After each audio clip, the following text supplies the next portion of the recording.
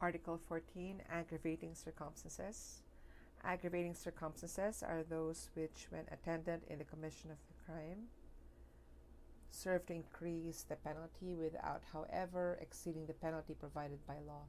They must be strictly construed against the state because it could result in the imposition of a higher penalty. The basis is the greater perversity of the offender, as shown by the motivating power that impelled him to commit the crime, the place of commission, the time, the ways and means employed, and the personal circumstances of the offender.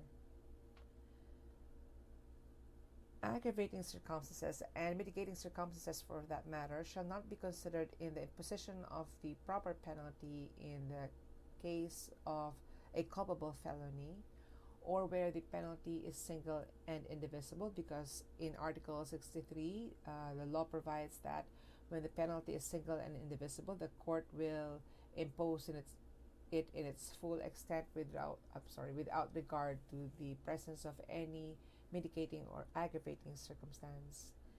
And also, aggravating circumstances are not considered if the special law has not adopted the technical nomenclature of the penalties in the revised penal code. Now, speaking of special laws, there are some special laws wherein the aggravating circumstance is already provided therein. For example, drug addiction per se is not an aggravating circumstance. As a matter of fact, it's not even a crime. But under the Comprehensive Dangerous Drugs Act of 2002, the commission of a crime while the offender is under the influence of a dangerous drug makes the use of such dangerous drug a qualifying circumstance.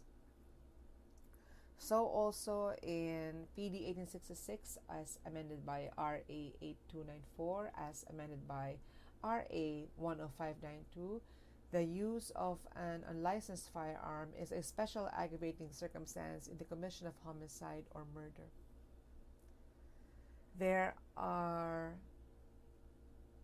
many different types of aggravating circumstances. Number one is the generic. It is found in Article 14. Everything you find in Article 14 are generic aggravating circumstances. But some of them become qualifying when present in certain crimes. For example, treachery is a generic aggravating circumstance in Article 14, but when present in any killing, the crime, instead of being homicide, becomes murder. Number two, specific aggravating circumstances are those which apply only to particular crimes. For example, ignominy is applicable only in crimes against chastity and persons. Cruelty, also in crimes against persons. You cannot aggravate the liability of the offender for robbery with cruelty or ignominy. Number three, qualifying circumstances change the nature of the crime so that they must be proved as indubitably as a crime itself. As we've just said earlier, if treachery attended the commission of the crime, what would have been just homicide would now be murder. Number four, inherent aggravating circumstances must necessarily accompany the commission of the crime, such as evident premeditation in all crimes against property, or in the crime of murder, adultery, concubinage. They must necessarily accompany the commission of the mentioned crimes. And the last, we have special aggravating circumstances. They are not found in Article 14,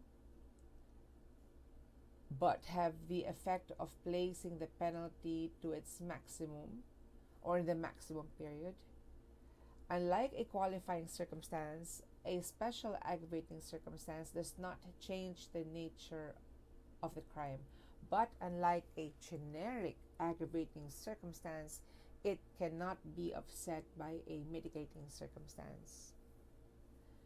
An example of a special aggravating circumstance where the penalty is in the maximum period is quasi-recidivism under Article 160. I would like to read about quasi-recidivism.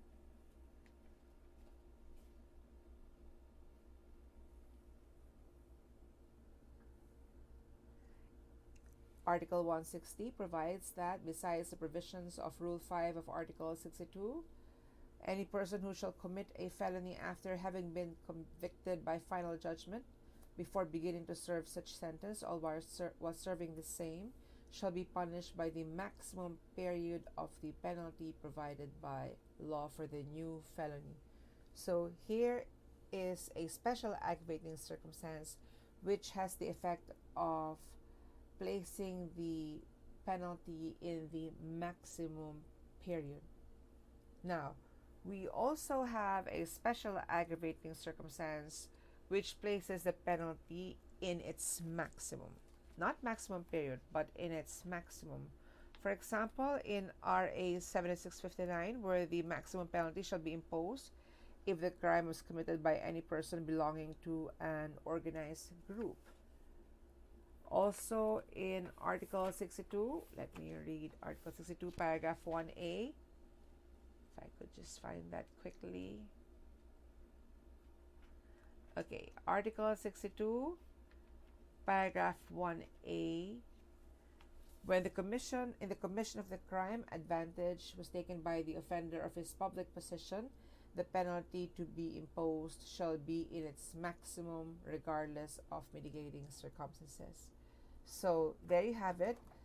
Special aggravating circumstance has the effect of placing the penalty provided by law either in the maximum period or in its maximum. Let us now distinguish between qualifying and generic aggravating circumstances.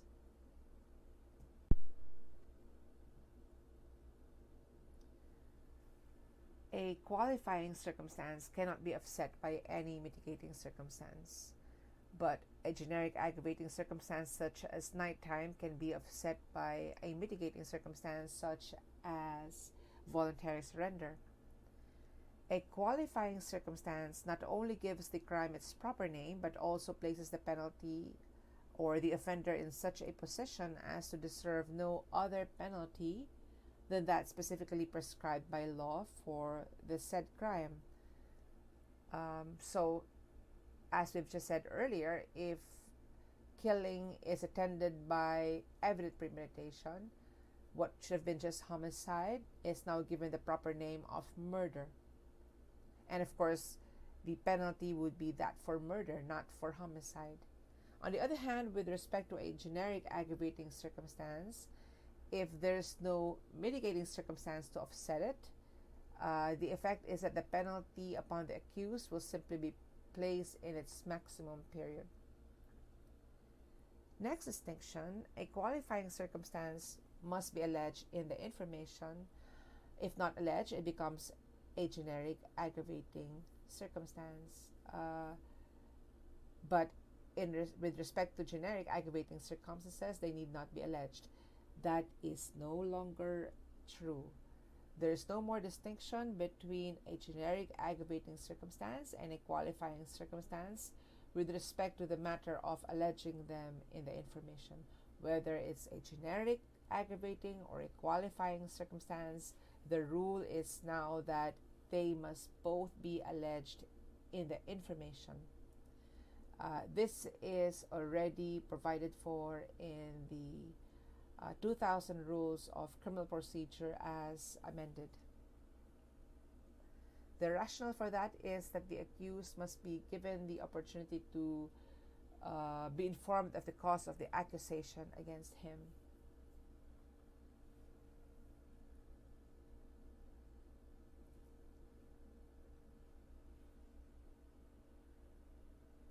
Suppose that a generic aggravating circumstance is not alleged in the information, but it happens to be proven at the trial without any objection on the part of the accused.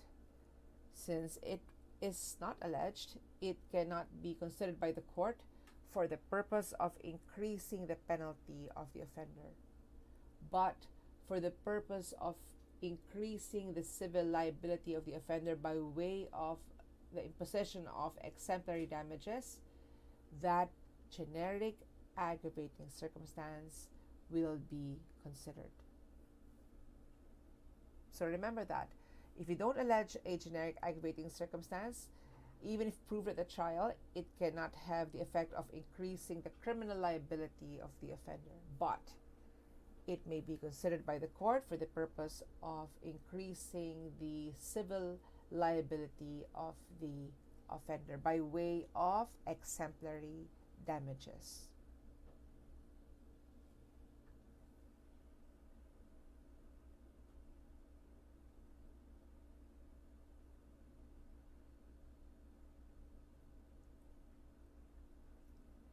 Let us now go to the different paragraphs in Article 14. Paragraph 1, that advantage be taken by the offender of his public office. The basis of this circumstance is the greater perversity of the offender as shown by his personal circumstances and the means used by him to commit the crime. This circumstance shall be taken against a public officer only. It cannot be taken against a public employee, so that the janitor in the MMDA is a public employee. The salary comes out from or is derived from public funds. If the janitor in the MMDA stole money on top of the table of his superior, that would be the crime of theft. Will you aggravate his liability with taking advantage of his office? Of course, the answer is no. Not only because there's no proof that he's taking advantage of the influence of his office, which there is none because he's a mere public employee, but really because, as a matter of fact, that's a rationale why it cannot be applied to public employees, because there's really no office to be taken whose influence or ascendance or prestige can be taken advantage of. So the crime of theft committed by the janitor of the MMDA will not be aggravated by the circumstance of taking advantage of public office. There are quite a number of laws wherein taking advantage of one's public office is mentioned. For example, in RA 7659, death penalty for heinous crimes, it provides that when this aggravating circumstance of taking advantage of public office is present in the commission of the heinous crime, the penalty to be imposed must be in its maximum regardless of the presence of any mitigating circumstance. So, it only means that it cannot be offset by any mitigating circumstance. And in such a case, therefore, the abuse of public office or public position becomes a special aggravating circumstance, not just a generic aggravating circumstance.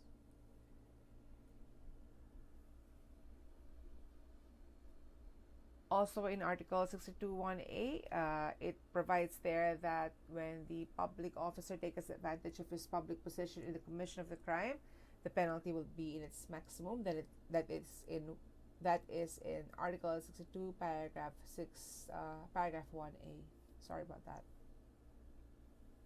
Now, you also have Article 19, Paragraph 3 on accessorial liability. Paragraph 3 is the last accessorial act, the harboring of the criminal, the concealment of the criminal by a public officer who takes advantage of his public position. Let's give an example. Suppose that a fugitive was all the while hiding in the house of his best friend who happens to be a policeman. Will this aggravating circumstance be present? The answer is no, because the policeman would be deemed an accessory, in which case his being a public officer is already included by law in the definition of an accessory under Article 19, Paragraph 3. Abuse of public function is actually an element in the liability of this class of accessories.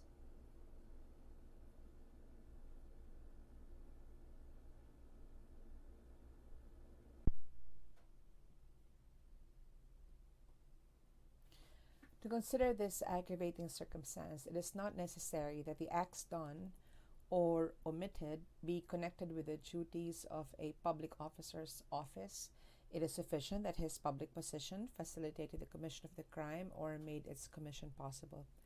You have the case of People versus Torida. The accused, shortly after entering upon his duties as councillor of the town, ordered that the deaths of all large cattle must be reported to him as councillor and appropriated the fines paid to him by the owners of the cattle in the belief that said payment was required by an ordinance. The court said that while it is true that the accused had no right to impose the fines and that he was not an official designated by law to collect public fines, this did not deviate from the fact that he, by taking advantage of his public position, has defrauded and deceived the parties out of the money they paid to him. The ruling of the court was different in People versus Dukoy. Accused there was also a municipal councillor who received money from different persons so he can buy residence certificates for them. He didn't do that. He used the money for his own interests. The court said that this circumstance is not present because the accused did not use his public position in order to defraud the people who had given him money. He could have asked that money for them. They could have given that to them, requested them to buy cedulas for them, even without him being a municipal councillor. Of course, this circumstance is not to be considered when the crime is committed through negligence or passion obfuscation, where the volitional faculties of the public officer are impaired, or when the public officer can commit the crime even without occupying the position. The essence of this circumstance is that the public officer uses the prestige, the ascendance, and the influence of his office to commit the crime. Suppose that the offender was the chief of police. He arrested an alien without a warrant on suspicion of overstaying. The alien asked for a warrant of arrest, but he said that I don't need a warrant of arrest to arrest you anymore because I'm the chief of police. The alien was detained. Eventually, the chief of police was convicted of the crime of arbitrary detention, aggravated by this circumstance. In one case, the offender was the policeman on duty in prison. The victim was a prisoner. Because of his position, he had access to the cell where the victim was confined. The victim was under his custody and he maltreated the victim. The court said that he could not have maltreated the victim, inflicted serious physical injuries upon the victim, if he was not the policeman on duty. That is the case of People versus Ural, and so the court said that this crime was committed. The crime of serious physical injuries was committed with the aggravating circumstance of taking advantage of the functions of one's office.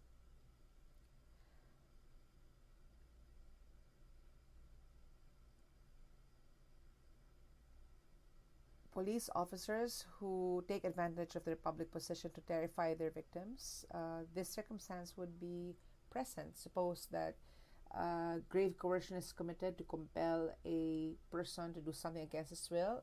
The police officer who commits that crime will be liable for grave coercion with this circumstance. This circumstance, however, is not to be considered when being a public officer taking advantage of his position is inherent in the offense, so that do not aggravate the liability of the offender if the crime committed is any of those in Title VII, crimes committed by public officers. Do not aggravate their liability with this paragraph.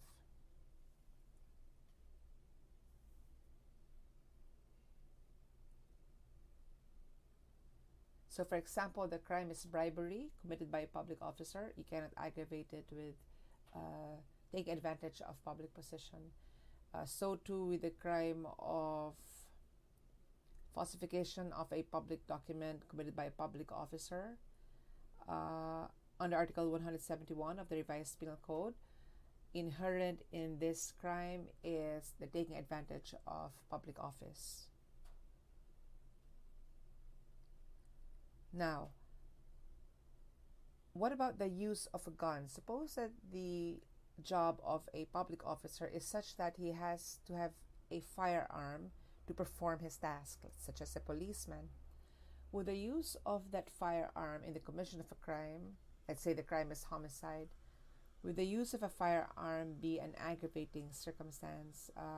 It depends on the situation. There's no hard and fast rule. In the case of People versus Amion, the court said that the use of a service firearm by the accused is not tantamount to take advantage of public position because the firearm could have been secured through other sources, and that no matter and wherever it is secured, the use of firearms is not an ingredient in the crime of homicide.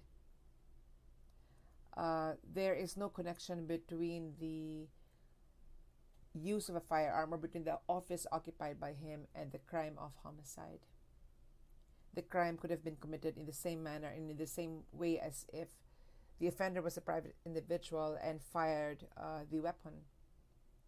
So suppose that a man found out that his wife had been having an affair. He went to her office, place of work, knowing that the paramour works in the same place, got there and shot both the wife and the paramour with the same firearm which was issued to him being a police officer. You cannot aggravate the liability for parricide with taking advantage of public position.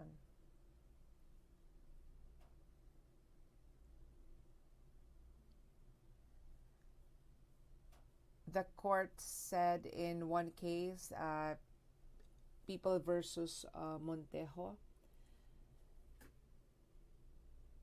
the taking of human life is either murder or homicide, whether done by a private individual or a public servant, and the penalty is the same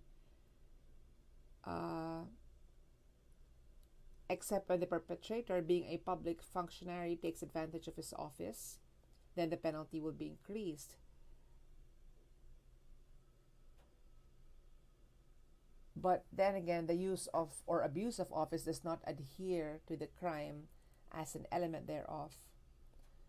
And even as an aggravating circumstance, its materiality arises not from the allegations, but on the proof, not from the fact that the criminals are public officials, but from the manner of the commission of the crime.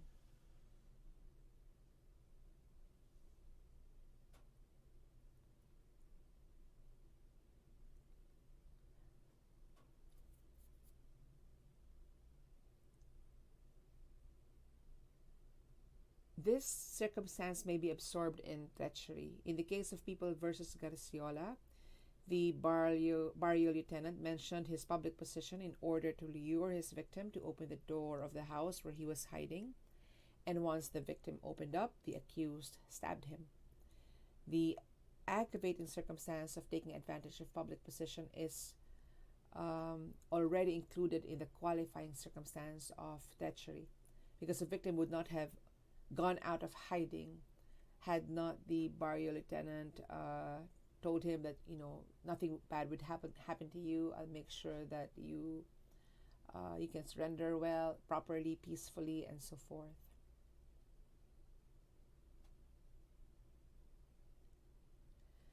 Let's go to the second aggravating circumstance, in contempt of public authorities.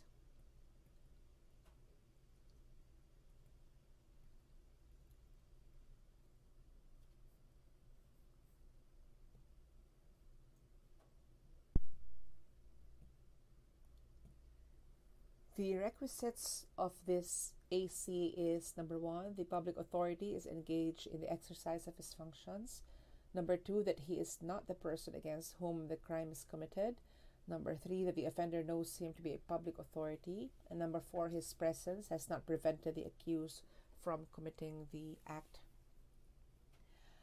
This circumstance is present when the offender proceeds with the commission of a crime, notwithstanding the presence of a public authority. The presence of a public authority did not deter him from the commission of the crime.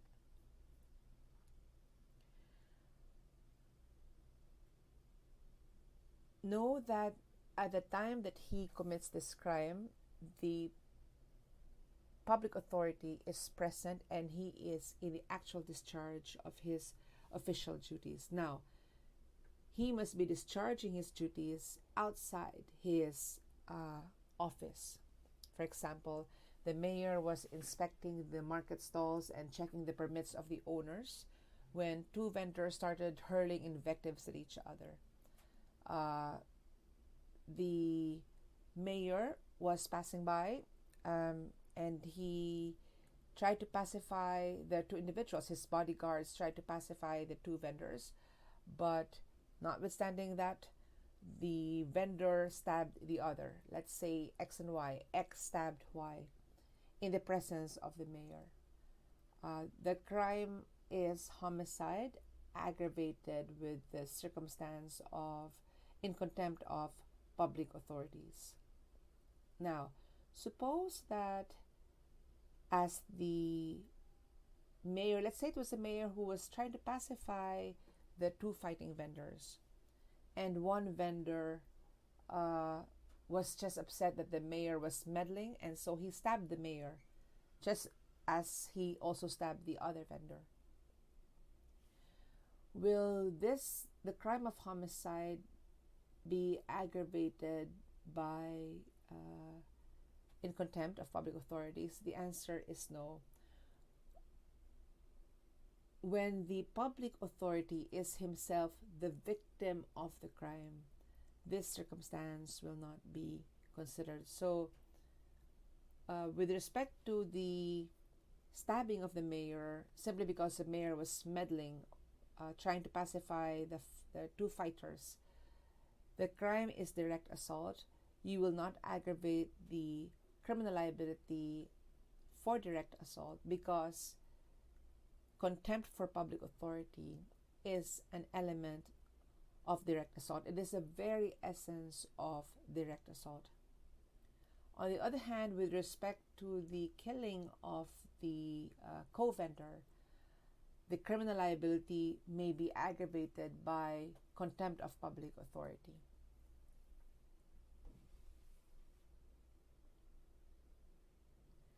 Know that in this case, it is very important that the offender is aware of the presence of the public authority. Suppose that as X and Y were fighting in the market, someone was trying to pacify them, but none of them knew that this was the mayor because the mayor was dressed in market clothes, plain clothes. And so X stabbed Y in the presence of this individual in plain clothes who, unknown to X, was the mayor. The liability of X for homicide, for the killing of Y, will not be aggravated by contempt of public authorities because there's no proof that at the time of the killing he was aware of the presence of this public authority. Now, how about if X killed Y knowing that the mayor was present, but he did not know that a mayor was considered a public authority? Then that would be a case of mistake of law, and ignorance of law does not excuse anyone from compliance therewith. On the other hand, if X killed Y in the presence of the mayor, but he was not aware that this was the mayor, because as in the example earlier, the mayor was dressed in plain market clothes, then that would be a clear case of mistake of fact. The aggravating circumstance in paragraph 2 will not apply. So remember that it is very important that the offender had knowledge that there was a public authority present. Number 2, that public authority was discharging his duties outside his office. So if at the time the mayor was himself buying food in the market when two vendors X and Y fought, and the mayor was trying to pacify these two vendors, notwithstanding that, X still stabbed Y,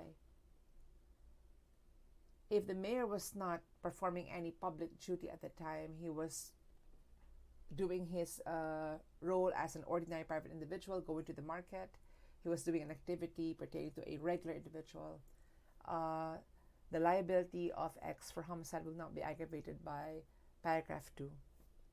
Now, let us discuss the meaning of public authority. In your reading, it is said there, in some of your books, it is said there that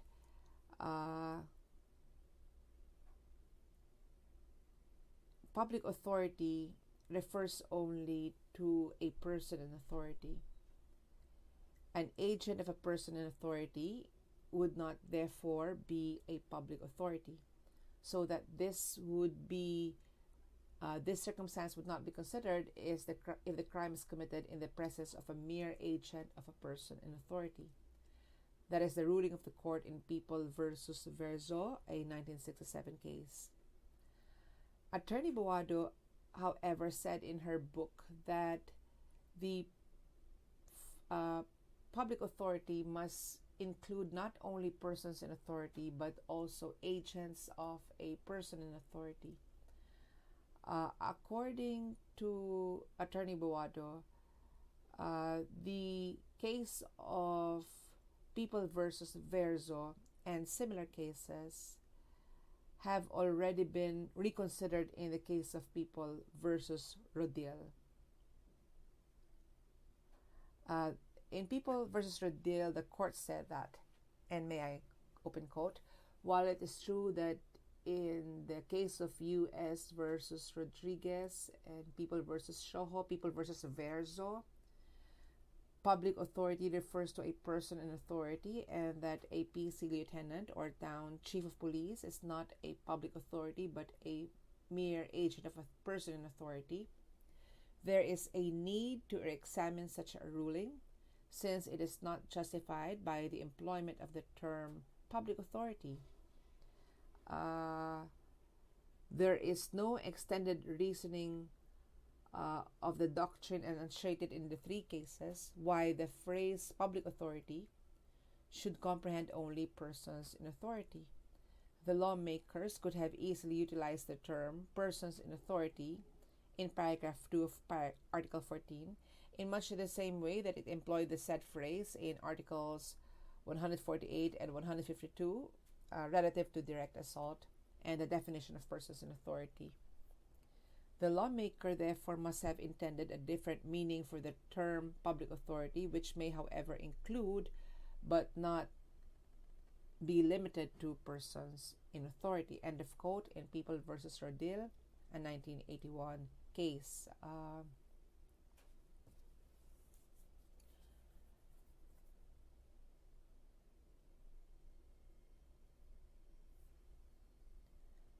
In People versus Rodil, the issue was whether a chief should be a person in authority. He is vested with jurisdiction or authority to maintain peace and order, and especially duty bound to prosecute and apprehend violators of the law, more than maybe more than a barrio captain, barrio lieutenant, right? So that the chief of police, also heading and supervising the entire police force in the municipality, also exercises his authority over the entire territory of the municipality or the city. Therefore, the jurisdiction is patently greater and includes, school premises and so forth, which is, headed by a barrio lieutenant and so forth. Therefore, a chief of police must now be a person in authority. That is a ruling of the court in People versus Rodil.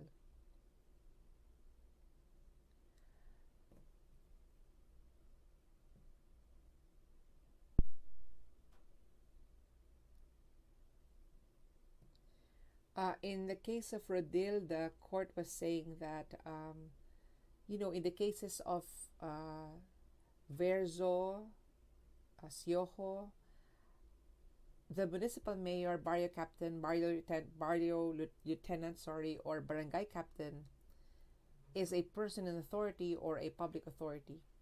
In fact, even a public school teacher now is a person in authority under CA 578 amending 152 of the RPC. So is a municipal health officer, as well as a nurse or municipal counselor or an agent of the BIR. So there's no reason why the chief of police should not be a public authority, because he has jurisdiction over a larger body. That was a point in People versus Rodil in 1981.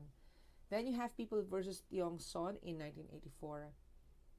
The court there said that the aggravating circumstance that the crimes were committed in contempt of or with insult to the public authorities cannot be appreciated, since the accused Galera and Canela were the very ones against whom the crime was committed.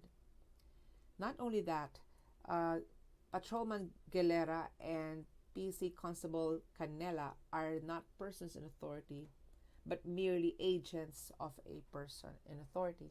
In other words, the message in Tiong Son is that paragraph 2 is to be applied only if the crime is committed in the presence of a person in authority, not a mere agent of a person in authority. And we must know that Tiong Son is a later ruling than People versus Rodil. Not only that, the court in the case of Rodil only stated that there is a need to revisit the aforestated cases of Verzo, Sioho, and so forth, but that did not really reverse these cases. And so, for now, let's stick to a public authority being limited to persons in authority.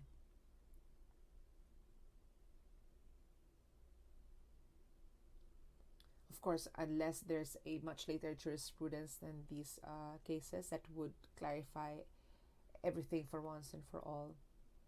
But just note the rulings of the court in People versus Rodil, which is what Attorney Boado relies upon to say that public authority includes agents of persons in authority, and the cases of People versus Verzo, Sio, and Tiong Son, which are relied upon by the other authors to say that public authorities should be limited only to persons in authority. Let us go to paragraph 5, where public authorities are discharging public functions. Of course, paragraph 5 is not only talking about public authorities discharging public functions. Paragraph 5 describes also other places where if a crime is committed therein, the crime will be aggravated by paragraph 5. Okay. Let me read that one. Paragraph 5, that the crime be committed in the palace of the chief executive or in his presence, where public authorities are engaged in the discharge of their duties, or in a place dedicated to religious worship. Let us talk about these circumstances one by one. Where the crime is committed in the palace of the chief executive, suppose that X is a newly hired chef in the Malacanang Palace, and he has a fight with the older chef. The newly hired chef inflicted serious physical injuries upon the older chef. The crime committed would be serious physical injuries, and it will be aggravated by paragraph 5, that the crime is committed in the palace of the chief executive. It doesn't matter whether the president is there at the time that the crime is committed, or if there, whether he's doing something or not, performing a public function or not. As long as the crime is committed in the palace of the chief executive, paragraph 5 will aggravate. Now, suppose that the crime is committed, let's say, in a salon where the president is having a haircut. X is in the salon. He happens to have a violent argument with Y. Knowing that the president is there, it doesn't stop X from engaging in a more hostile argument with Y, eventually punching Y. The crime of serious physical injuries let's say serious physical injuries were actually committed by X against Y, will be aggravated by paragraph 5 because it was committed in the presence of the chief executive, whether or not the chief executive is performing a public function or attending to personal matters, as long as a crime was committed in his presence. Or in a place dedicated to religious worship. If the crime is committed in a church, even if there is no mass going on, paragraph 5 will still aggravate. In the case of People versus Jauregue, where the woman there stabbed the man who had touched her thighs, which resulted in his death, the crime of homicide was not aggravated by paragraph 5 because he did not go there with murder in her heart. The court said that for this to be applicable, it must be that the person went to a place dedicated to religious worship with the intent of committing the crime of which he or she is being charged. Without that intent, let's just say that X is in church, and then all of a sudden he picks up a fight with Y, who is a stranger to him, and they come into blows, come into physical fight. The crime of physical injuries will not necessarily be aggravated by paragraph 5 in the absence of proof that they really deliberately ignored the fact that this was a place dedicated to religious worship, or in the absence of proof that they went there purposely to commit the crime. Now, when you say place dedicated to religious worship, it must be a public place as opposed to a place to be used only by a few handful of individuals. Suppose that there is a small adoration chapel in a village where people would go visit every now and then, which can accommodate only probably 5 people at a time. Suppose that while X and Y are in the adoration chapel, X steals the bag of Y. That would be the crime of theft. You cannot aggravate it with paragraph 5 because that place is not dedicated to a religious worship. It is not a public place dedicated to religious worship. On the other hand, it need not necessarily be a church as we know it. It could be a building, but if that building is regularly dedicated to religious worship, where people congregate and perform religious practices, worship God in that place, then paragraph 5 will aggravate.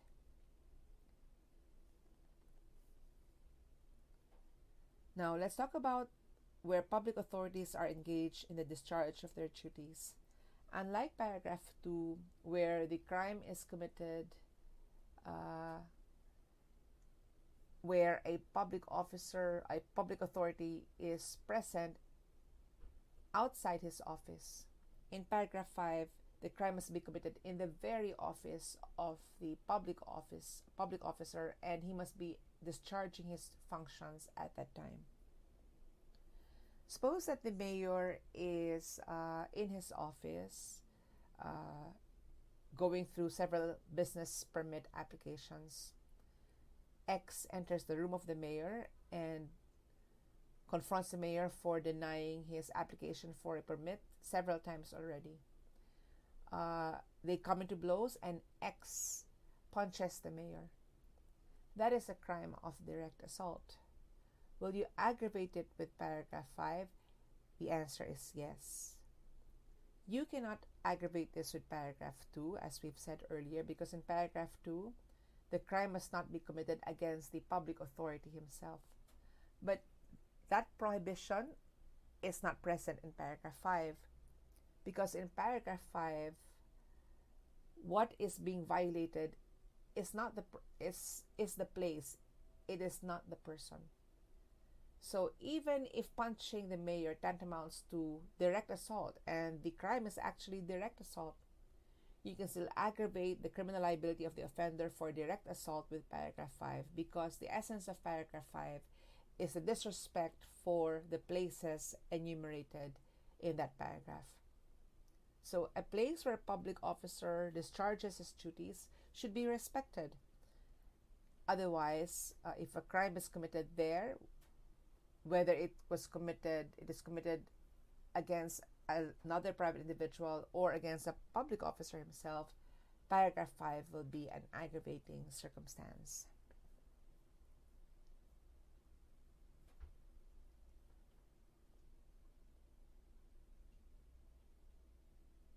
Now, when you say a place where public authorities are engaged in the discharge of their duties, it is not necessarily an office room.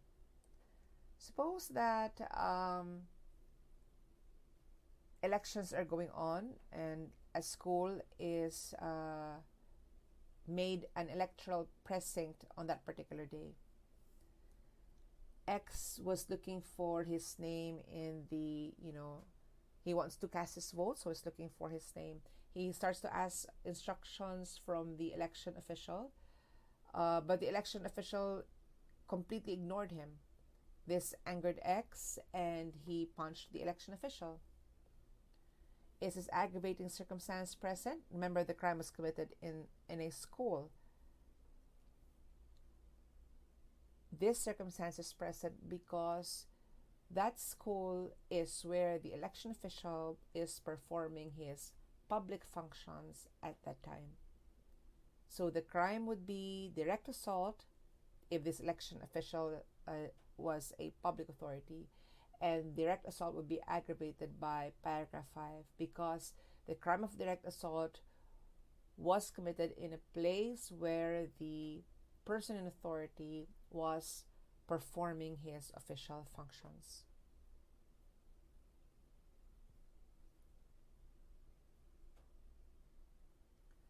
Now, suppose that,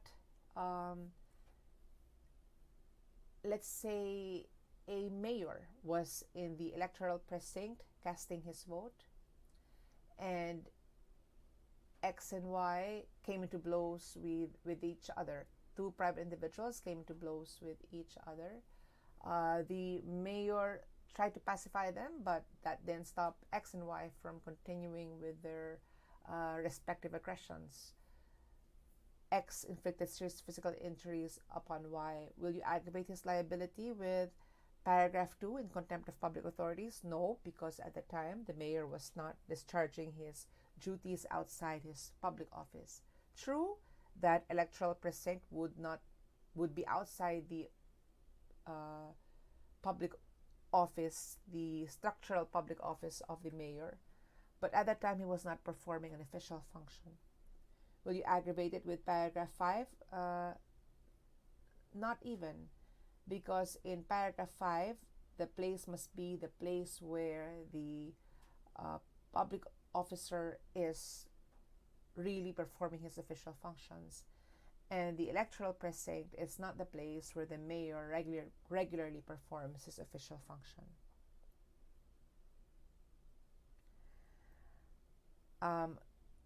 If you're reading the book of Attorney Amorao, he says there that the person in authority need not be performing public functions at that time. For paragraph 5 to be an aggravating circumstance.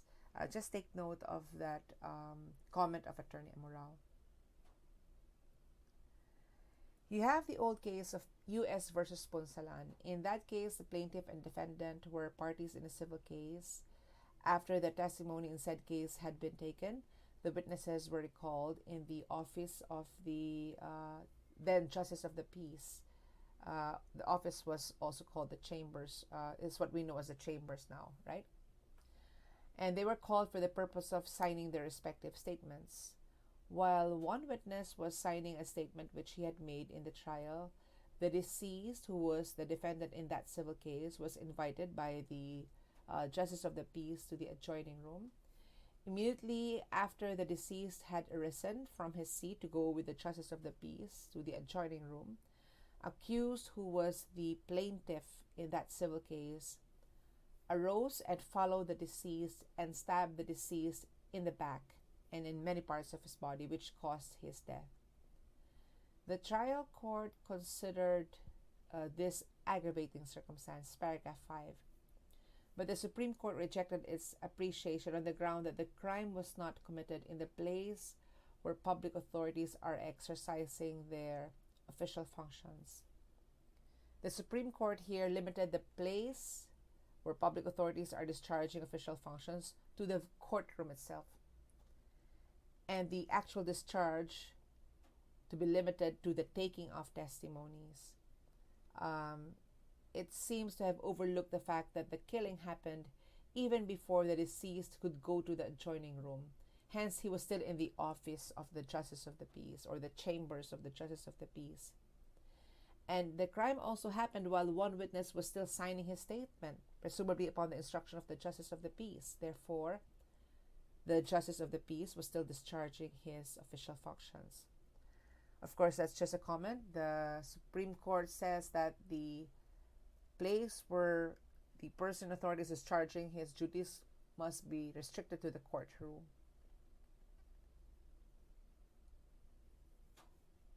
Okay, let's now go to paragraph 3. I just wanted to discuss paragraphs 2 and 5 consecutively. Let's go to paragraph 3, that the act be committed with insult or in disregard of the respect due to the offended party on account of his age, rank, sex, or that it be committed in the dwelling of the offended party, if the latter has not given provocation. There are many circumstances in paragraph 3. If they are in one case, let's say disregard of sex and disregard of rank, disregard of age, if they're all in one case, you will treat them as one only if such disregards arise from a single fact and circumstance only. But if the disregard of rank arises from a separate circumstance from which disregard of fact arises, then you treat them separately. Let's talk about disregard of sex first. When we say disregard of sex, we're referring to the female gender. There cannot be the disregard of sex if the victim is a male. The victim, when this aggravating circumstance is present, must always be female. Just know that whatever it is in paragraph 3, disregard of sex, rank, age, and dwelling, there must be proof of the specific fact or circumstance showing insult or deliberate disregard to rank, age, and sex of the offended party, independent of such rank, age, and sex. Remember also that disregard of rank, age, and sex are applicable only to crimes against persons, security, and honor. So if the woman is libeled in an article in a newspaper, she cannot say that the offender's liability for libel should be aggravated with disregard of sex, because such circumstances are applicable only to crimes against persons and security and chastity. They cannot be appreciated where the volitional faculties of the offender are impaired, or where reflection is either absent or is not possible. Suppose that passion obfuscation attended the commission of the crime, then you cannot apply disregard of sex, rank, and age, because these circumstances connote intentionality on the part of the offender. They cannot also be present in culpable felonies. So if a person is convicted of reckless imprudence resulting to homicide, where the victim was a woman and who was run over by the car being driven by the accused, do not aggravate his liability with disregard of rank, age, and sex. As we were saying, if the victim is a male, do not apply disregard of sex. Also, where there exists a relationship between the offender and offended party, do not consider disregard of sex. In one case, People versus Valencia, the accused went to see his ex-wife, and previous to that, they had an arrangement as to when the accused can see his daughter and so forth during their separation, the separation between the accused and the victim, the accused ex-husband. Upset that the ex-wife refused to allow him to see his daughter, the ex-husband killed his ex-wife. Will you aggravate the liability with disregard of sex? The answer is no, because there exists a relationship between the deceased and the accused. When this relationship exists, they would have to deal with each other. And so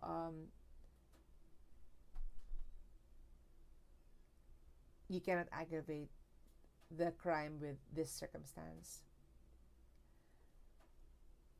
Another reason why you cannot aggravate the liability of the ex-husband in this crime is because there is also the sufficient provocation immediately preceding the act. If the husband was just told that I'm never going to let you see our child, that would certainly be an unlawful utterance that would annoy the husband, excite the husband. So there would be the mitigating circumstance of sufficient provocation immediately preceding the act. And when that mitigating circumstance is present,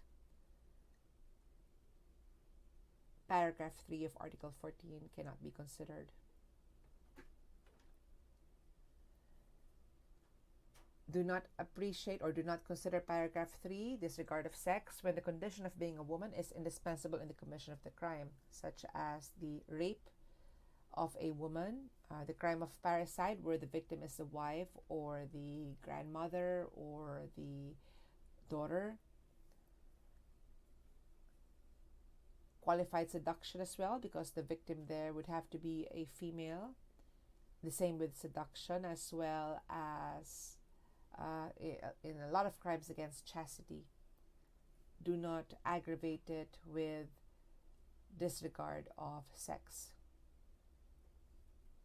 So in the crime of rape of a woman, you cannot aggravate the liability with disregard of sex, because the condition of being a woman is indispensable in this traditional rape.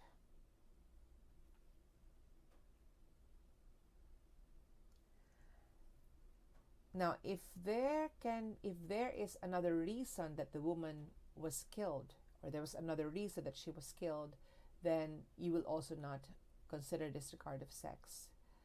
Suppose that the victim was a vendor in the market, and the accused would buy from her regularly, but would always say, "Pwede ba utang? Can you just lend me? I will just pay you the next week."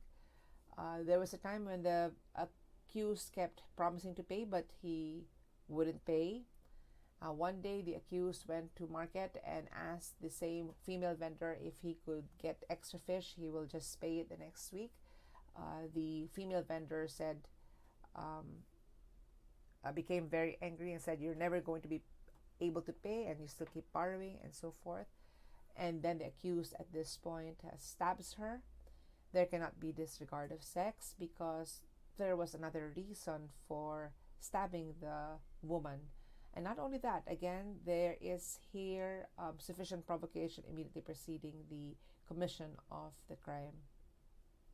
As long as there was another reason for the commission of the crime, from the point of view of the offender, disregard of sex will not be aggravating. Because in such a case, it cannot be said that the accused had the intention of offending or insulting the sex of the victim, or offending her womanhood.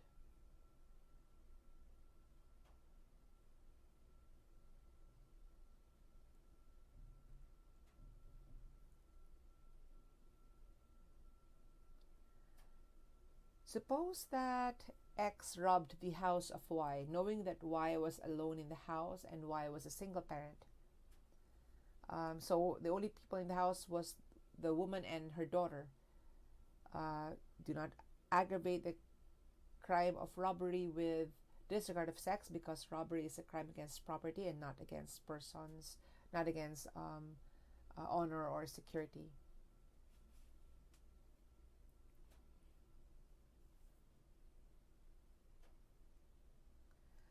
Disregard of sex, as a general rule, is absorbed in treachery. But just take note of the following cases. In the case of People versus Clementaire, the blouse of the victim was needlessly removed before killing her.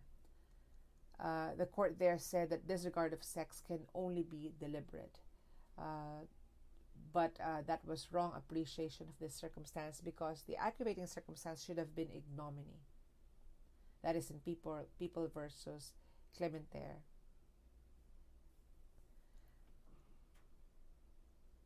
In the case of People versus La Paz, quite an old case, 1989, the court there said that disregard of sex is not necessarily absorbed in treachery, because treachery relates to the manner of commission of the crime, but age and sex relate to the relationship between the victim and the offender. So the court there, not necessarily. So it's really a case-to-case basis. But as a general rule, disregard of sex is absorbed in treachery, because the woman, being the physically weaker gender, it would be more difficult for her to put up a defense than a man in the same situation. That is why disregard of sex is, as a general rule, included or absorbed in treachery.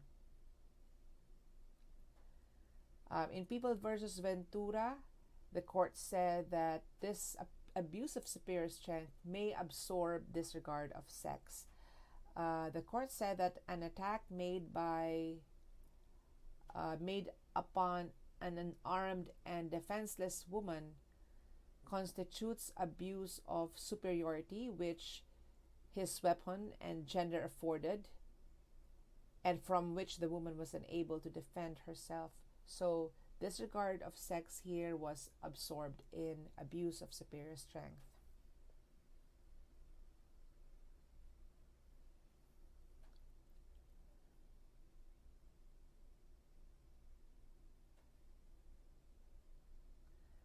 There must be proof in order to appreciate or consider this circumstance against the accused. There must be proof that at the time of the commission of the crime, there was some specific insult or disrespect shown toward the womanhood of the victim. In the case of People versus Dayug, I think the accused here had a relative who was killed, let's say by, let's say XYZ. Now they couldn't anymore take revenge against X, Y, and Z. Let's say X, Y, and Z were in prison. What they did was to select the female relative of X, Y, and Z and killed her.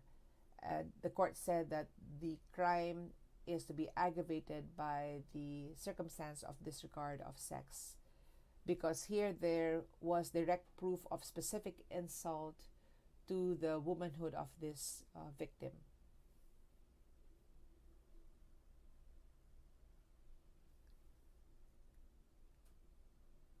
Let's now talk about disregard of age. There must be here deliberate intent to offend the age of the victim. This is applicable also only in crimes against persons and honor, as well as security.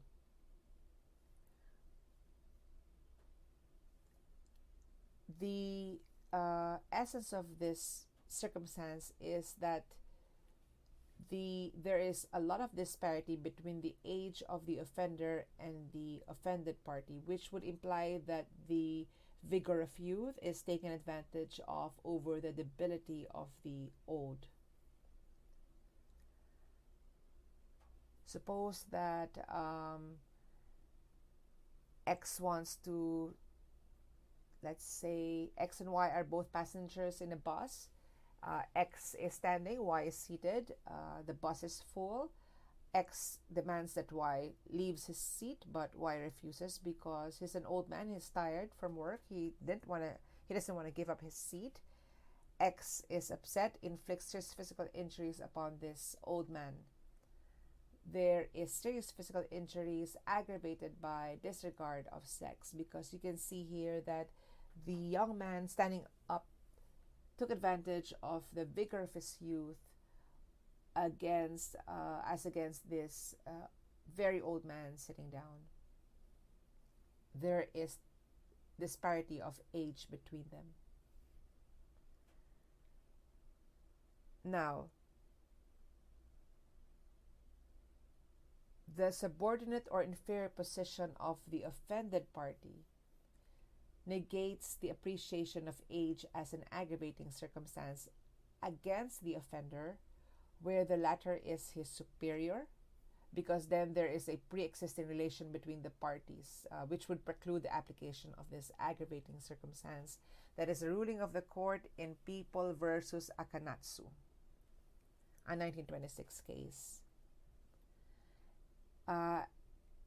In not appreciating the circumstance of disregard of age in that case, the court said that the records do not show that the commission of the crime was attended by an offense or disregard of age of the offended party, taking into consideration the circumstances in which the act developed and the pre-existing relations between the accused and the deceased.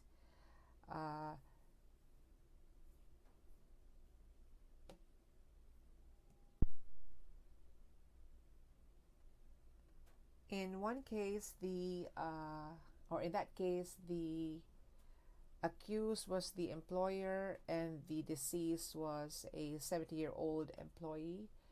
The accused killed this laborer because the laborer failed in his duties and obligations as a workman. He did not give sufficient explanations or satisfactory explanations to the accused whenever the latter would ask him questions related to the job. And the accused took this as the employee being defiant or being an act of insubordination, and so killed the employee. The court did not appreciate passion obfuscation and so forth, but the court also did not consider as an aggravating circumstance the disregard of age because of the subordinate position of the victim vis-a-vis the superior position of the accused and the pre-existing relation between these two parties.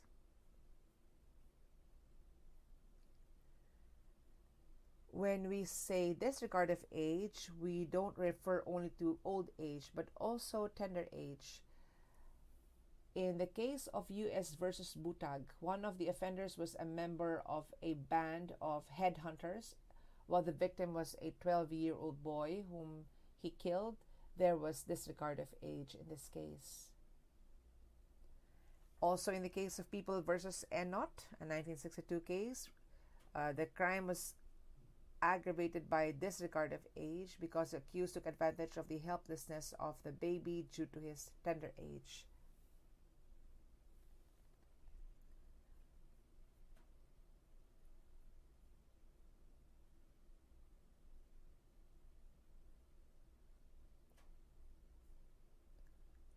But this will not be considered where the offender committed the crime while with impaired volitional faculties.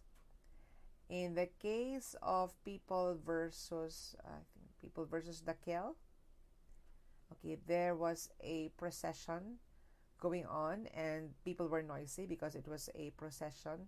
This woke up Dakel, and when he got down, he saw a lot of people. He saw a child, and he inflicted physical injuries upon the child. The court said that there was no disregard of age in this case because there was loss of volitional faculties on the part of the accused. The accused here was angry at the crowd, which necessarily included the nine-year-old child. There was no proof that he intended to offend the age because the offender here was ruled by passion and obfuscation. Do not also consider disregard of age when the offense is the result of excessive disciplinary measure employed. So if a teacher inflicts serious physical injuries upon a 9-year-old child because the 9-year-old child was misbehaving, there could be serious physical injuries, but it will not be aggravated by disregard of age because there would not be proof of deliberate disregard of age because the purpose of the offender was to impose disciplinary sanctions upon this child. But of course, there will be criminal liability for violation of other statutes, which we don't have to discuss now.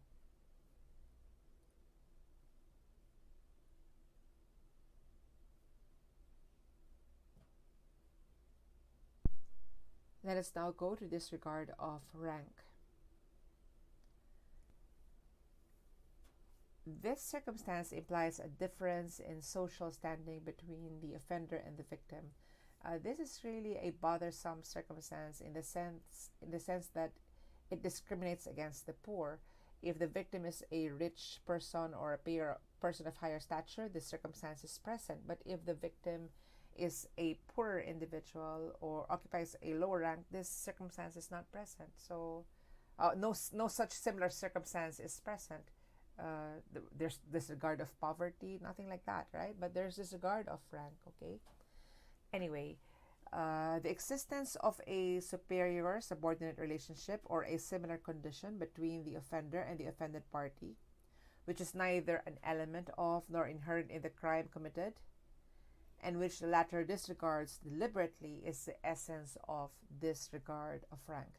It is actually easily inferable when the offender and the offended party belong to the same group but occupying different ranks in that group. For example, a general and a private, right? Or a consultant and an intern in a hospital. So they are in the same group, but they occupy different ranks. So you can easily infer disregard of rank in situations like that. For example, in the case of People versus Mendoza, the prisoner stabbed the jail warden, not while the jail warden is performing his function or by reason of the past performance of his functions, because in such case, the crime will be direct assault.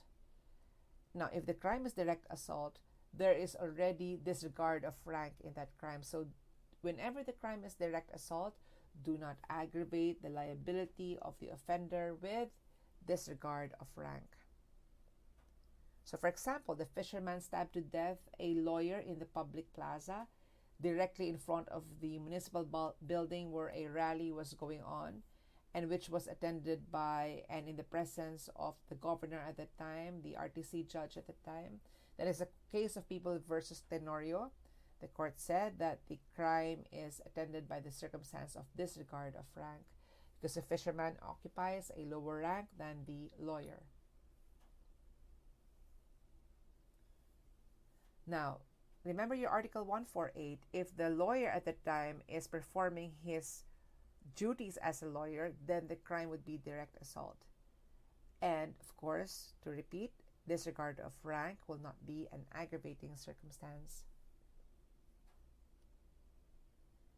In one case, People versus Torrecarion, disregard of age and rank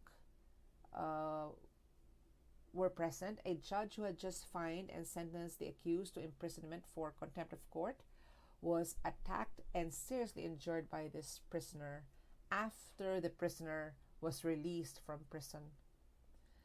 The court said there can be no question that the judge was assaulted by reason of past performance of official duties, which would make for the crime of direct assault. Since the crime is direct assault, we cannot anymore uh, aggravate the liability of the offender with disregard of rank, because disregard of rank is absorbed in direct assault. It is the very essence of direct assault.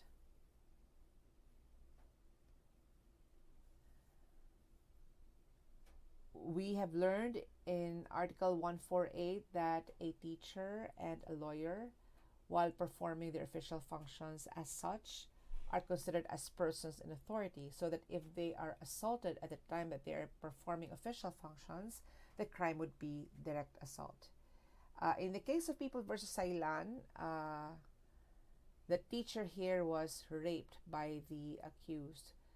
The court said that disregard of rank would not necessarily be an aggravating circumstance.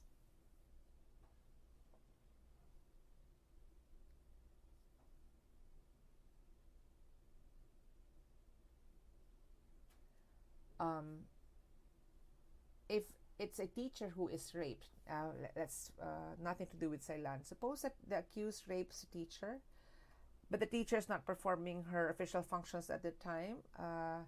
Clearly, that would not be direct assault. So the crime would simply be rape aggravated by. Will there be disregard of rank? Not necessarily.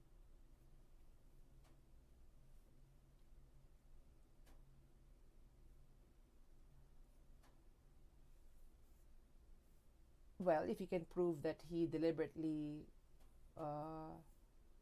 ignored the rank of the teacher, suppose that I suppose that's disregard of rank, where the student rapes a teacher. Is that disregard of rank? If he is a student of the teacher, that would be disregard of rank. But if he's a teacher and the rapist is not necessarily his student, there would be no disregard of rank, not necessarily disregard of rank. However, in U.S. versus Kabiling, disregard of rank was appreciated when the student assaulted his teacher, since the assault in that case did not constitute direct assault under Article 148. The teacher was not performing official functions, nor was the teacher assaulted by reason of past performance. Therefore, the teacher that at that time would not be considered a person in authority. However, because he is a person of rank as compared to the student, or she is a person of rank as compared to the student, then disregard of rank would be present. Of course, it is important that the accused was cognizant of the rank of the deceased. Let us now go to dwelling. Let us define dwelling. Dwelling is a building or structure exclusively used and devoted for rest and comfort. It includes dependencies, the foot of the staircase, and the enclosure under the house. Why is dwelling aggravating? Because it shows abuse of the confidence or the trust which the owner of the house had shown when he opened the door for the accused or to the accused. And of course, it is violation of the sanctity of the home. Now, the inclusions of a dwelling. Dwelling includes every dependency of the house that forms an integral part thereof, such as the staircase of the house, because you cannot get into the house without the staircase. Therefore, the staircase forms part of the dwelling. The terrace is also part of the dwelling. Other enclosures under the house can also be part of the dwelling. That is the ruling of the court in People versus Rios, or the court said that in People versus Rios, a June 19, 2000 case. The court, however, said in People versus Suspene, dated October 30, 1957, that dwelling will not be appreciated if the victim was only about to step on the first rung of the ladder of the dwelling when he was assaulted. In that case, the court said that as to the aggravating circumstance of dwelling, it entertains some doubt or some doubts as to its applicability to the case, because the deceased, as we've said, has not stepped on the first rung of the ladder, just about to step on the first rung of the ladder. Now, there's a contrary case in People versus Diamonon, November 7, 1979, where the victim was stabbed at the foot of the staircase, and the dwelling was also not appreciated as an aggravating circumstance. In People versus Suspene, the court said there's no dwelling here because he has not stepped in the first rung of the ladder. But in Diamonon, there's also no dwelling, even if the foot of the staircase is considered as part of the dwelling. In People versus Diamonon, the widow of the deceased was sleeping in the house of her brother on the night that the killing happened. And then she heard that she was awakened by the commotion at the foot of the stairs. And when she opened the door, she saw her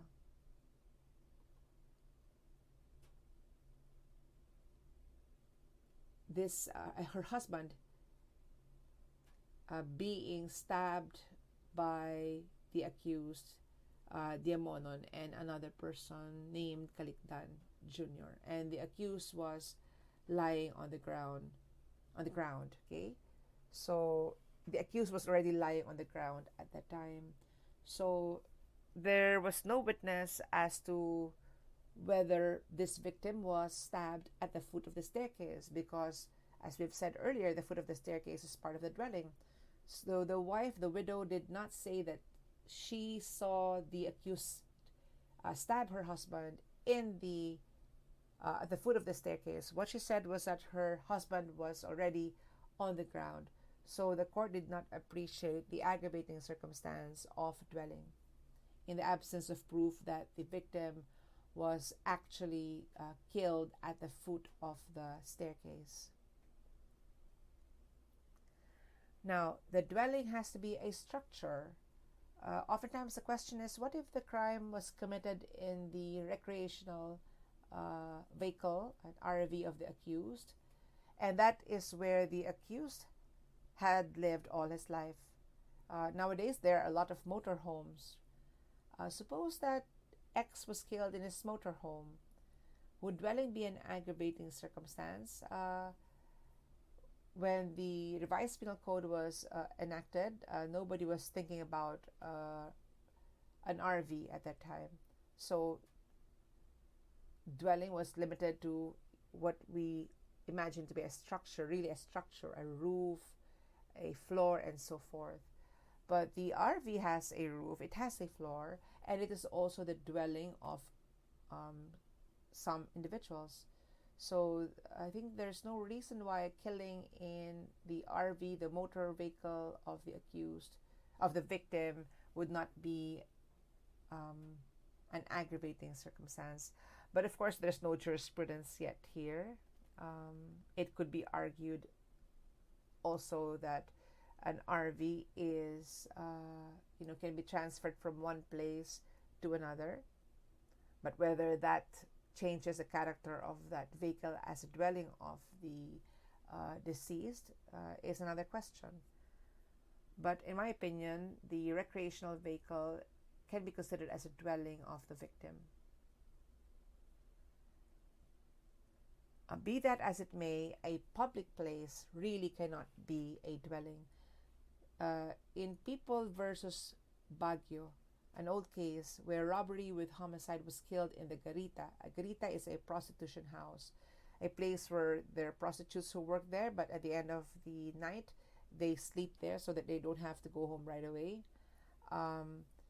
Where the robbery was homicide in the Garita, the Supreme Court said that there can neither be a breach of privacy nor violation of domicile in a public place, because that's a place where everybody can stay, or everybody has a right to stay.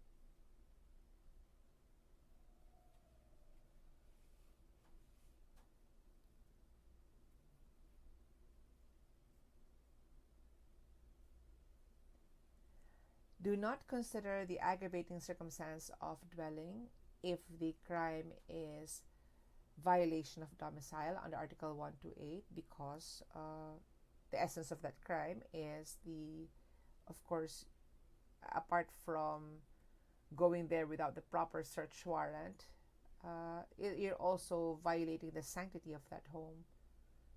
So do not aggravate the liability of the offender in violation of domicile with dwelling. Do not also aggravate the liability of the offender in trespassing with dwelling, because that's an element of trespassing. The same with robbery with force upon things. Suppose that there was no owner of the house, they were on a vacation abroad, and the accused knew about this, so he broke the front door. And took a lot of property, took a lot of things inside. That's robbery with force upon things. Dwelling should not be aggravating because it is deemed inherent in the crime of robbery with force upon things, because in said crime, entrance to the house is inevitable.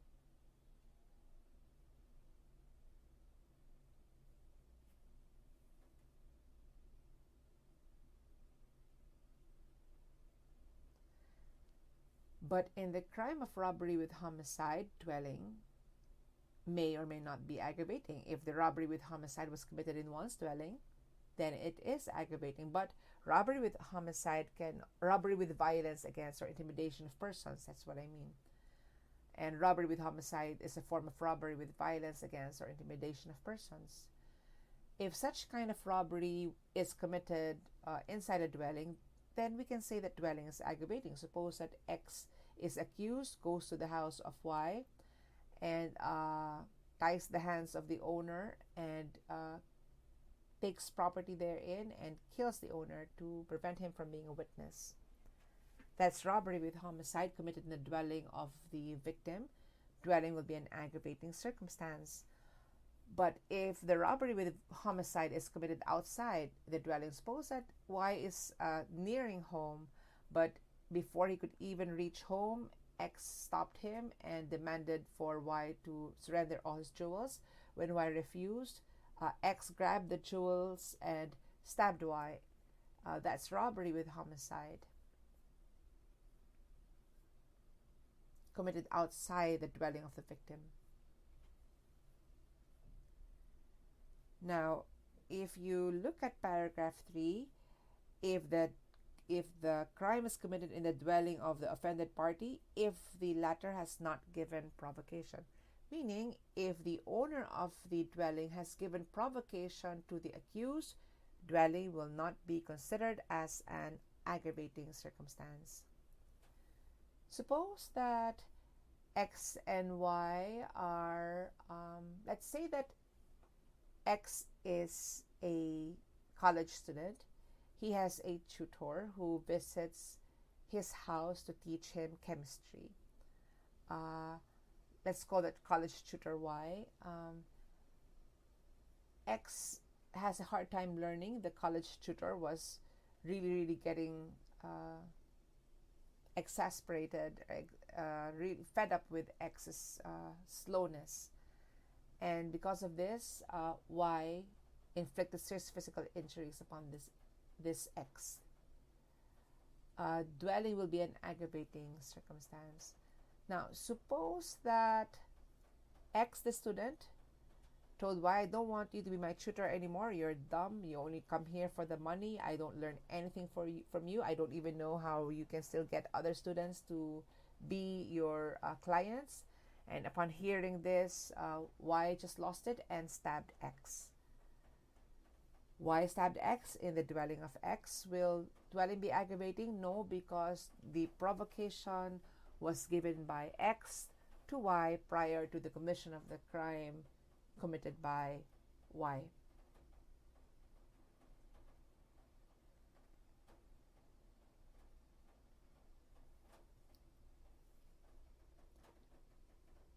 Okay, remember that in the aggravating circumstance of dwelling, the entrance to the dwelling is not necessary. The accused need not have actually entered the home of the offended party. That was ruling of the court in People versus Umpaid. In that case,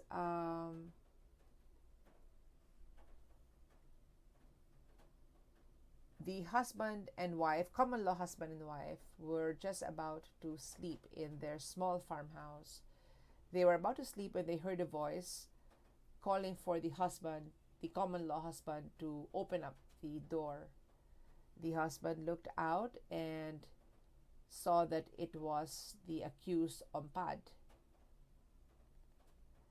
The common law husband got up and pushed open the shutter, which served as the front door, and without another word, Ompad suddenly shot the owner of the house, who died instantly. The court said that dwelling will definitely be an aggravating circumstance. The facts do not say that the accused was able to enter the dwelling. He shot the owner as soon as the owner pushed open the hinged shutter, which served as a front door. So even if he didn't enter the house, he violated the sanctity of the home. It's not necessary that the accused should have entered the dwelling to commit the offense. It's enough, the court said, that the victim was attacked in his house, although the assailant made the assault from the outside or may have devised means to perpetrate the assault from without. Suppose that in that case, the assailant called the victim from the window. Come out here, look out your window. I have something to say to you. I want to see your face. And the owner of the house opened the window and he was shot by the accused from outside. Even if the accused never entered the house, dwelling will still be an aggravating circumstance. It is the same where death occurs in another place, but the assault began in the home. Suppose that the deceased fought hard so that the driver dragged him inside the car and killed him in the village. Suppose that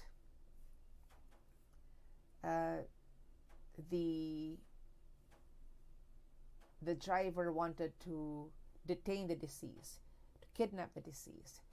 He picked up the deceased from the room in the house of the deceased, but he was, of course, the deceased put up a fight that the kidnapper had to drag him to their car. The deceased kept screaming inside the car that the kidnappers weren't even able to take him to the safe house. Instead, they took him to the village park and killed him there. Will dwelling aggravate?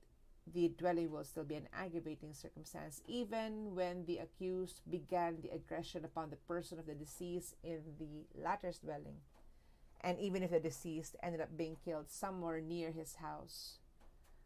Because in that case, the court said, this is U.S. versus Lastimosa, the act performed by the accused cannot be divided or the unity resulting from its details be broken up. Even if the killing took place outside the dwelling, it is aggravating provided that the commission of the crime was begun in the dwelling.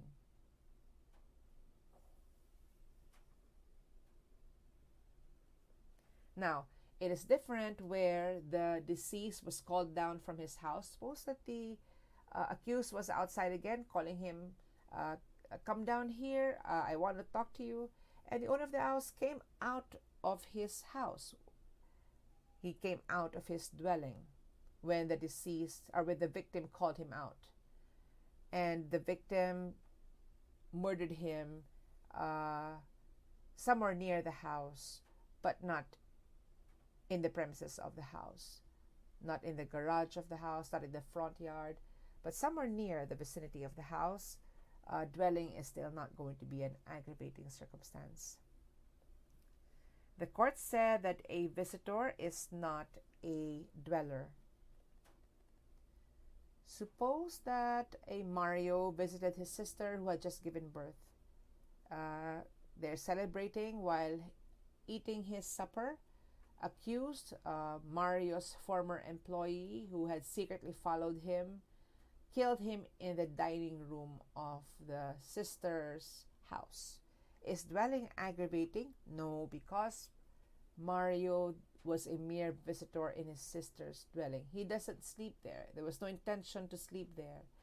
Visitors are not dwellers. Now, visitors are different from vacationers. Wherever and in whosoever's house the offended party may be, he is entitled to such respect and protection while there, and as to strangers, that is his dwelling for the purpose of this aggravating circumstance, because such right is inseparable from his person. If his person is there, his right to the dwelling is there. Uh, in People versus Balanci, the court said that the victim need not be the owner of the occupant of the dwelling where he was shot, since even if he's really a stranger to the house, but the truth is he is an invited guest. As an invited guest, he was sheltered by the same roof and protection. He is protected by the same intimacy of life that it afforded to the owners. It may not be his house, but if he slept there, even for a brief moment, it would be home to him. So if the deceased was vacationing in the house of his grandmother where he was killed, dwelling would be aggravated. Dwelling may be a temporary shelter. As long as it is where you're going to have comfort for that night, that is your dwelling.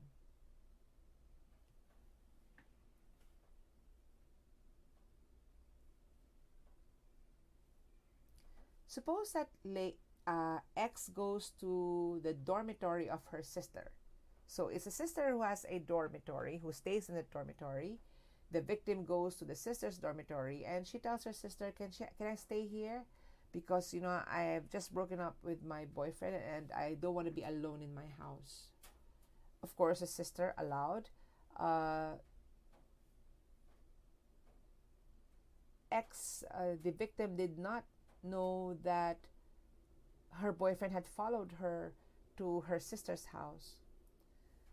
The ex-boyfriend saw the victim in the dormitory of the sister where he killed her.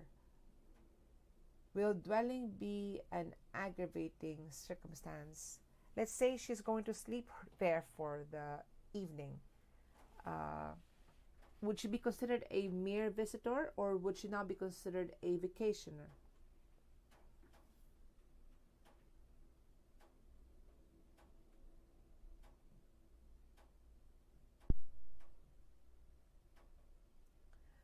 To repeat, the ownership of the dwelling or the permanency of residence in the dwelling has no relevance nor materiality to the duty of respect for another's privacy therein, or the latter's right thereto. The rationale there is that to require ownership would unreasonably rule out the application of this aggravating circumstance to all lessees whose residence is necessarily transient, and thereby to deny them the equal protection of the law.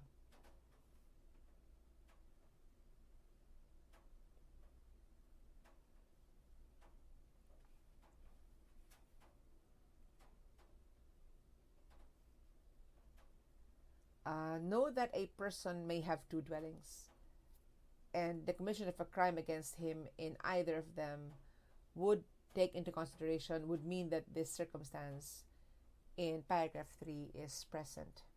Now, dwelling is not aggravating when the offender and the offended party live in a common dwelling, because then they have identical rights to the dwelling, regardless of who owns the same and regardless of whether or not his occupancy thereof is temporary or permanent. Suppose that the accused is a messenger of the offended party. Accused lives in the household's quarters. The accused killed the offended party. Will dwelling be aggravating? No, because they live in the same place. Now, suppose that husband and wife had obtained a decree of annulment. The wife could not afford to find a new home, so she agreed to continue living in their conjugal home. Her husband killed her there. Is dwelling aggravating? No, because it won't be just her dwelling.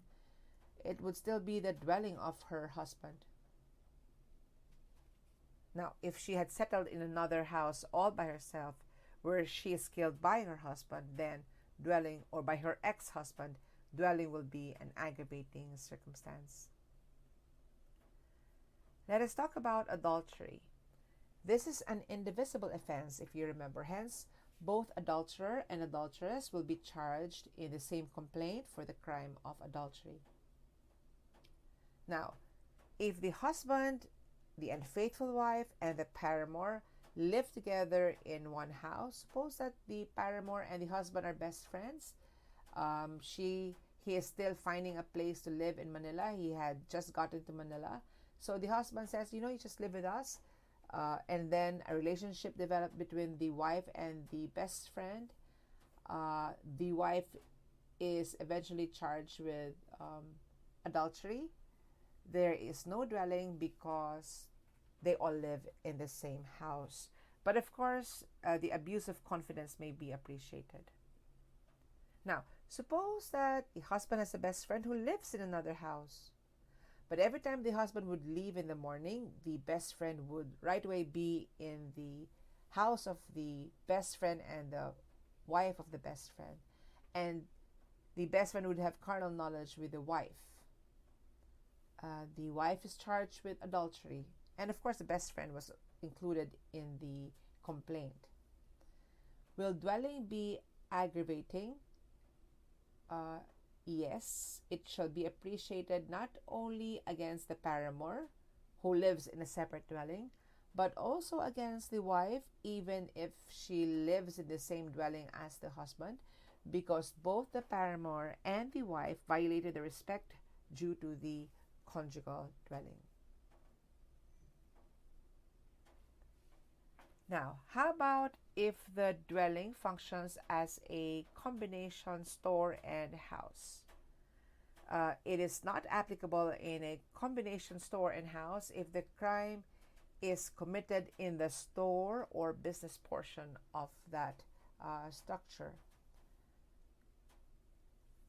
In the case of People versus Magnaye, a May 30, 1951 case, one evening while the deceased and his family were in the small combination house and store in the province, someone called to buy cigarettes. The person wanting to buy cigarettes opened the door, and one witness recognized this person who had just opened the door under the pretext of buying cigarettes. One of the witnesses in the trial recognized him as accused Magnaye. As the deceased was delivering the cigarettes to the accused appellant, the latter pulled the extended arm of the deceased and immediately stabbed him. The court said that the combination house and store where the crime was committed cannot obviously be considered as dwelling within the meaning of Article 14, Paragraph 3. Of course, this is not to be confused with a house with separate functions. If the combination store and house, if the functions cannot be separated, if the functions of these rooms cannot be separate from each other, then dwelling cannot be aggravating. But if the rooms have different functions, one is a dwelling and one is a store, and the crime is committed in the dwelling part of that room, then dwelling will be an aggravating circumstance.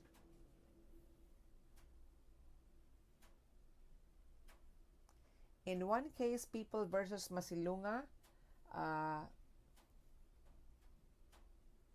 the owner of the house, he was a barrio lieutenant, was on the stairs of his house, and his house was adjoining his store.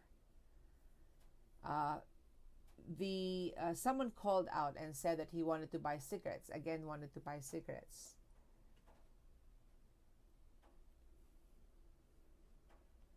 The owner told the prospective customer to get them himself because he was already resting. But the prospective customer insisted that the deceased himself, or not the deceased, the owner of the house himself, hand the cigarettes to him outside.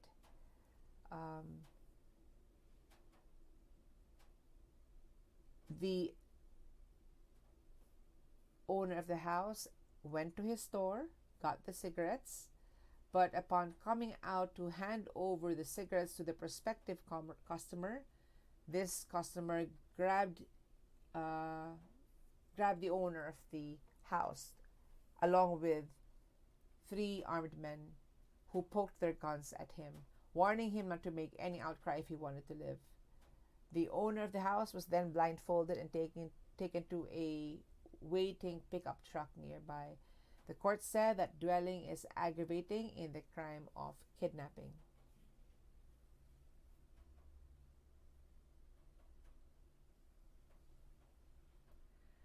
In People versus Danielle, the court said that a residential house is a dwelling. The room rented by the victim in a residential house as a bed spacer is a dwelling. The court said to conclude that the crime committed by the accused appellant is rape with the use of a deadly weapon with the aggravating circumstance of dwelling. Although the victim was merely renting a bed space in a boarding house, her room constituted for all intents and purposes a dwelling as the term is used in Article 14, Paragraph 3. It is not necessary under the law that the victim owns the place where he lives or dwells. Be he a lessee, a boarder, or a bed spacer, the place is his home, the sanctity of which the law seeks to protect and uphold. Now, suppose that the victim, whose husband was a relative of the accused, in the case of People versus Tanyo, a 2000 case, suppose the victim lived on the first floor. She was raped on the second floor, which functions as a video rental store. The court ruled that the building where the 2 offenses were committed was not entirely for dwelling purposes. The evidence shows that it consisted of 2 floors. The ground floor was operated as a video rental shop, and the upper floor was used as a residence. It was in the video rental shop where the rape was committed. It is true that the victim was dragged to the kitchen and toilet, but these 2 sections were adjacent to and formed part of the store. Being a commercial shop that caters to the public, the video rental outlet was open to the public. Hence, dwelling cannot be aggravating in this crime of rape. But that was because the crime was committed in the commercial portion of this structure with separate functions. If the rape was actually committed on the floor where she dwelled, then dwelling would be an aggravating circumstance. Know that the maid of the house is entitled to the protection of that home.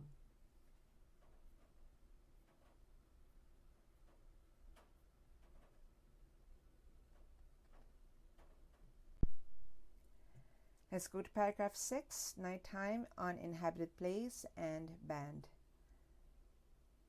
None of these circumstances per se would be aggravating. It must be proved that it facilitated the commission of the crime, or the offender took advantage of the darkness of the night to avoid impunity, or that it was especially sought for by the offender to ensure the commission of the crime, also for the purpose of impunity.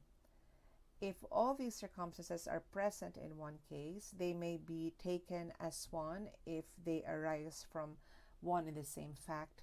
However, if the circumstances are distinctly perceived and can subsist independently, revealing a greater degree of perversity, then they will be considered separately. Let us start with nighttime. It is a period of darkness beginning at the end of dusk and ending at dawn. There are 2 alternate tests for nighttime to be considered as an aggravating circumstance: the objective test and the subjective test. In the objective test, nocturnity facilitates the commission of the crime. When, because of the darkness of the night, the crime can be perpetrated unmolested, or interference can be avoided, or there would be greater certainty in attaining the end of the offender.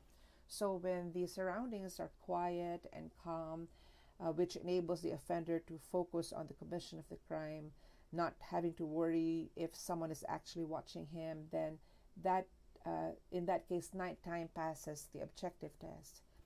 In the subjective test, it is present if nocturnity is especially sought for, meaning it is taken advantage of for the purpose of immunity.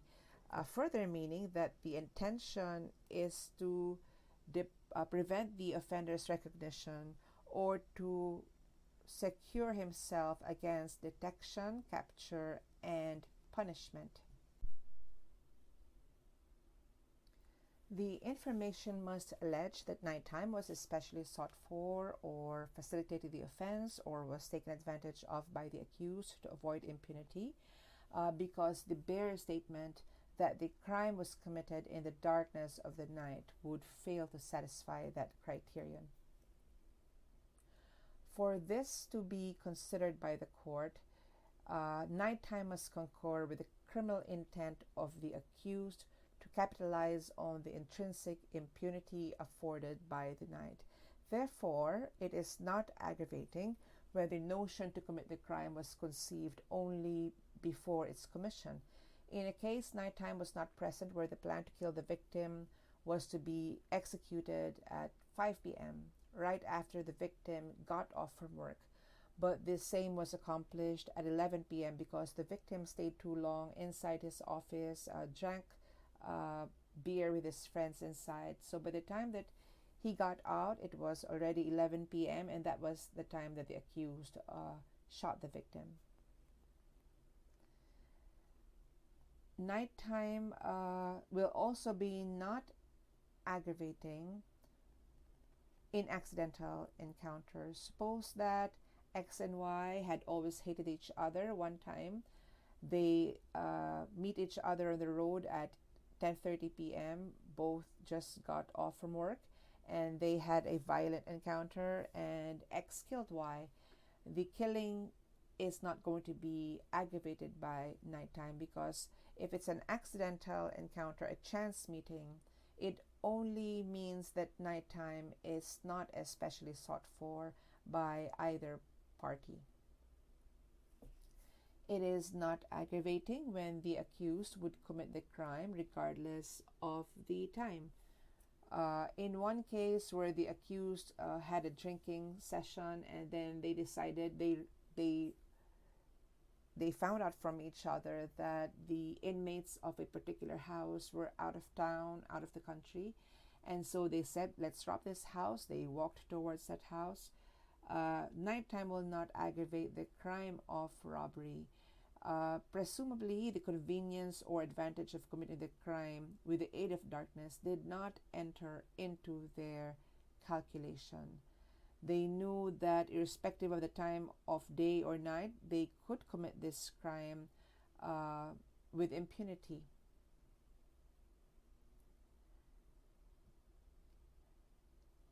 In considering this circumstance, the court considers the obscurity provided by the night and not really the chronological onset of the evening or of the night. So let's say it was 8 p.m.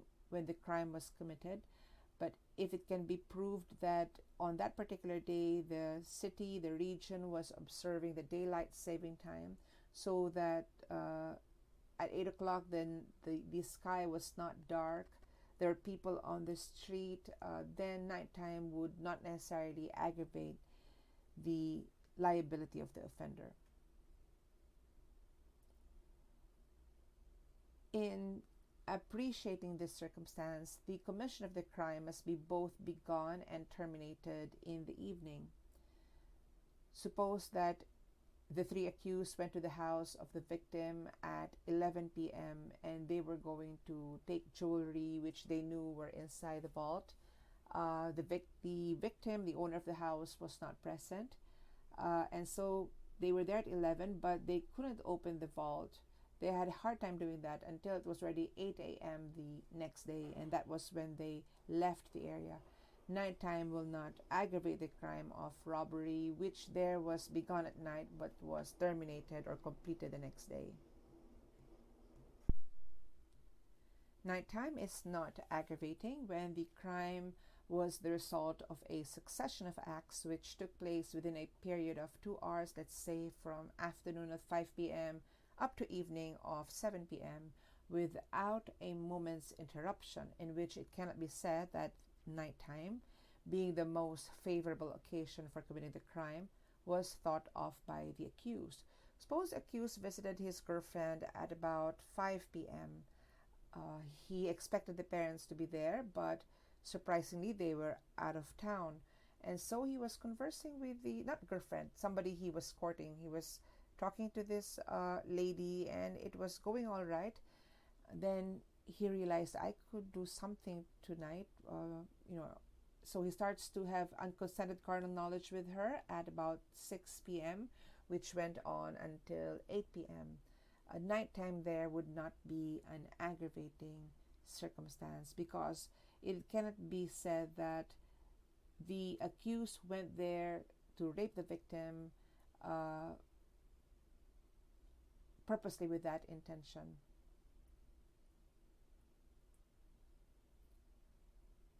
Now, when would nighttime be an aggravating circumstance? When the accused would not have dared to commit the crime had it not been dark. If the accused bore a hole on the ground floor of the house so that he could enter the basement where the safety deposit of the owner was hidden, and he did this at night, nighttime will aggravate his liability for robbery, because he would not have done that if the inhabitants of the house were still awake.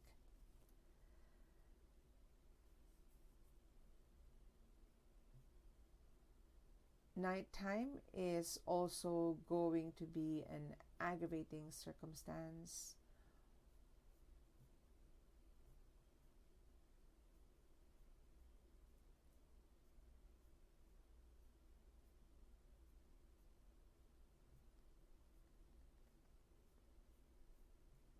Okay, now let's talk about cases where the accused used a flashlight in the commission of the crime. The court said that the use of a flashlight may or may not aggravate the liability of the offender. In one case, although the robbery with rape was perpetrated at midnight, the malefactors were still recognized by the victims, because the malefactors used flashlights in entering the hut. So while the rape was being committed, these flashlights were directed at the scene, and the light bounced at the faces of the malefactors. The court said that the fact that the accused had brought with them flashlights only indicate that they intended to commit the crime in darkness. So nighttime was still aggravating, even if the place where the crime was committed became lit because of the flashlights. In another case, however, nighttime was not considered as an aggravating circumstance. That would be People versus Oranza. The accused there trailed the flashlight on their faces, purposely showing their faces to the victim for reasons only the accused would know, by reason of which, of course, the victim recognized them. This act of the accused in showing their faces to the victims through the flashlight negates the conclusion that the accused chose nighttime to facilitate the commission of the offense, because clearly they had wanted to be recognized by the victim. So nighttime there would not be an aggravating circumstance.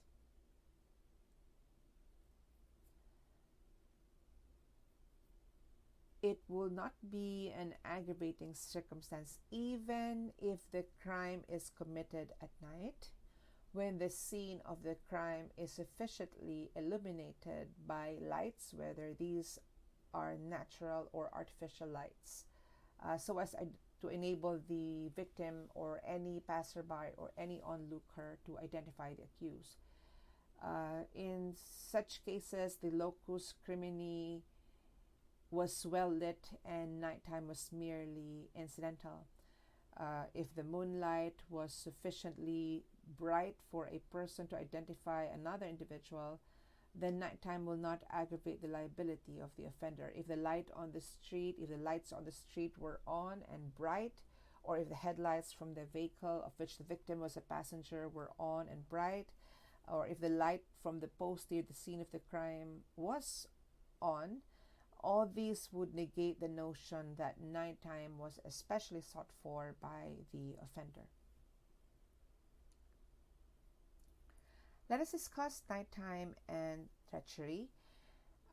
Even if treachery or even if nocturnity was especially sought for or taken advantage of by the offender, where nocturnity forms part of the peculiar treacherous means and manner adopted by the offender to ensure the execution of the crime with impunity, then such nocturnity becomes an element of the qualifying circumstance of treachery, and on that account, nocturnity may not be taken independently of treachery, for to do so would be to consider the same circumstance twice.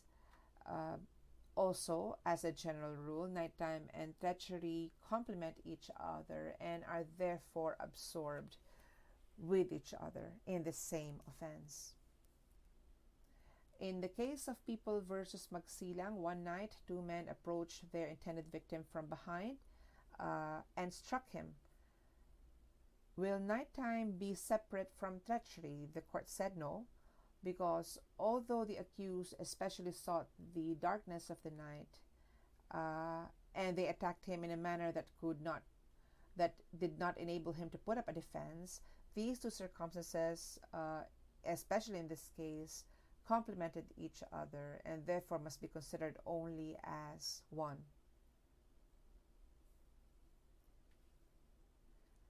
In another case, People versus Enot, the ruling was different. The crime of robbery with homicide and physical injury was aggravated by treachery, in that the accused took advantage of the night to cover up their movements and commence their attack on their victims, unaware of their approach and their intention. The victims were in no position to offer any defense.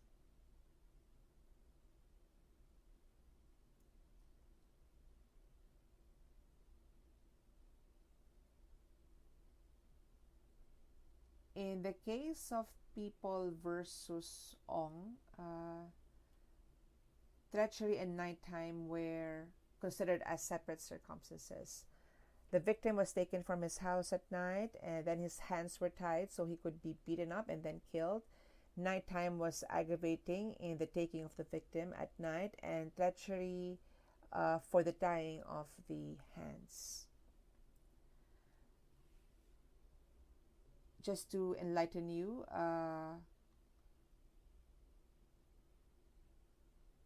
treachery is an aggravating circumstance in Article 14, but it is a qualifying circumstance in murder.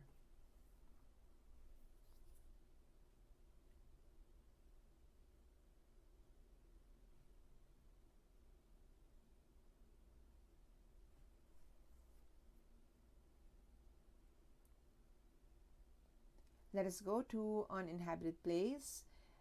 An uninhabited place or despoblado is one where there are no houses at all, or a place which is at a considerable distance from the town, or where the houses are scattered at a great distance from each other, or a place where there are no people or no houses within a perimeter distance of less than 200 meters.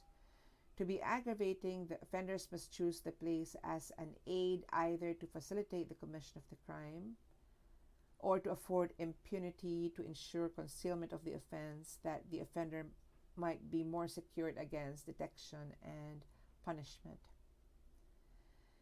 The determining factor is not necessarily the distance of the nearest house to the scene of the crime, but whether in the place of the commission of the offense there was reasonable possibility of the victim receiving help and the offenders to easily escape punishment. So a crime committed in the middle of the ocean or in the cemetery, where the possibility of the victim receiving help is nil or very little, is aggravated by uninhabited place. So a crime committed in a sugar cane plantation, which is about 100 meters from the nearest house, and the sugar canes in the field were tall enough to obstruct the view of neighbors and passersby, the crime committed in such a place is aggravated by this circumstance.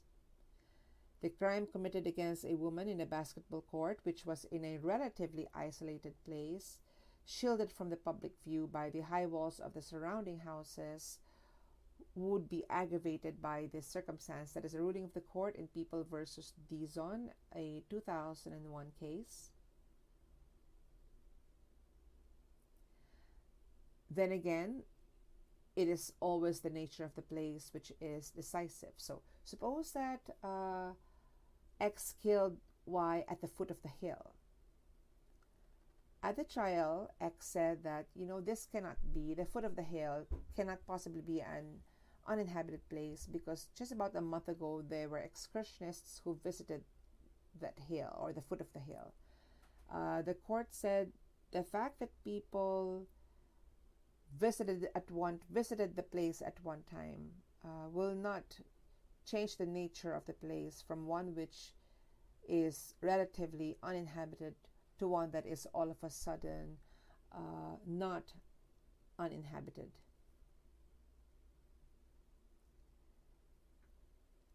In one case, the houses were only 20 meters apart. So considering that distance, the houses are not far apart from each other, but all of these houses are covered by many fruit trees and shrubs, and X killed Y in one of those houses. Paragraph 6 on uninhabited place will still be aggravating because, to repeat, it is not determined, the uninhabited place is not determined solely by the distance of the nearest house to the place of commission of the crime, but whether or not in that place of commission there was reasonable probability of the victim receiving help. Now, this cannot be made aggravating even if the crime was committed in an otherwise uninhabited place, if there is no proof that the culprit took advantage of the isolation of the locality to commit the crime so that he could be free from molestation or secured from detection and punishment. If the accused could have committed the crime in the victim's house, but opted to take the victim to an abandoned warehouse, it's not necessarily committed in an uninhabited place if the information does not allege that the victim took advantage of the isolation of that warehouse to commit the crime.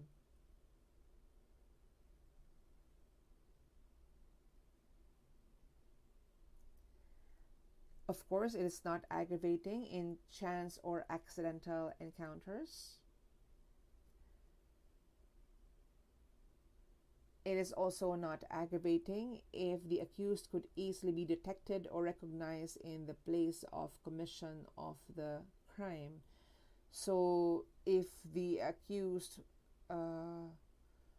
has gone to that place a lot of the time, and there are people in that place, clearly that's not going to be an uninhabited place.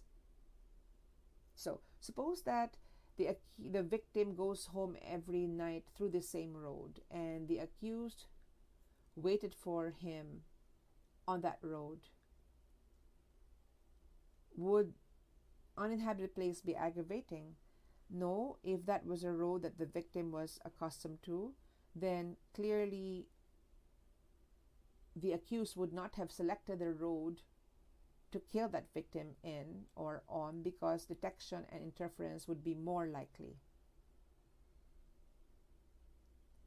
Let us go to band. The applicability of this circumstance is not limited to any particular crime. It has been aggravating in crimes against persons, against property, against security, in the crime of serious illegal detention. It has also been held aggravating in treason and in robbery with homicide, which would be a crime against property. Let us define band. Whenever more than 3 armed malefactors shall have acted together in the commission of the offense, it shall be deemed to have been committed by a band. When we say arms, we are not limited to firearms, but other deadly weapons are included as well. And when we say armed men, we're not really saying that the offenders have to be men. They could also be women. Band is not aggravating when the offenders and the offended are more or less equally armed, because in such a case, we cannot say that the band facilitated the commission of the crime. So let's say there are 2 gangs, Gang A and Gang B. Gang A is composed of 5 persons, but only 3 were armed at the time of the commission of the crime. Gang B was composed of 4 persons, all of whom were armed at the time of the commission of the crime. Let's say that the Gang A, all the members of that gang died. Will you consider the aggravating circumstance of band against Group B? Because in Gang A, only 3 were armed. In Gang B, all the 4 were armed. The answer is no, because first, there will not be band when both the attacking party and the attacked, assaulted party are more or less equally armed. And second, it cannot be said that band in such a case facilitated the commission of the crime. In a band, the 4 armed men must not only be all armed, but they must all unite in the commission of the crime. The band men must act together in the commission of the crime. Suppose that A took the victim by force from his house. He was armed when he took the victim. He took the victim to the safe house where B, C, and D, also armed, had been waiting. And then B, C, D took turns in clubbing the victim to death, but A had left before B started to do all of that.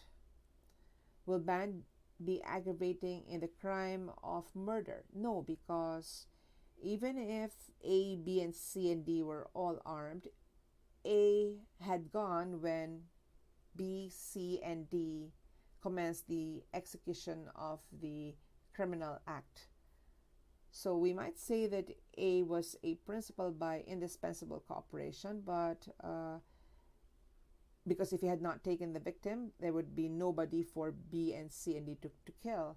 So A would be principal by indispensable cooperation, but his being away from the scene of the crime would mean that only 3 men were armed at the time that the crime was committed. Now, suppose that A took the victim away from his house by force into the safe house where B, C, and D had been waiting, and B, C, and D all took turns in beating up the victim to death. A just watched, but A, B, C, and D were all armed. Would band aggravate the liability of the criminals? Of course it would.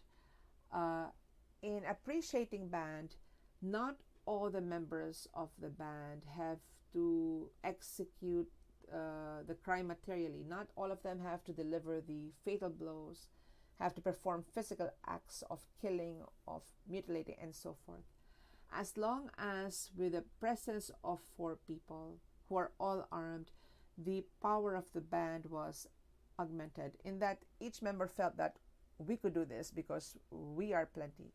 That is the essence of the band.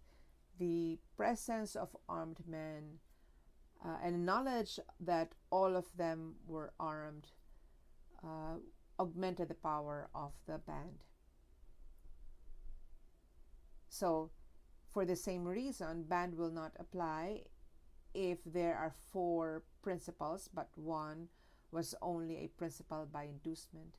In short, all of them must be principals by direct participation, although a principal, not all of them have to materially execute the criminal act.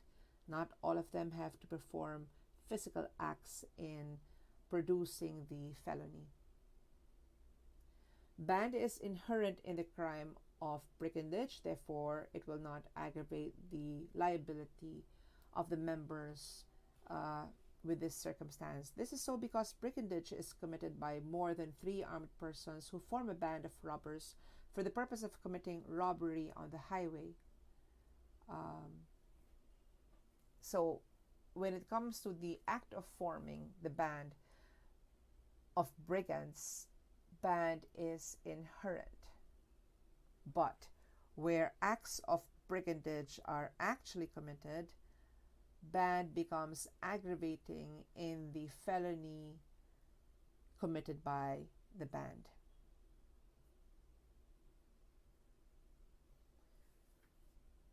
Let us differentiate between band and organized crime. A band requires at least 4 armed men, but an organized crime requires only 2 members who may or may not have to be armed.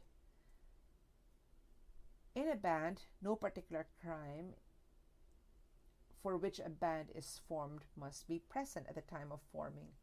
But in an organized crime, it must be organized for the purpose of committing crimes for gain, such as kidnapping for ransom.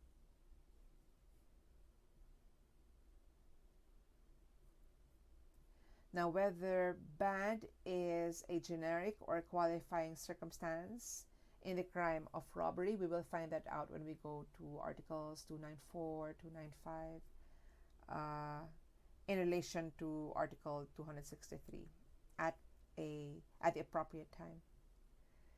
Let us now go to paragraph 8, aid of armed men or persons who ensure or afford impunity. Again, men may include women and arms may include other deadly weapons. Let us give the requisites for aid of armed men. Number 1, that the armed men or persons took part in the commission of the crime passively or indirectly. Number 2, that the accused availed himself of their aid or relied upon them when the crime was committed.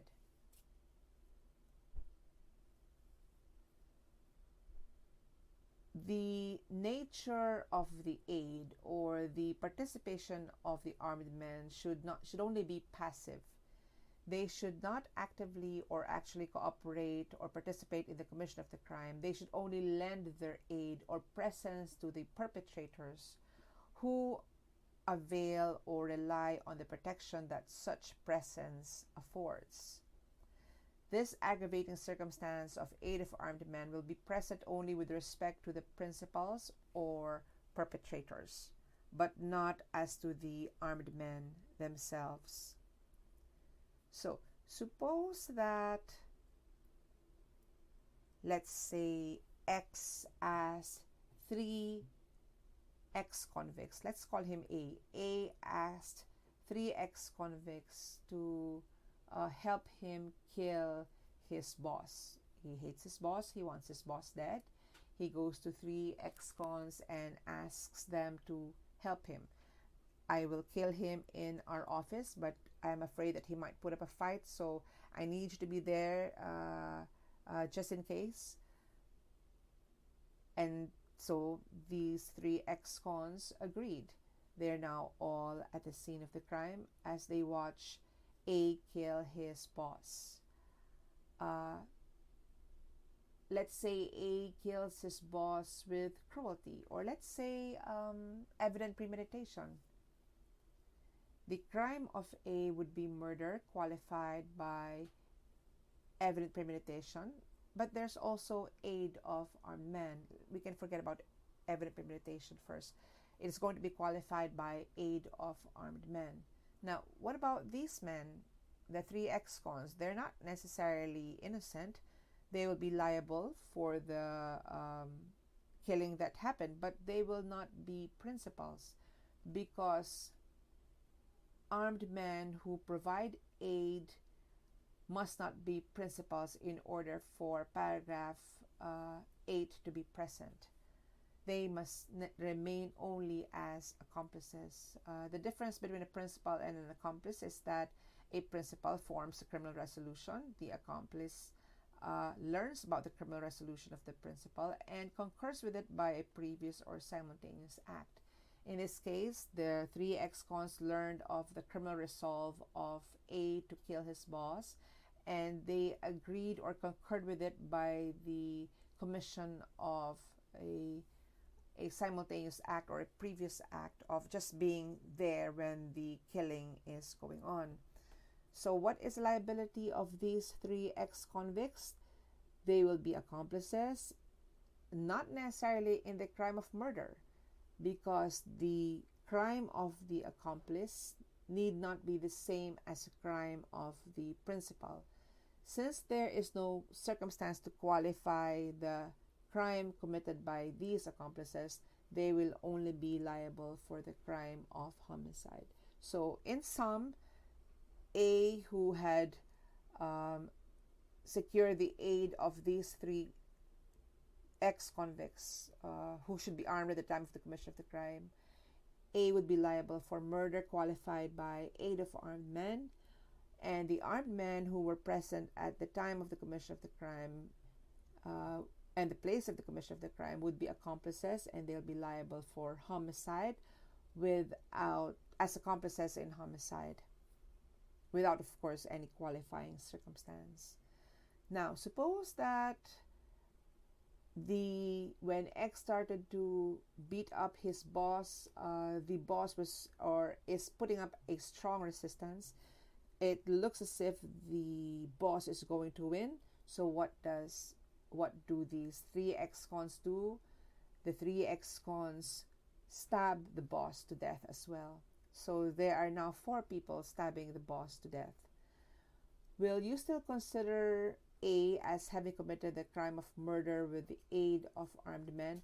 No more, because you can only say that you secure the aid of armed men for as long as the armed men remain as accomplices. But once a person performs an act which by itself is sufficient to produce the felony, in this case, the stabbing was sufficient to produce the killing of the boss, then none of these 3 ex-cons would remain as accomplice anymore. They would now be also principals by direct participation.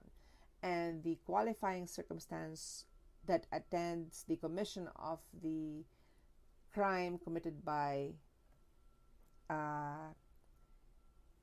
A and the 3 ex-cons would be abuse of superior strength. Okay, let us compare armed men and band. We've compared band to organized crime earlier. Let's now compare armed men and band. In aid of armed men, the armed man should not actively participate in the commission of the crime as long as the perpetrator relied on their aid. In band, on the other hand, there must be active cooperation by at least 4 armed men. That is why, if the 4th malefactor in a band is not brought to trial, aid of armed men can still be appreciated as an aggravating circumstance, but not in the case of there will be no band, but you will instead appreciate aid of armed men.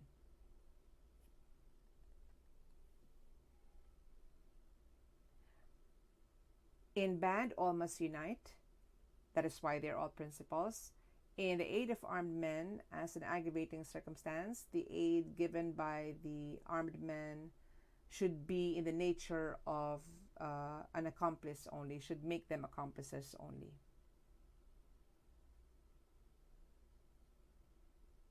Now, when the very combination of the circumstances of aid of armed men, advantage of superior strength, and nighttime constitute the treachery which qualifies the crime as murder, then they will all be absorbed in treachery. Let us go to the other part of paragraph 8, aid of persons who ensure or afford impunity. This means that the principal avails of persons who secure them from detection and punishment. Let us differentiate between aid of armed men and persons who afford impunity. In aid of armed men, the armed men aid the principals in the commission of the crime. In persons who ensure impunity, they secure the principal from detection and punishment. Another distinction: in aid of armed men, of course, they must all be armed. In persons who afford impunity, they need not be armed. None of them needs to be armed. Let's give an example. Suppose X treacherously killed Y. Then A and B helped him bury the body of the victim. X would be liable for murder qualified by treachery and aggravated by aid of persons who ensure or afford impunity. A and B, however, would be accessories, of course. This would only mean that A and B were not part of the conspiracy to commit the crime. Neither were they accomplices in the commission of the crime. Let's go to paragraph 11, price, reward, or promise. The discussion of principles by inducement in paragraph or in Article 17 refers to a principal who induces another person by way of various means other than price, reward, or promise.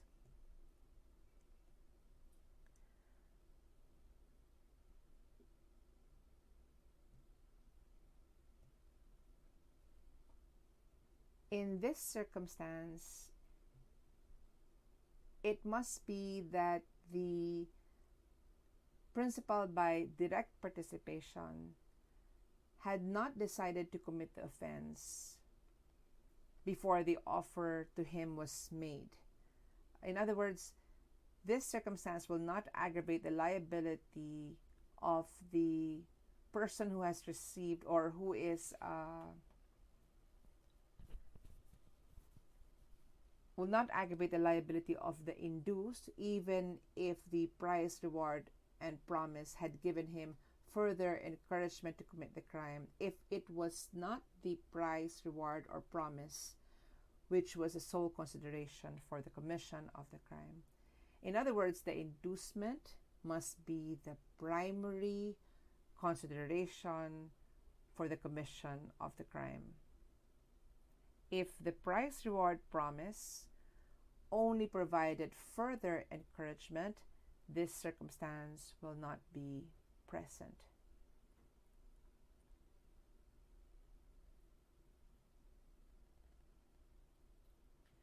The reward here need not be money. It could be like a consul tells his neighbor, I want you to kill my wife. I will give you a visa if you're able to do that. The reward is the grant of a visa, not money. But if the neighbor killed the wife of the consul on the promise that he would receive a visa for it, he would be granted a visa for it, then the killing would be attended by price, reward, promise. Of course, there must be clear acceptance on the part of the person induced, and the acceptance must be express or implied. Once there is an offer and acceptance by the offer, then the offerer becomes a principal by inducement and the acceptor becomes a principal by direct participation. Now, over the years, the decision of the Supreme Court had been that this circumstance should aggravate the liability of both the inducer and the induced, in that you take it against either both of them or none of them at all. In the case of U.S. versus Alim, the court said that this circumstance should affect the criminal liability of both the giver and the receiver of the price, reward, and promise. In People versus Taliedo also, the court said that this affects not only the person who received the money or the reward, but also the person who gave the money or the reward. But observe the ruling of the court in People versus Tiguman on May 24, 2001 case. The court said that it can only be appreciated against accused appellant Tiguman since it was only him who had committed the felonious act for money.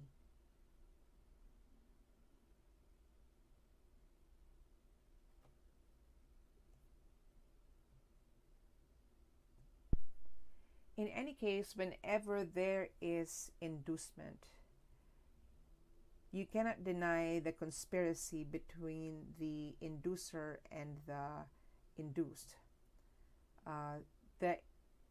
The inducer, before he approaches any person to whom he would offer the money, would think many times before doing that. Should I choose A?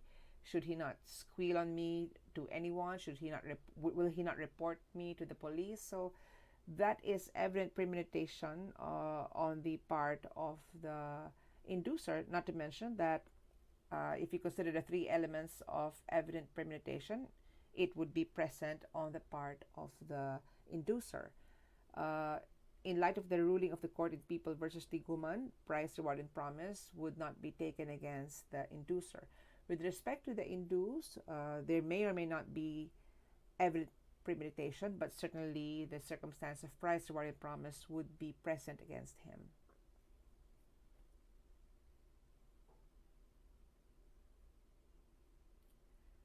Let us go to paragraph 7. When the crime is committed on the occasion of a conflagration, shipwreck, earthquake, epidemic, or other calamity or misfortune.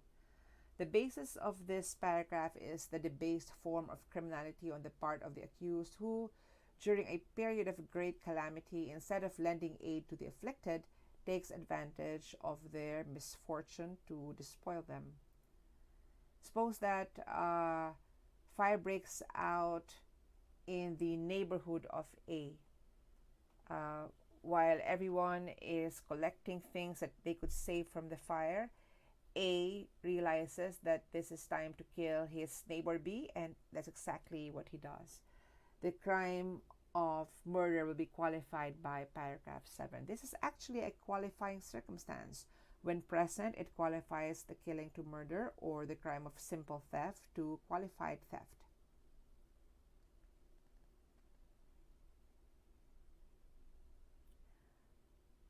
Okay, in one case, a fire broke out in the neighborhood. The fire quickly spread in the houses of at least 8 residents.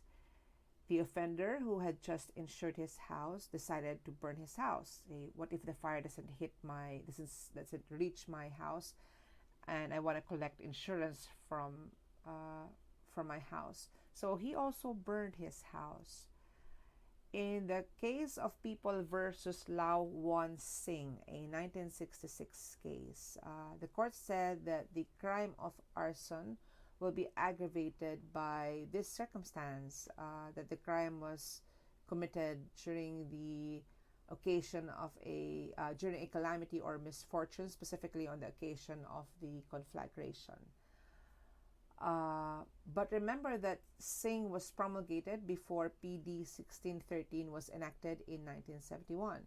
And we know that a special law cannot be aggravated by an aggravating circumstance.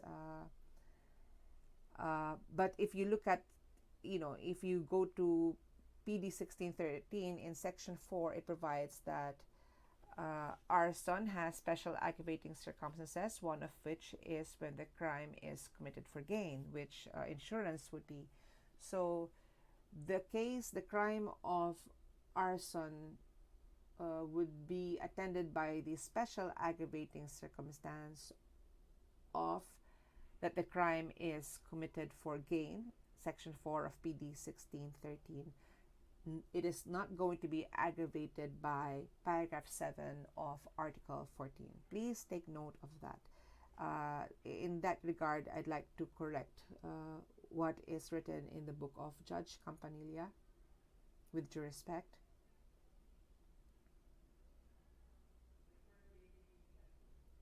Now, the commission of the crime must be at the onset of the calamity or thereafter, never before the calamity. What do we mean? Suppose X, Y, and Z were robbing the house of A, and suddenly the earth shook. There was an earthquake.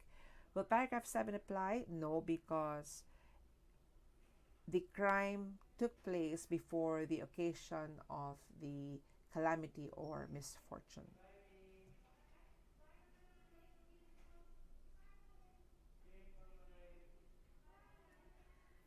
How about a development of engine trouble at sea? The court said, or I think this is an annotation in your books.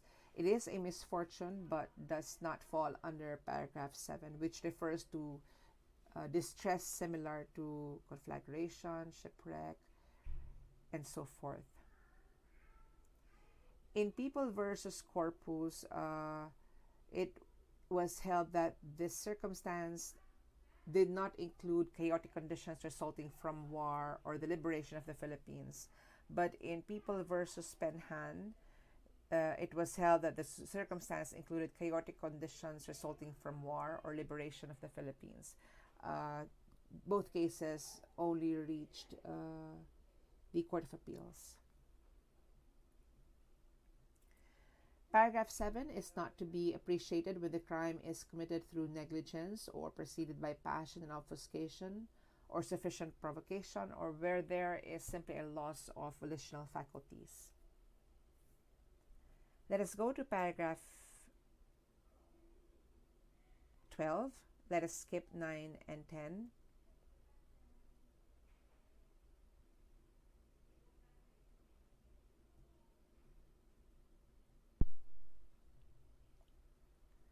The enumerated circumstances in paragraph 12, explosion, inundation, fire poison, are circumstances which are included by law in the definition of a particular crime. In the crime of arson, of course, fire creates or is the reason that there is arson. Also, poison. Poison is a circumstance in murder. This early on, let us distinguish between paragraph 7 and paragraph 12. Under paragraph 12, the crime is committed by means of any of such acts. In paragraph 7, the crime is committed on the occasion of a calamity or misfortune. What I want you to remember about paragraph 12 is that if any of those circumstances would be used with intent to kill, the crime is going to be murder right away. Do not think anymore of any other crime. Right away, your crime is murder, qualified by whatever circumstance is availed of in paragraph 12. Let's give an example.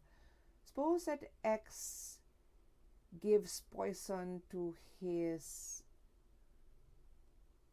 employer, his amo in the house. The crime is murder, qualified by poison if there's intent to kill. And of course, we can assume that the reason why the cook in the house gives his employer poison is in order to kill this person.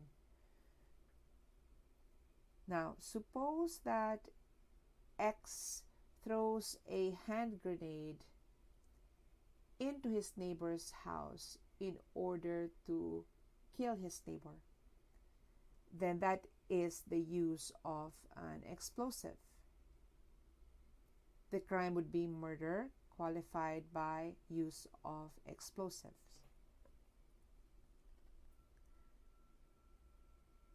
Suppose that X burns his neighbor. Clearly, the crime is going to be murder, qualified by use of fire.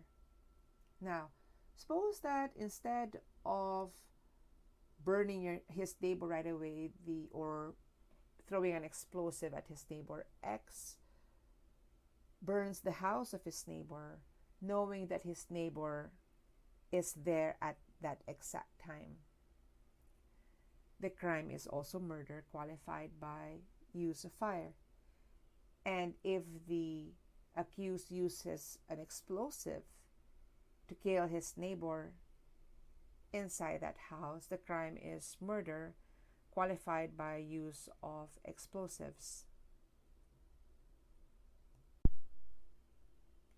Now, in this regard, I want you to let's discuss a little bit of RA 8294 and RA 9516 concerning the use of explosives. In PD 1866, as amended by RA 8294, the use of explosives in committing a crime, even murder, which results in the death of a person would be an aggravating circumstance. So it would be aggravating in homicide or murder. But under RA 9516, when the accused uses an explosive to kill, the crime is murder qualified by the use of explosives, which tells us that use of explosives is no longer an aggravating circumstance but a qualifying circumstance in the crime of murder. Which is good because at least it would not be in conflict with Article 248, because in Article 248 on murder, in paragraph 3, explosion is a qualifying circumstance in murder. So the last amendment or the latest amendment in the firearms law is agreeable or is not in conflict with Article 248 on murder.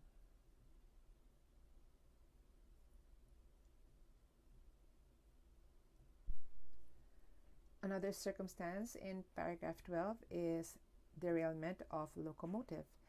If X manipulates the brakes in the vehicle of Y for the purpose of killing Y so that the brakes will malfunction, that is murder qualified by derailment of locomotive.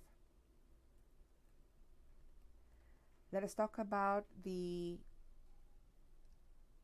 last circumstance in paragraph 12, by the use of any other artifice involving great waste and ruin.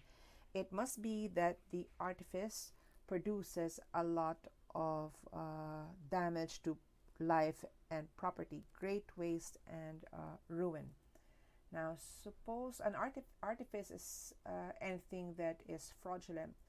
Suppose that this is like happening from a movie. Suppose that X invites 100 people from a church organization to watch a premiere of a movie, and they're just too happy to watch it for free, not knowing that X is hates a particular sect, and so he invites these 100 people. He locks the door in the movie house and burns everybody inside. There's an artifice there. There's a fraud committed by X, which consists in inviting people, believing that this was really for good intention, and there would be great waste and ruin. And so that is a crime. That is going to be the crime of murder qualified by great waste and ruin. So to repeat, if any of these circumstances in paragraph 12 should be used with intent to kill, the crime is going to be murder qualified by whatever circumstance is used. Now, we know that if a person throws an explosive at somebody, that person would be defenseless. That somebody would have no means of putting up a defense. So there's also treachery, in which case we will use explosive as a qualifying circumstance in murder, because that is the means by which the offender wants to commit his crime, but treachery would still be present as an aggravating circumstance, not as another qualifying circumstance, of course, because we know that you only need one qualifying circumstance to change the nature of the crime. The rest would be simply aggravating circumstances. Now, what if you use any of the circumstances in paragraph 12, but without intent to kill? Suppose that X, without intent to kill, burns the roof of his neighbor. He just wants his neighbor to, to have no home when they arrive from abroad, or he just wants to give this ugly surprise to his neighbor. So he burns the roof of the neighbor. The roof, of course, is damaged, but nobody is injured. That would be the crime of arson. Now, there's use of fire. Will you aggravate the crime of arson with use of fire? Of course not, because fire is already included by law in the definition of the crime of arson. And if that is the case, under Article 62, such aggravating circumstance will no longer be considered for the purpose of increasing the penalty of the offender. So when there is no intent to kill and any of these circumstances in paragraph 12 are used, your felony will be the felony produced, but the circumstance will not be an aggravating circumstance. So in that case, the crime will be arson without the aggravating circumstance of use of fire.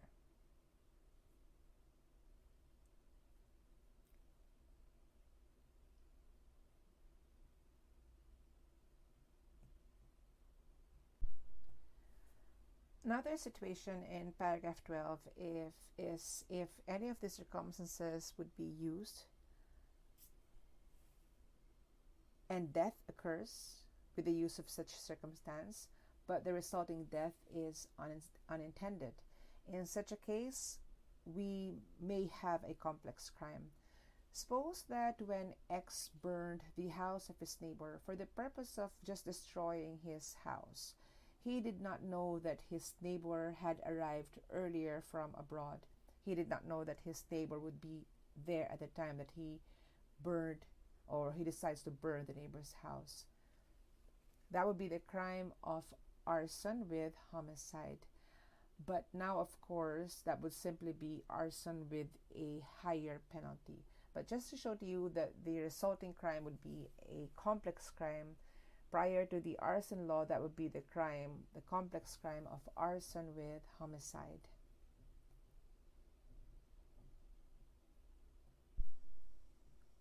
So let's use poison as the circumstance in paragraph 12. Suppose that the dog of X barks, so let's say not dog, that would not be a cattle. Let's say that the caretaker does not like to take care of the large cattle of X anymore, of his employer anymore. So he spreads poison in the field in order to kill the cattle there. Unknown to him, the new caretaker, the new cattle overseer would report on that day, and let's say that he sees that poison on a bowl and eats it. It was not meant for him, it was meant for the cattle. And so this new cattle overseer dies. That's a crime of homicide. The poison was not meant for that individual, but was meant to be a contagion to kill the cattle, and which would result in the crime of malicious mischief. Therefore, because death of a person results unintentionally, you will have the complex crime of malicious mischief with homicide.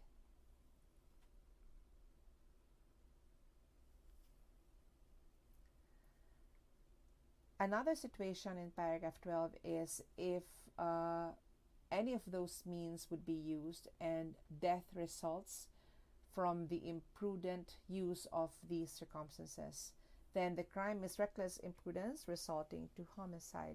So suppose that X sets fire to the hat of the victim just to make fun of him. In the process, the victim dies. Means of fire will not be an aggravating circumstance because the purpose in using fire was not meant to kill. The crime would be reckless imprudence resulting to homicide.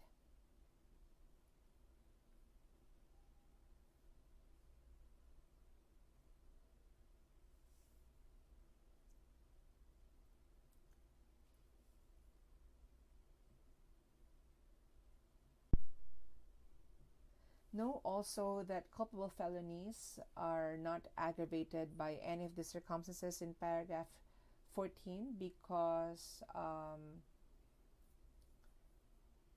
paragraph 14 presumes the existence of intent on the part of the offender, which is absent in a culpable felony. Now, suppose another situation in paragraph 12 is where the circumstance therein is used as a means to conceal a crime. If the intent of the offender in using any of the circumstances or any of the means in paragraph 12 is to conceal a crime, we will have two crimes. Suppose that X strangles Y to death and then burns the house of Y so that nobody would discover his body. The crime would be murder, and arson would be a separate circumstance because use of fire was used as a means to conceal the crime of murder.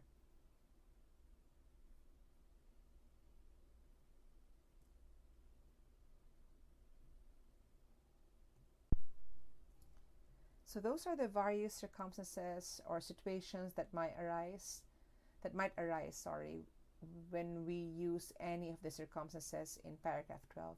Let us now go to paragraph 13, evident premeditation. The requisites are, number 1, the time when the accused determined to commit the crime. Number 2, an act or acts manifestly indicating that the accused had clung to his determination.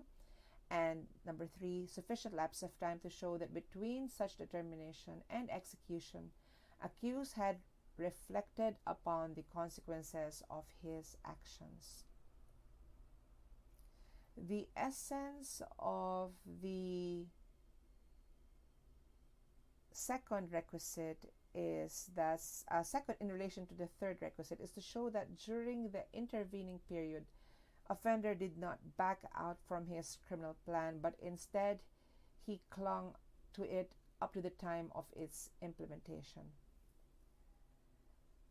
The premeditation in evident premeditation must be based on external acts. It's like buying a gun or watching where the victim would go every day of the week. It must be based on external acts and not presumed from the mere lapse of time. Let us distinguish between conspiracy and evident premeditation. Conspiracy may either be a crime or not. Like we know that it's punishable conspiracy if it's conspiracy to commit rebellion, treason, or arson, and so forth. But evident premeditation is an aggravating circumstance. Conspiracy may be express or implied. It may be instant. In evident premeditation, we allow a sufficient lapse of time, or there must be a sufficient lapse of time. In conspiracy, there must be at least 2 persons involved. In evident premeditation, there may be only 1 person involved. Now, there is evident premeditation only, we can presume evident premeditation only when conspiracy is express, or what we call conspiracy by prior agreement, not when the conspiracy is only implied.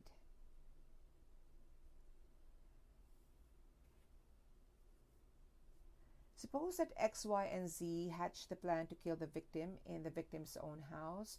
They would meet at a certain time of the day, and then let's say X would pretend to be the delivery boy, and they would be all let in. Y would cut the electric line so that the victim could not call up anybody for help. Z would be sneaking through the kitchen door, and that was their plan. The fateful day arrived. Once they were all inside, X, Y, and Z killed the victim mercilessly. X is charged with murder, and conspiracy was proven. Will you appreciate evident premeditation? Yes, of course. Under ordinary circumstances where express conspiracy is present with proof of attendant deliberation and selection of the method, the time, and the means of executing the crime, the existence of evident premeditation may already be assumed. there is a presumption that the principals premeditated on their confederated plan and decided to complete it. Now, suppose that there had been no prior conspiracy or no prior plan among the accused. One evening, they all decided to go to the house of the victim. And once inside, X tied the victim's hands, Y acted as a lookout, and Z stabbed the victim repeatedly. Is there evident premeditation? Not necessarily. Conspiracy here may at most be implied. Evident premeditation may not be appreciated in the absence of proof as to how and when the plan to kill the victim was hatched or what time had lapsed before the plan was carried out. Now, can we appreciate evident premeditation when the actual victim is different from the intended victim? In other words, in error in personae, the answer is no. Suppose that X had planned to kill Y because of a long-standing feud between them. So one day, X watched as Y left his house. He followed Y to his place of work. And then after that, he plotted the time that Y would return to his home. And so the next day, X waited again for Y outside Y's house. And as soon as Y got out, X shot him with a rifle. It turned out that Y had a visitor, his twin brother B, and that was the person killed. Will you consider evident premeditation in the killing of the twin brother? The answer is no. There is no evident premeditation in mistake in identity because the offender did not premeditate on the killing of the actual victim. There is no evident premeditation in error in personae where the person killed is not the one intended to be killed. How about in aberratio ictus? Is there evident premeditation? Only with respect to the intended victim, not with respect to the actual victim, because the actual victim is not the object of the premeditation. For the court to appreciate evident premeditation, it must be that the victim, the actual victim, is the object of the premeditation. So if X had intended to kill A, he aimed his bullet at A. Let's say he followed A everywhere he went. He knew that A would be at a specific place at a specific time. He aimed his bullet at A, but at that moment, A moved and the bullet hit the person behind A, who was B. The crime against A would be attempted homicide or attempted murder, but the crime against B would be consummated homicide or consummated murder. And if it would be consummated murder with respect to B, would it be murder with respect to the actual victim? Will you appreciate evident premeditation against the actual victim B? The answer is no, because the accused did not premeditate, did not follow B everywhere he went, did not. The requisites of evident premeditation are not attendant with respect to the actual target B, so that the crime against B would simply be homicide. It cannot be murder because there is no qualifying circumstance of evident premeditation, unless, of course, you can prove the qualifying circumstance of treachery, because treachery is present in error in personae. In other words, it is present no matter who the actual victim turns out to be, because no matter who that victim is, that victim, if he is defenseless at the time of the commission of the crime, that victim is the victim of murder qualified by treachery. There is no evident premeditation when the killing is due to the excitement and fever of the moment. Let's say that X, Y, and Z had conspired to kill the victim V. Okay?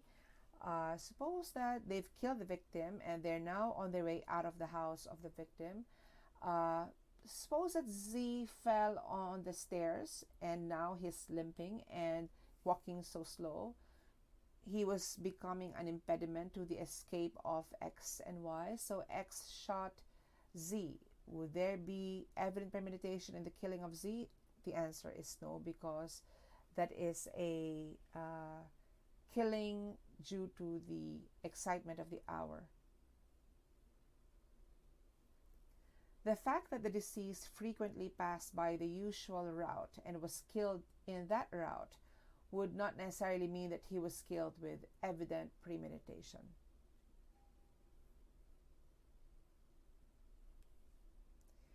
The word is evident.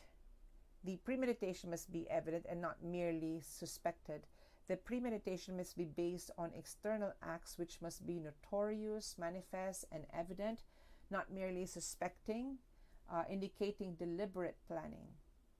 Suppose that X complained to the barangay captain that Y was spreading nasty rumors about him. When confronted, Y immediately apologized to X. In spite of the apology, that night X went to the house of Y and killed him. Would there be evident premeditation? No, because the premeditation must not merely be suspected. It must be based on external acts showing that prior to killing Y, X had determined to really kill him, had performed acts manifesting that he has clung to determination, and of course the third requisite of time lapse. The court has ruled that the fact that the accused was lying in wait for the victim just before the assault was not sufficient proof that evident premeditation attended the commission of the crime, in the absence of proof that the accused had been lying in wait for a very long time.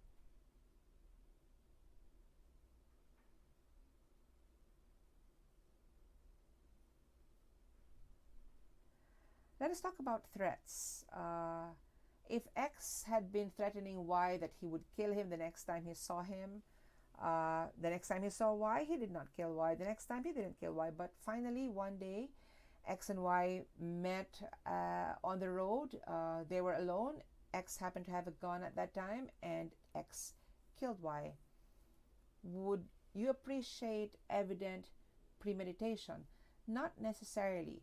Threats which are not followed by acts revealing on the part of the accused a firm and tenacious persistence to carry out the said threats, and which purpose he had reflected upon coldly and deeply, would not evince evident premeditation.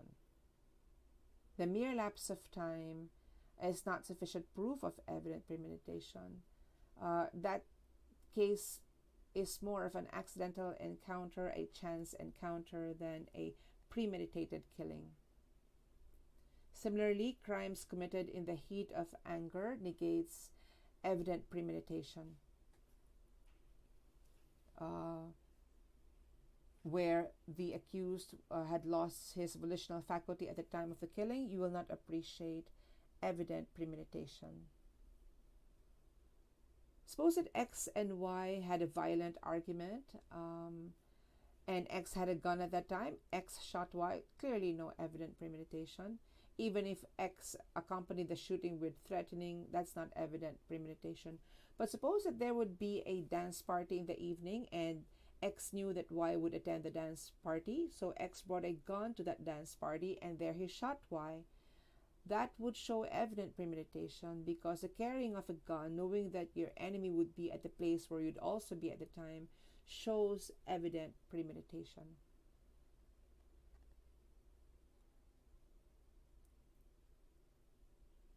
Now, talking about time, it's not simply a matter of the precise number of hours, but of the reasonable opportunity under the situation and circumstances to ponder and reflect upon the consequences.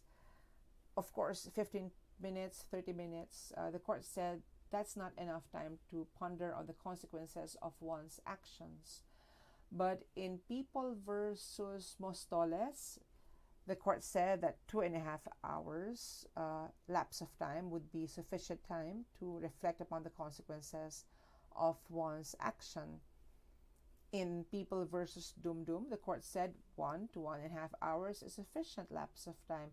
But in People versus Crisostomo, the 2 hours after the planning, the court said that the killing that takes place 2 hours after the planning does not give rise to evident premeditation. So you see, it's not really, apart from the fact that the court has been inconsistent with respect to the number of time, the amount of time lapsed. It's not really the number of time, the number of hours, but whether in such amount of time the offender had the opportunity to ponder and reflect upon the consequences of his intended act or of his planned criminal act. Now, as we've said earlier, the person killed, person injured must be the object of the premeditation. Where the accused said, I'm going to kill the thief who stole my fishing boat. So he sees the victim later on, and he sees the victim on a boat, and he's thinking, this is my fishing boat. He kills the victim. Turns out this is not his fishing boat. You will not appreciate evident premeditation because the person killed is not the person object of the accused's premeditation.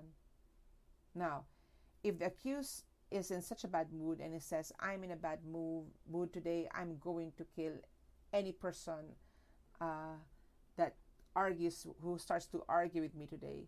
He's talking to the victim, and all of a sudden the victim disagrees with him at one point. He kills the victim. There's evident premeditation because he premeditated to kill anyone. He brought a gun just in case anyone would disagree with him on any matter today. That would be evident premeditation. Of course, you're going to say, but that's a spur of the moment. You can also argue that that is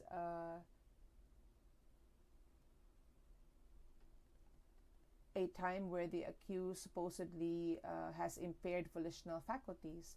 So that's going to be a debate between those two circumstances. Should you appreciate evident premeditation because you said, I'm going to kill anybody who disagrees with anything I've said today? That's evident premeditation if you kill the person who disagrees with you. On the other hand, if you kill him because your argument has just become hostile, and so you killed him, that could also be loss of volitional faculties. Okay, maybe you can think about that. Okay, do not appreciate evident premeditation in crimes against property because it is inherent in crimes against property. For example, the crime of arson.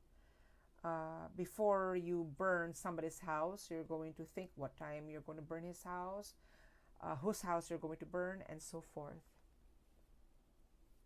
Now, let's talk about robbery with homicide. That is a crime against property with two component crimes, one against property and one against killing. Evident premeditation is inherent where the accused premeditated only on the robbery with homicide as a mere incident thereof. In such a case, the evident premeditation should relate only to the killing and not to the robbery because it is inherent in crimes against property. In such a case, evident premeditation would not be a qualifying circumstance but would be an aggravating circumstance.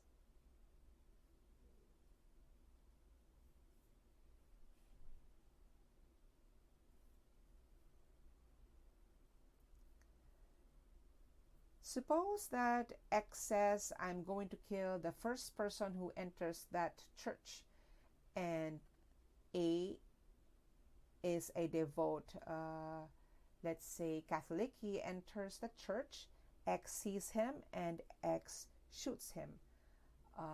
That there is evident premeditation, which is present if there is intent to kill an undetermined but specific person. It's not necessary that a particular person is the target. Whoever is killed by this accused is contemplated in his premeditation. As long as the threat and the plan to kill the undetermined person is specific and direct, it will no longer be necessary that the plan to kill is not a determined person.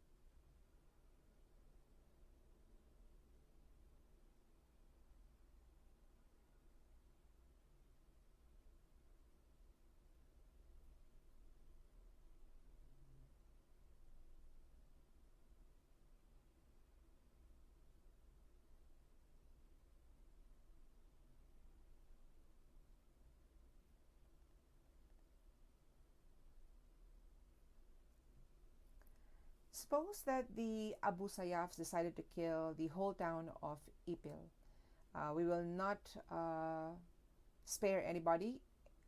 All villagers of Ipil will have to die. And sure enough, nobody lived.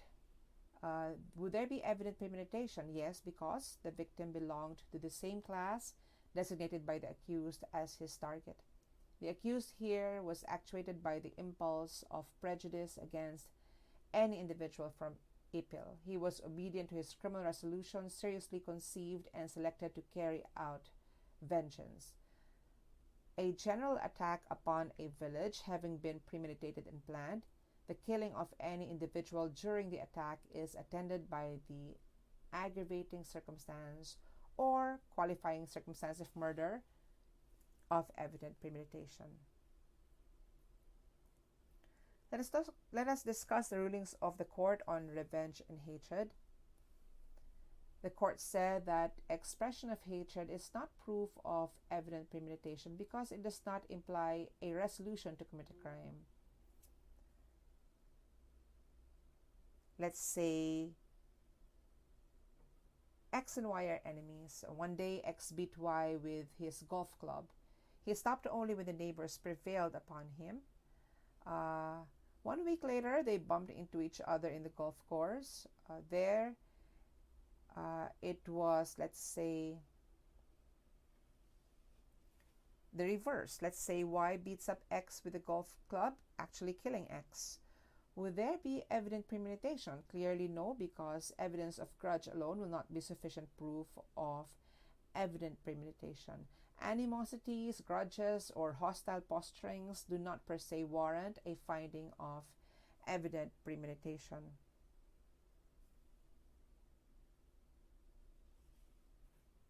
Now, suppose that after the first time X beat up Y, the latter threatened X that he would come running after him.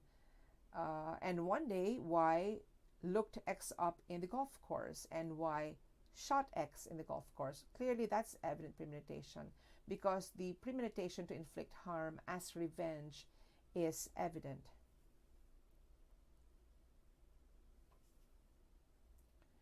In the case of People versus Lopez, the court said that the defendant here made repeated statements that the hour of reckoning of the victims would arrive, and one day they just armed themselves with deadly weapons and killed the victims. That is evident premeditation.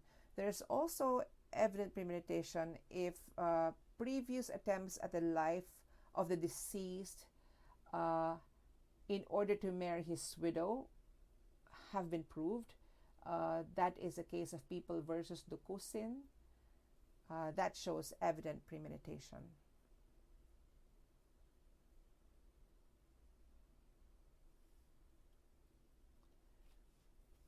Let's talk about inducements. Suppose that X was a labor leader, Y is the president of the company, Y hired Z to kill X for 100,000 pesos because X was becoming too obnoxious in the company.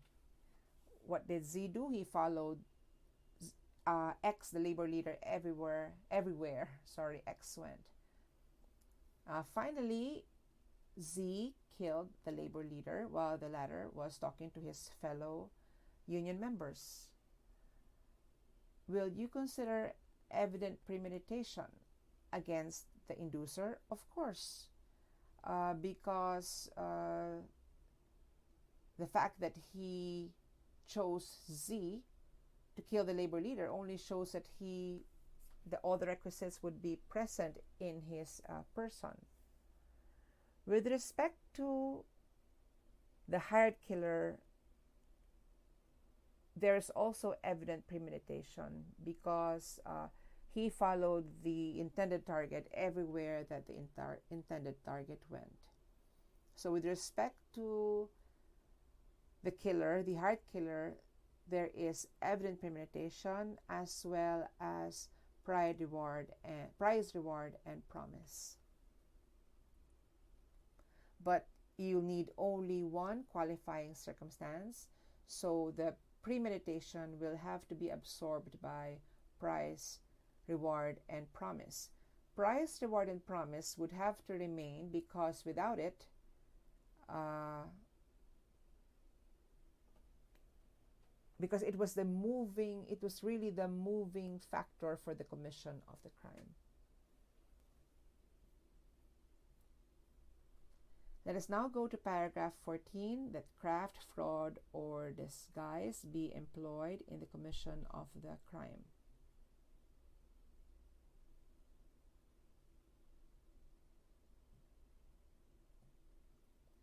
Let us define these terms. Craft is intellectual trickery or cunning on the part of the accused. It is chicanery employed by the accused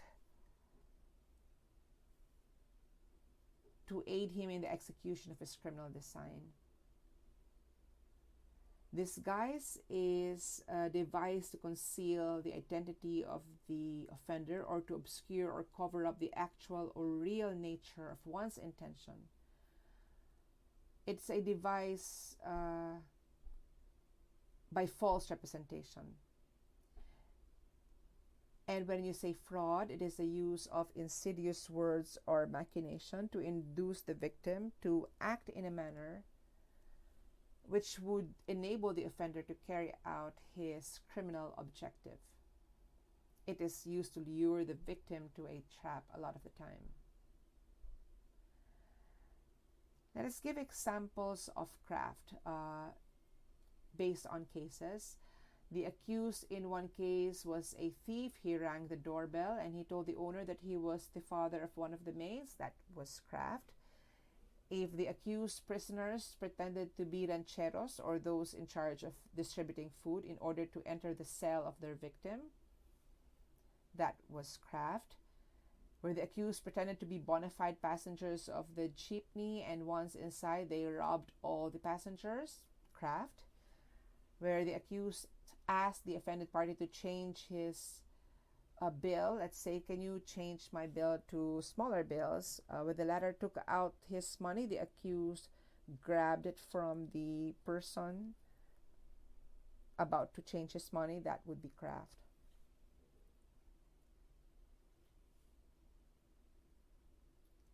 Now, there is no craft if the accused, if his criminal design could be carried out even without the chicanery.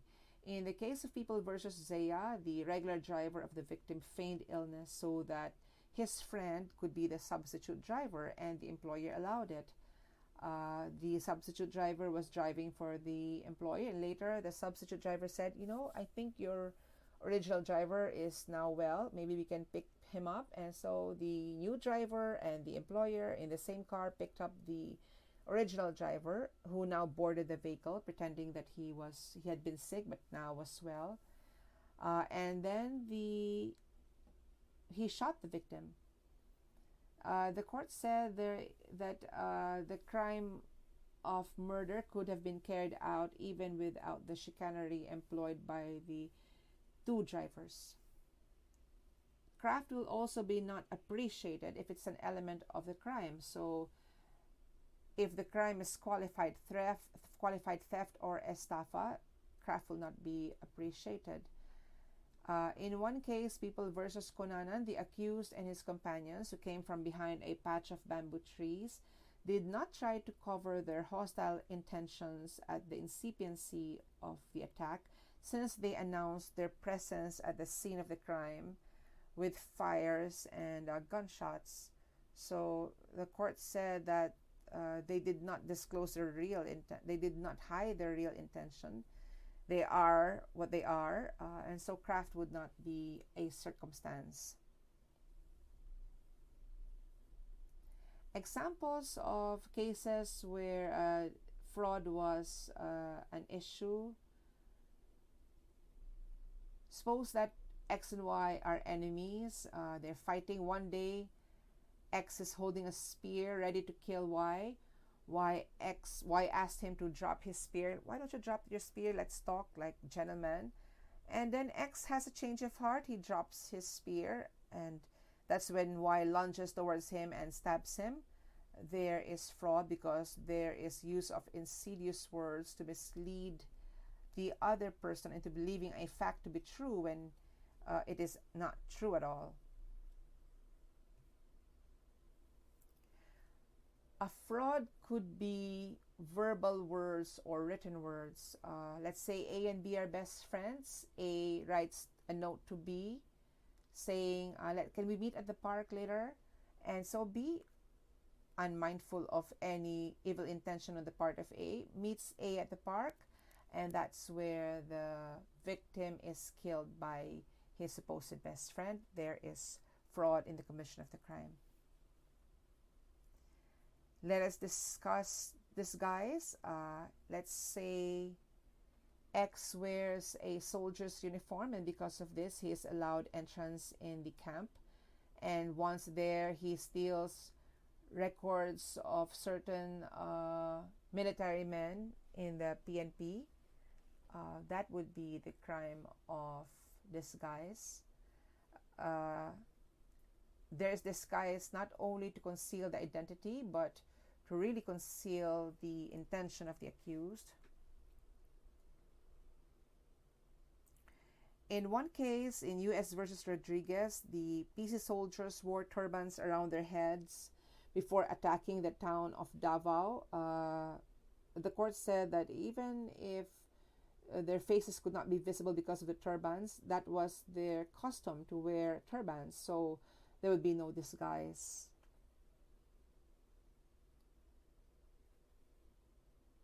Suppose that X wanted to kill a witness in the crime who was now confined in the hospital.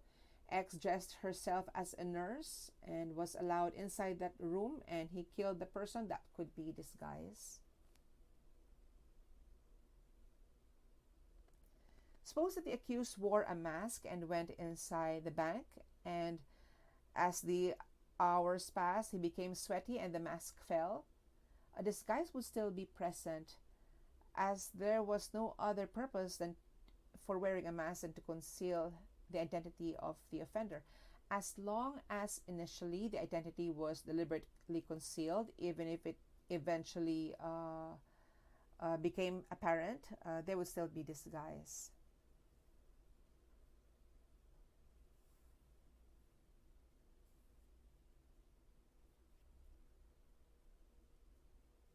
Okay.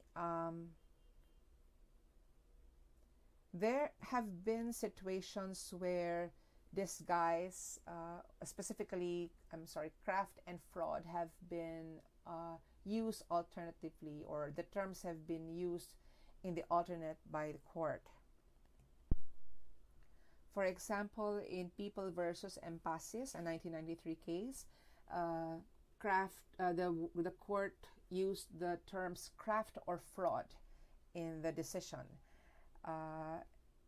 In People versus Labuguen, a 2000 case, the court used the term craft and fraud, using them conjunctively. And so this only shows that these two terms have borderline definitions. It's easy to mistake one for the other. So as long as you know the basic differences between and among them. Now, craft may be absorbed in treachery if it had been adopted as the means, methods, or formulas for the treacherous strategy by the offender, or it may exist independently where they were adopted for a different purpose for the commission of the crime. For example, where the accused hid the knife under his jacket in order to make a treacherous attack, craft was held to be absorbed in treachery.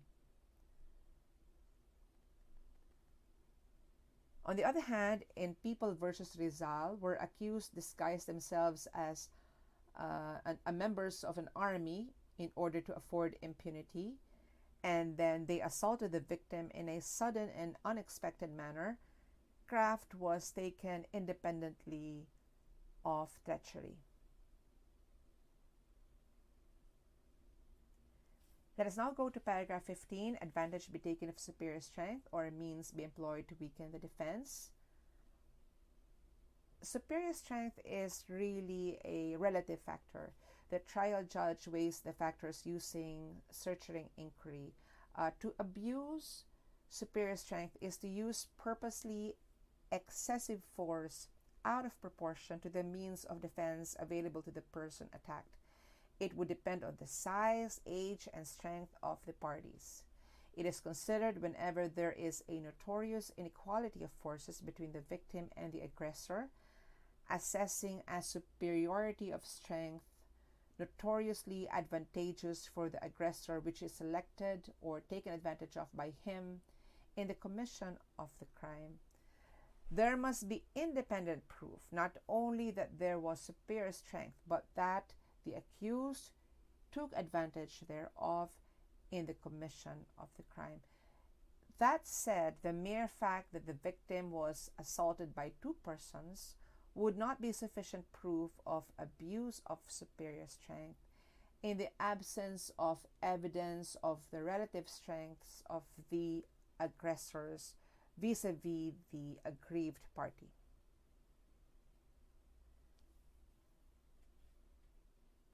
Usually, there is no abuse of superior strength if there is only one principal, unless there are marked gender and build differences between the offender and the offended party, or a superior weapon is used. So if X is the assailant, Y is the victim, usually you cannot say that Y abused his superior strength, but if X is a man, Y is a woman, and the crime is, let's say,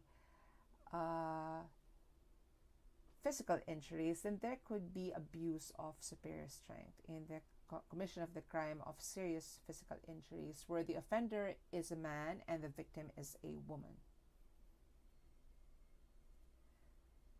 Know that the liability of an accomplice can never be aggravated by abuse of superior strength.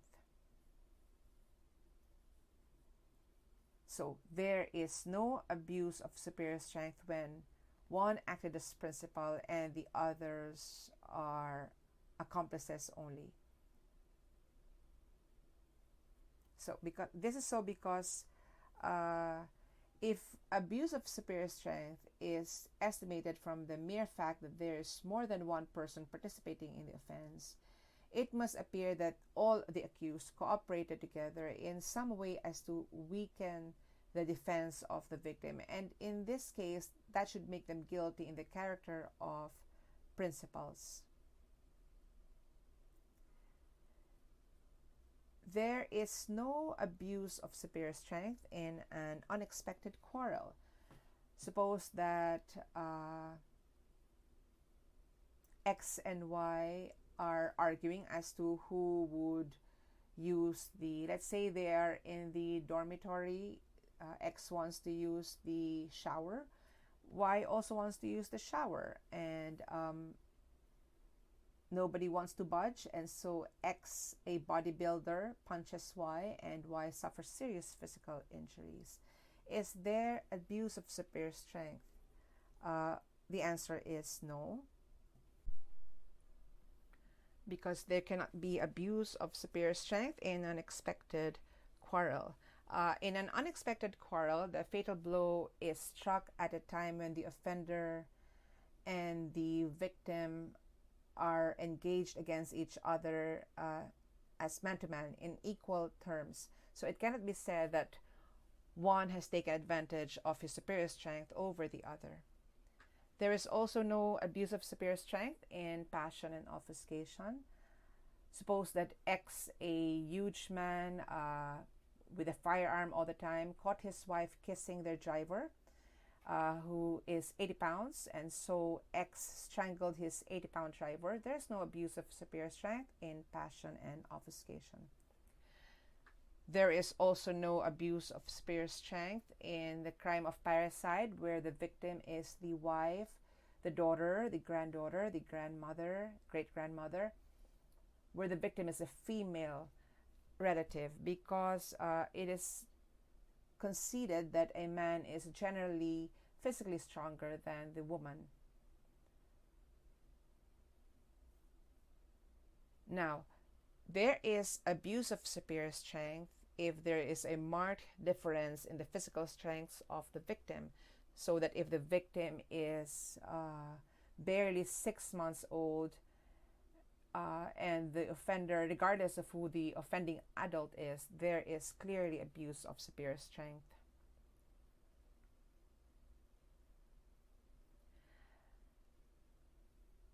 When there are many aggressors, as a general rule, we can appreciate abuse of superior strength. The number of aggressors may point to abuse of superior strength, especially if they are armed. Excuse me. Nonetheless, superiority in number does not always mean superiority in strength if there is no proof that the offenders had the intention to make use of their combined strengths and or deliberately employ excessive force, which is out of proportion to the means of defense available to the person assaulted. Numerical superiority does not always mean abuse of superiority. Suppose that X, Y, and Z were enjoying a card game, bets were placed on the table. Then all of a sudden, the money placed by X and Y disappeared, and they blamed Z for it. Z kept denying the accusation, but X lunged at him and stabbed him with a penknife. Y stabbed him as well on other parts of his body, vital parts of his body. Did X and Y take advantage of their superior strength? The answer is no, not to mention that they were superior in number at the time of the commission of the crime. The fact that they did not really conspire against the victim only meant that they did not exploit their superior strength. For there to be abuse of superior strength, the attack or the assaults must be simultaneous and not alternate.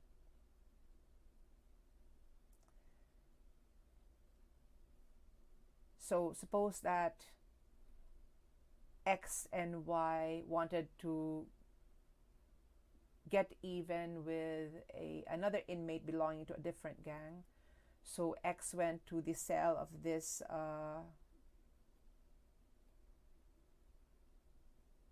victim and beat up the victim. After that, Y went to the same cell when X was gone and beat up the victim.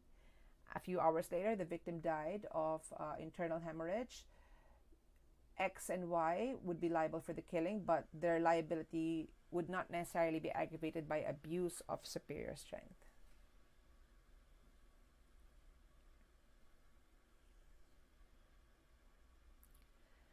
Now, we say that abuse of superior strength is inherent in crimes where force is required, such as the crimes of grave coercion or forcible abduction. Although the commission of these crimes would presuppose superiority of force on the part of the offender, yet when the strength availed of is greatly in excess of that required for the realization of the offense, individually and collectively, abuse of superior strength might be present. So if 4 armed men abducted and raped a woman, that would be forcible abduction with rape. There may be abuse of superior strength.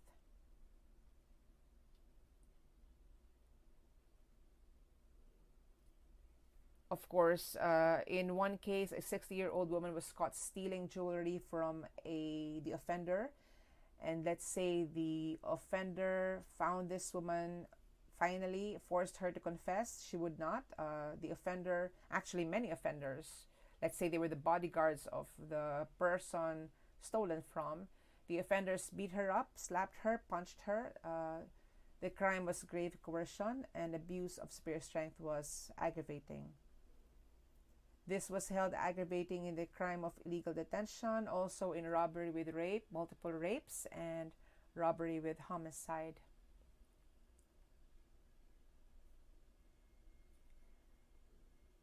While it has been said that where the victim is a woman, abuse of superior strength, and where force is required, abuse of superior strength is inherent. For example, in rape, wherein force is employed, you will no longer aggravate the liability of the offender with abuse of superior strength because force is an element of that crime. But in rape committed by other means, abuse of superior strength may be an aggravating circumstance.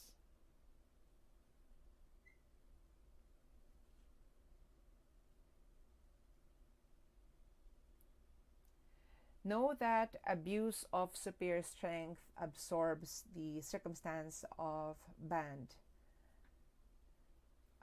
The element of band we know is present when there are at least 4 armed malefactors, regardless of the comparative strengths of the malefactors vis-a-vis the victim.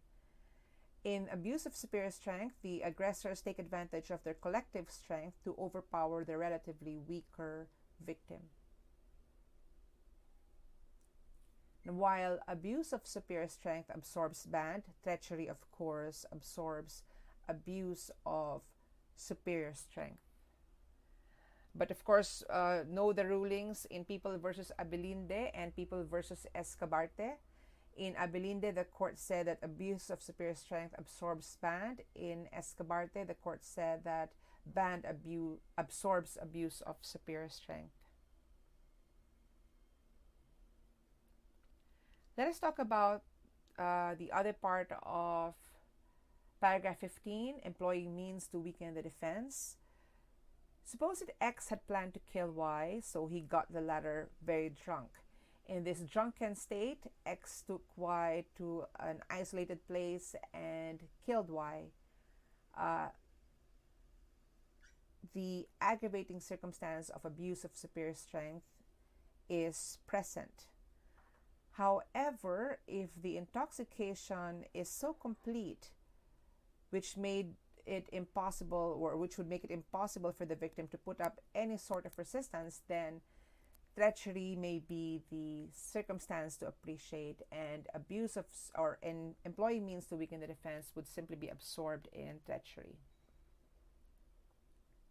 Now, the circumstance of abuse of superior strength was appreciated in crimes other than those against persons, but employing means to weaken the defense is to be appreciated in specific crimes only. It can be considered in crimes against persons and sometimes crimes against persons and property, such as robbery with physical injuries, but never in purely crimes against property.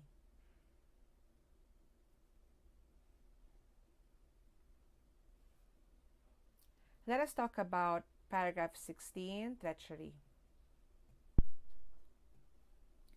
The requisites of treachery are that at the time of the attack, the victim was not in a position to defend himself, and that the offender consciously adopted the means, methods, or forms of attack employed by him. Treachery applies strictly only to crimes against persons. Now, we say that the offended party should not have a means or an opportunity to defend himself from the assault. But the law does not require that the means adopted be successful. It's enough that it is adopted with the intention or tends to that end. So if X is watching television, Y comes from behind and stabs X in the back. X would not have an opportunity to defend himself. But if X survives, will there still be treachery? If Y survives, okay, I forgot who X and let's say X is the person coming behind Y. Y is the victim of the treacherous attack by X. Even if Y survives, treachery would still be present. The treacherous character of the means employed in the aggression does not depend upon the result, but upon the means itself in connection with the aggressor's purpose in employing it. Now, treachery cannot be presumed. There must be proof of the manner of the commission of the offense or the mode or the means employed in connection therewith. But there are instances in which treachery can be reasonably presumed, such as if the victim is a child, then the killing of the child will be murder qualified by treachery, even if the manner by which the killing happened or the attack was made is not proved. The crime will still be attended by the circumstance of treachery. Also, when the victim's hands were bound when his body was found, then we can say that treachery presumably attended the commission of the crime. Of course, this is only a presumption. When the head was cut off and the body bore many wounds, we can presume that he was killed treachery. Another point, suddenness of the attack does not mean that there was treachery attending the commission of the crime. Let's say X and Y were arguing, it became hostile. Suddenly X struck Y with a bladed knife. Would there be treachery? No, because treachery cannot be presumed and must be proven as clearly as the crime itself.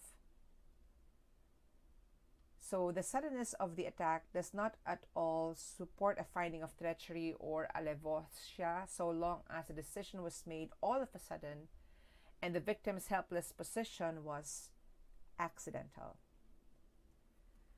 There have also been cases where the court said that the suddenness of the attack may indicate treachery. Suppose that X and Y are having a good time. They are lovers. They are reminiscing their younger days. Unknown to the girl, X had just discovered that she had been unfaithful.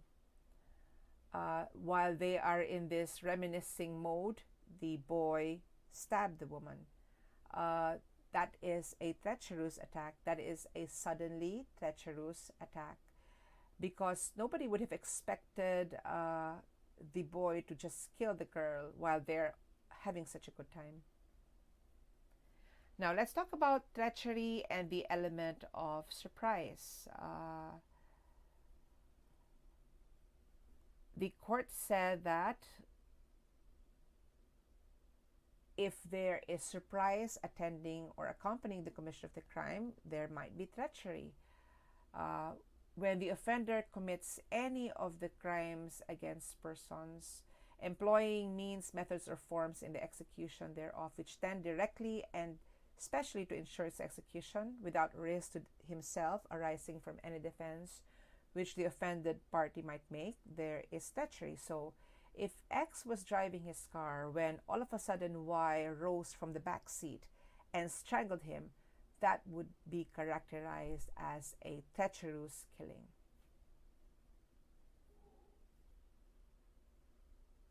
Now, suppose that the element of surprise disappears. Suppose that three men, X, Y, and Z, were walking on the road one night. Accused suddenly blocked their path, and accused shot the first person. He shot Y.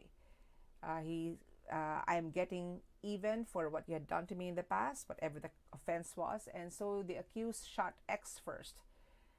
This would give Y and Z time to run, and which is what they did. And of course, accused ran after them and eventually killed them too. Would there be treachery attending the killing of all of X, Y, and Z? Not necessarily, because when the first shot was fired, when the first victim was killed, the other two were already put on guard so that the assault upon them cannot be deemed as sudden or unexpected anymore. But of course, even if there had been a warning, if the killing of Y and Z was also in such a manner that they were not able to put up any defense, then that would still be characterized as treacherous, even if preceded by a warning from the assailant.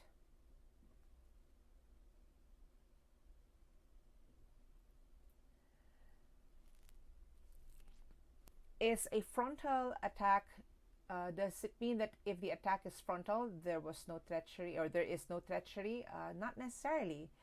Suppose that X and Y were having a nice dinner, and all of a sudden, X says, I'm going to excuse myself to go to the restroom. As soon as X stands up, Y shoots him in the chest. That is a frontal attack, but still, that is treacherous because of the element of surprise that attends the commission of the crime. In a case, if the person's name is called out, is that equivalent to a warning? Not necessarily. It could still be treacherous even if the name of the victim had been called prior to the assault. Now let's talk about error in personae. Is there treachery in the commission of the crime when there is error in personae or mistaken identity?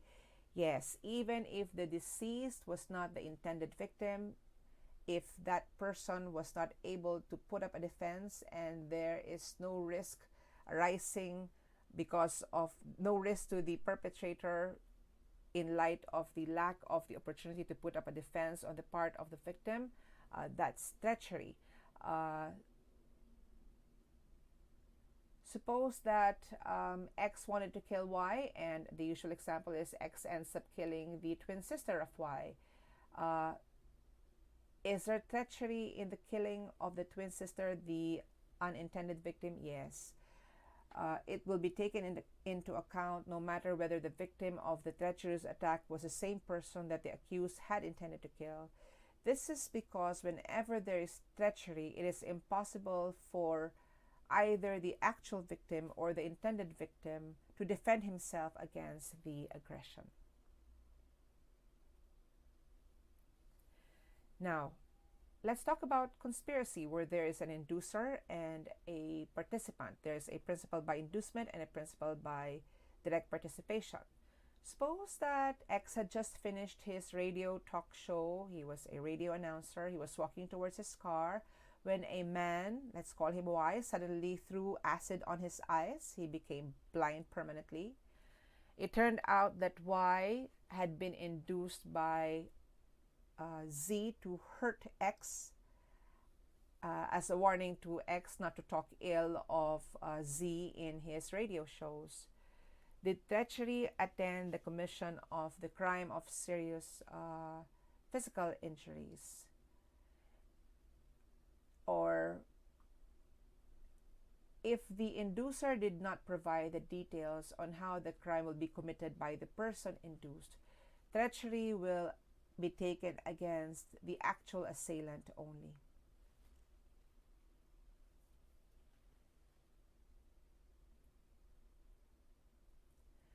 Know also that treachery will absorb evident premeditation. Suppose that after buying the gun, the accused hid himself by the bushes and waited for the deceased to pass by, and once the deceased passed by, the accused shot him from behind. That would be a treacherous killing.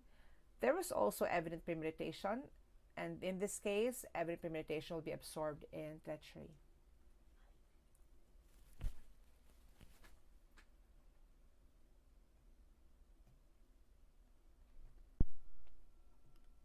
There are many important cases to learn in treachery.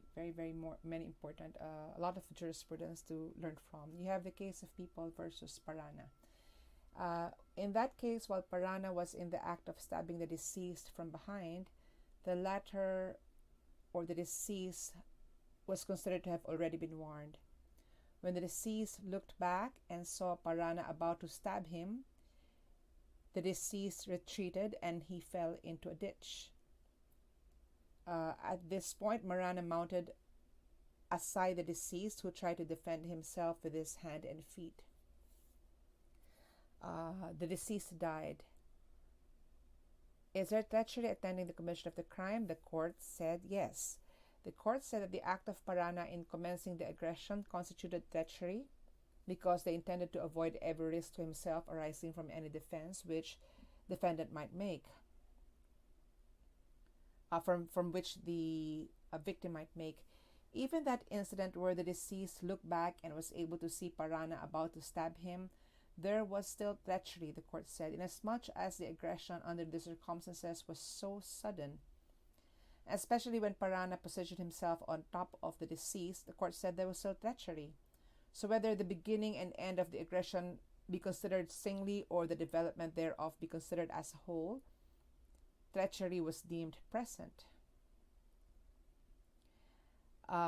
Then you have the case of People versus Diva. The accused there was suddenly attacked. He was able to retreat and was hit only when he was already in the act of defending himself against the attack. And the court said no more treachery in this case.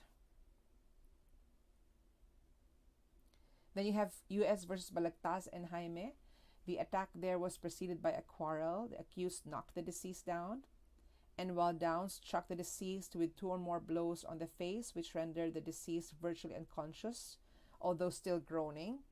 And while in this state of unconsciousness, the accused threw the deceased into the water face downward. The court said there's no treachery here because the acts were all done in so short a time and in one movement, which followed the other in rapid succession as to constitute one and the same attack. Then you have People versus Cañete. The court said that there's no treachery also in that case. The accused here assaulted the deceased with a knife, and in the course of the fight, which ensued, inflicted a serious cut on the thigh of the deceased. So the deceased ran, but he was pursued by the accused. After a short distance, the deceased fell to the ground, face downwards, but before he could recover his equipoise and resume his flight, the accused ran up and stabbed him in the back. Court said no, there's no treachery here because the accused could not have consciously adopted the mode of attack. There's no treachery at the inception, and the aggression is continuous until the consummation of the deed. Then you have People versus Peje. The court said that even if the accused was shot while lying wounded on the ground, it appeared that the firing of the shot was a mere continuance of the assault in which the accused was wounded, with no appreciable time between the delivery of the blows and the firing of the shot. That's why there is no treachery in the case. Now, these cases were qualified in U.S. versus Baluyot. The court said there that even if the beginning of the attack is free from treachery, it will still be considered by the court as present if at the time the fatal blow is struck, the deceased is helpless and unable to defend himself. In this case, the victim, in order to escape, had been driven to take refuge in the closet, and with the door shut, it was therefore impossible for him to see what his assailant was doing, or it was impossible for him to put up any defense against the shot directed through the panel of the door. When the victim entered and sought refuge in the closet, there was already a break in the continuity of the attack, and the resumption of the attack thereafter was characterized as treacherous. The aggression introduced material changes in the conditions of the killing. Then you have People versus Eli Canal. 2 unarmed men, the chief mate and the captain, were fighting. At first, it was a man-to-man fight, but with the help of the members of the crew, the accused had the captain's hand and feet bound, at which point the fatal blow was delivered. Court said this would be a treacherous killing.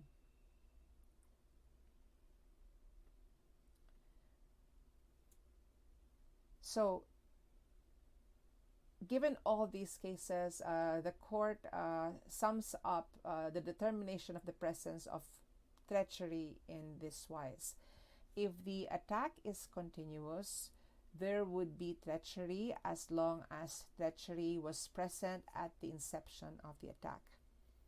However, if the attack can be divided into stages, treachery will be appreciated if the deceased or the injured person had no means of defending himself at the time that the fatal blow is delivered. That is why in U.S. versus Baluyot, the beginning of the attack was not treacherous. But when the victim hid himself in the closet with no opportunity to defend himself from any attack made by the person outside the closet, and when the victim was killed inside the closet. At the time that the fatal blow was delivered, treachery was present.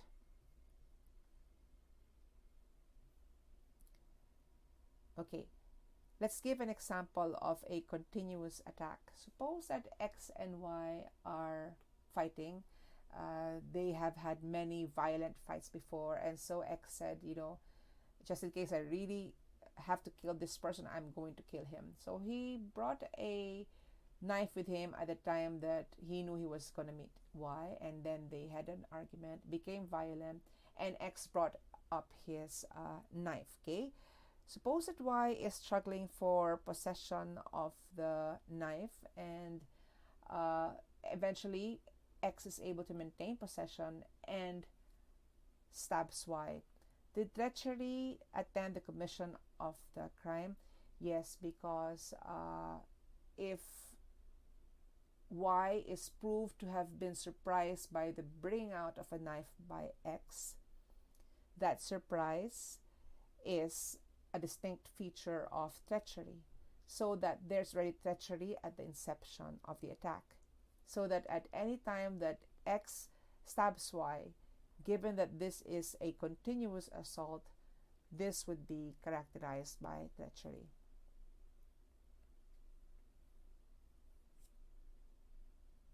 Now, suppose that the attack is divided in stages. X brings out a knife. Y, of course, runs away from X, but X pursues him. Y falls on the ground. When Y ran away from X, that already interrupted the assault. So you can say that the assault is now in stages, so that in the second stage, when Y fell to the ground, and it is at this point that X stabbed him, if the position of Y was such that he could not put up a defense against X, then the stabbing of Y would be characterized as treacherous.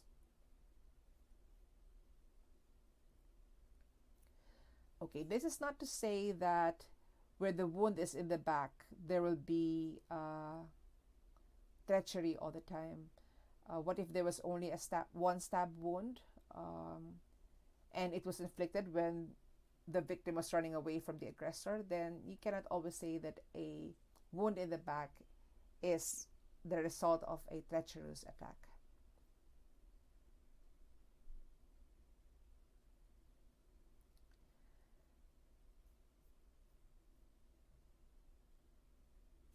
To repeat, even if there's treachery, and even if there's conspiracy between the inducer and the induced, it will be applied against the inducer only if it can be proved that he knew the manner of assault to be employed by the induced.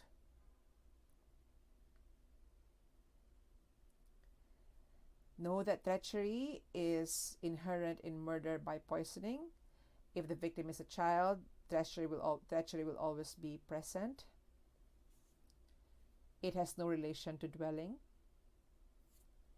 Treachery may or may not absorb craft, as we have said so earlier. Treachery absorbs band and abuse of superior strength.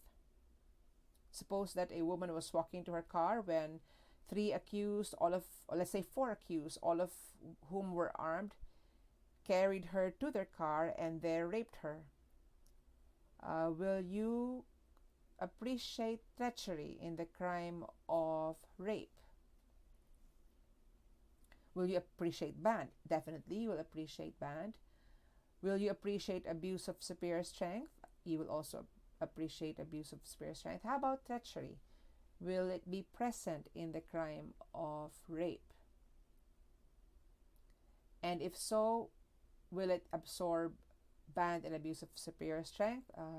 The answer is yes to all of those questions. Now, know that treachery is qualifying in murder, but a special aggravating circumstance in the crime of serious physical injuries. I think I've said this earlier. Treachery is qualifying murder, but just let me correct myself if I've made a mistake there. treachery is a special aggravating circumstance in the crime of serious physical injuries. You can find proof of that in Article 263, if I might just read that to you. In the last paragraph, okay.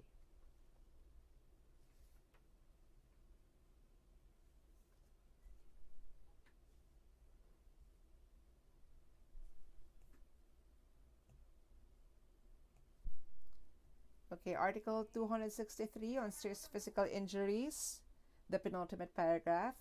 If the offense shall have been committed against any of the persons enumerated in Article 246, the crime of parricide, or with the attendance of any of the circumstances mentioned in Article 248, the crime of murder, the penalties will be, the sum of this paragraph simply means that the penalties will be in its maximum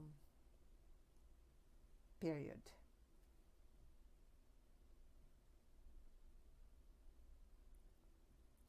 So serious physical injuries, if that's a crime, treachery is a special aggravating circumstance. Please remember that. Suppose that X intends to kill A, but A dodges the bullet. The bullet kills B. With respect to A, as we've said earlier, it's attempted homicide or attempted murder. With respect to B, it is consummated homicide or consummated murder. Now, if treachery attended the commission of the crime, treachery is appreciated in aberratio ictus, and the crime will not only be homicide but murder. So with respect to the intended victim, with respect to the actual victim, B, who died because the bullet was dodged by A, the crime against B would be murder if he was not in a position to defend himself. With respect to A, it will be attempted murder.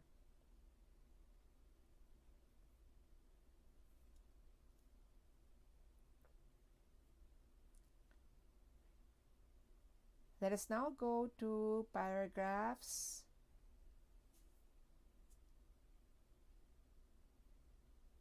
17, and I would like to compare that to the last paragraph, cruelty. Let's go to paragraph 17.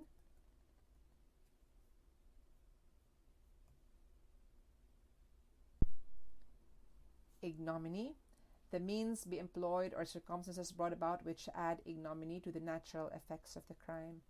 Ignominy is a circumstance pertaining to the moral order which adds disgrace and obloquy to the material injury caused by the crime. Suppose that X was urinating when Y came from behind and castrated him. Y was charged with mutilation.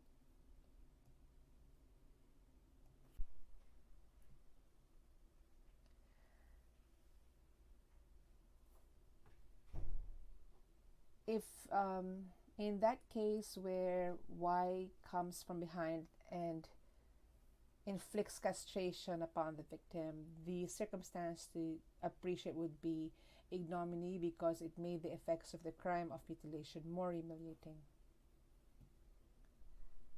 Ignominy has been applied not only to crimes against chastity but also in coercion, also in treason.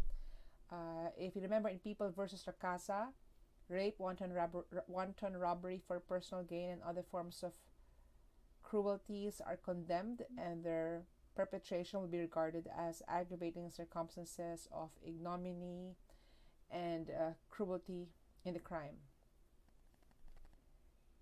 Ignominy is adding insult to injury. It is not to be appreciated if shame is already the natural result of the crime, such as in the crime of rape. But it may be considered in unconventional rape, where, the dog-style position, where the man penetrates the woman from behind. The rape there would be aggravated by ignominy because such style is proper only between two consenting adults.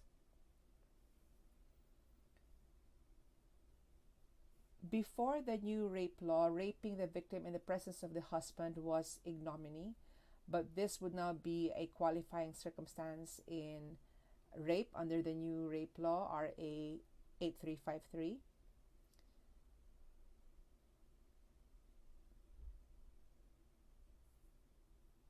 In People versus Bernabe, dated 2009, if the victim was sexually assaulted after the fatal wound had already been inflicted upon her, ignominy will be appreciated in the crime of murder. So in this case, the victim was at the threshold of death when she was sexually assaulted. The court appreciated the circumstance of ignominy. But in the case of People versus Diaz, 1999 case, the sexual assault against an 11-year-old girl for the purpose of taking revenge against the family of that 11-year-old. I'm sorry, not really for it. The offender had a similar experience as a child, and so she committed sexual assault against an 11-year-old girl as well. The court did not appreciate ignominy.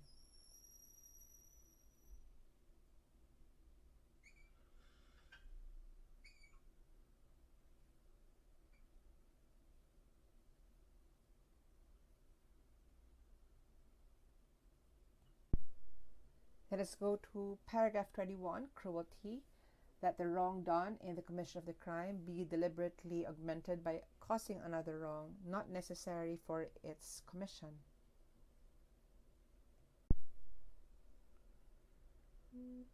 Cruelty exists when the culprit enjoys and delights in causing his victim to suffer more slowly and gradually, causing him unnecessary physical pain in the consummation of the criminal act.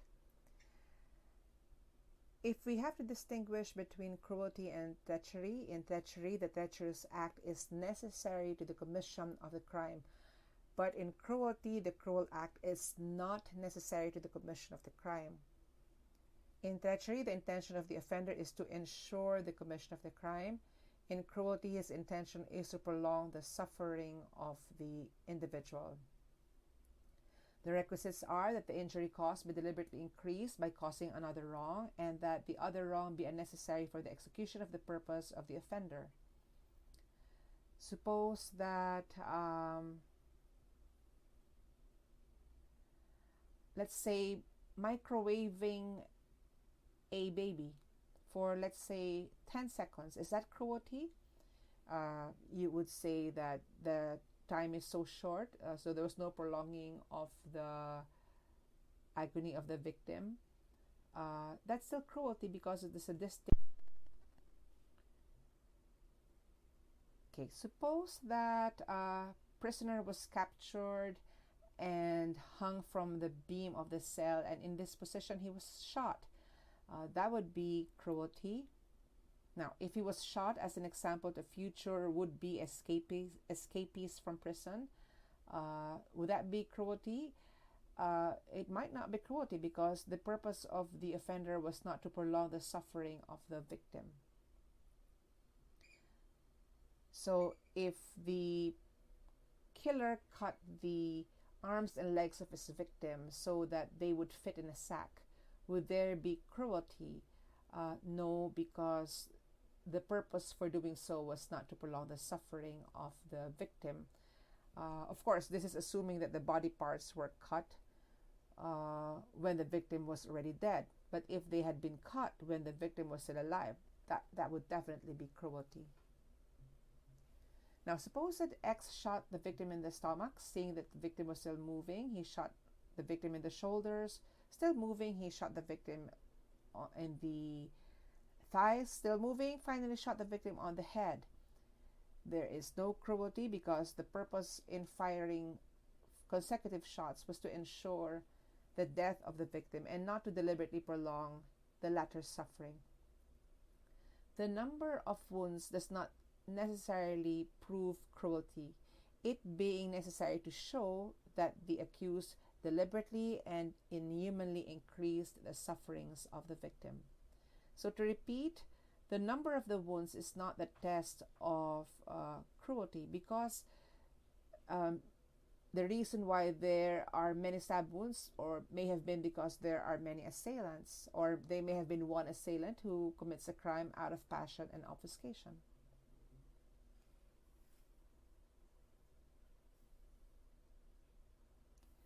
In one case, People versus Dayug, X shot Y on the abdomen and he came closer to Y.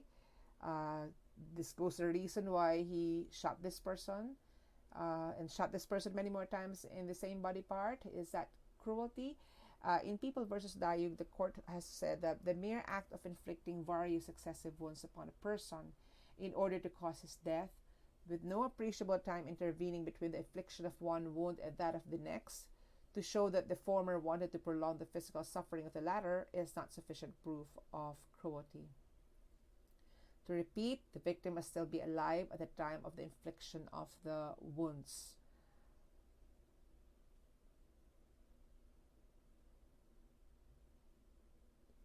How about decapitating the head of the victim?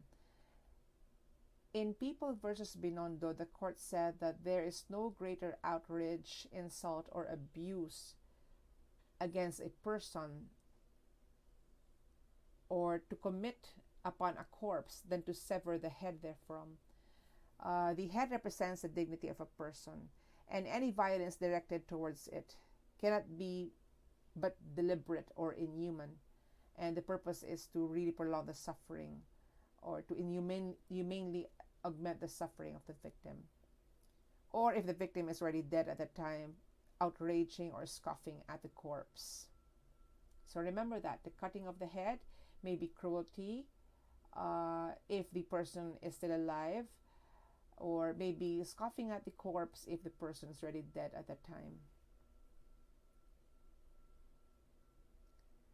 To repeat, rape, wanton robbery for personal gain, and other forms of cruelty have been held as aggravating in treason.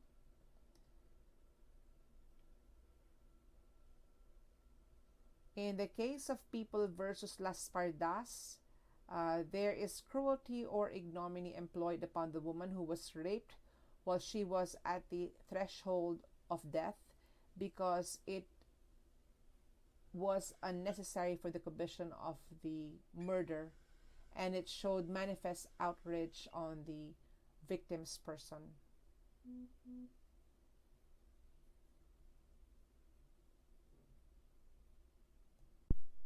Now, we have earlier said that raping a woman by penetrating her from behind may be ignominy because it is not the norm for unconsenting adults, but it is not necessarily cruelty because it may be necessary for the commission of the crime.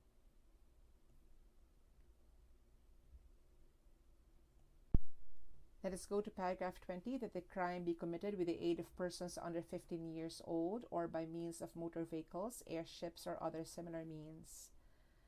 The reason for this aggravating circumstance with respect to availing the aid of persons under 15 is that criminals tend to exploit people who have absolute exemption from criminal liability.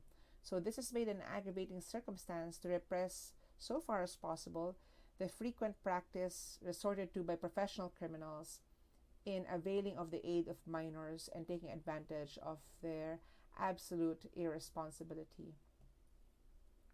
Now, if the child whose aid is used is not below 15, instead he or she is 15 to 17 years old, this paragraph 20 will not apply, but it will be considered as a special aggravating circumstance in section 20-C of RA 9344, and the penalty shall be applied in its maximum regardless of the presence of mitigating circumstances.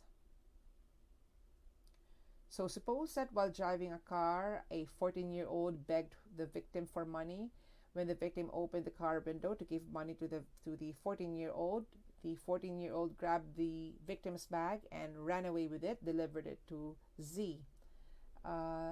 Z would be a principal by inducement in the crime of theft aggravated by the use of persons under 15 years old. Of course, the 14-year-old beggar would be exempt from criminal responsibility on account of his age. Let us talk about motorized vehicles.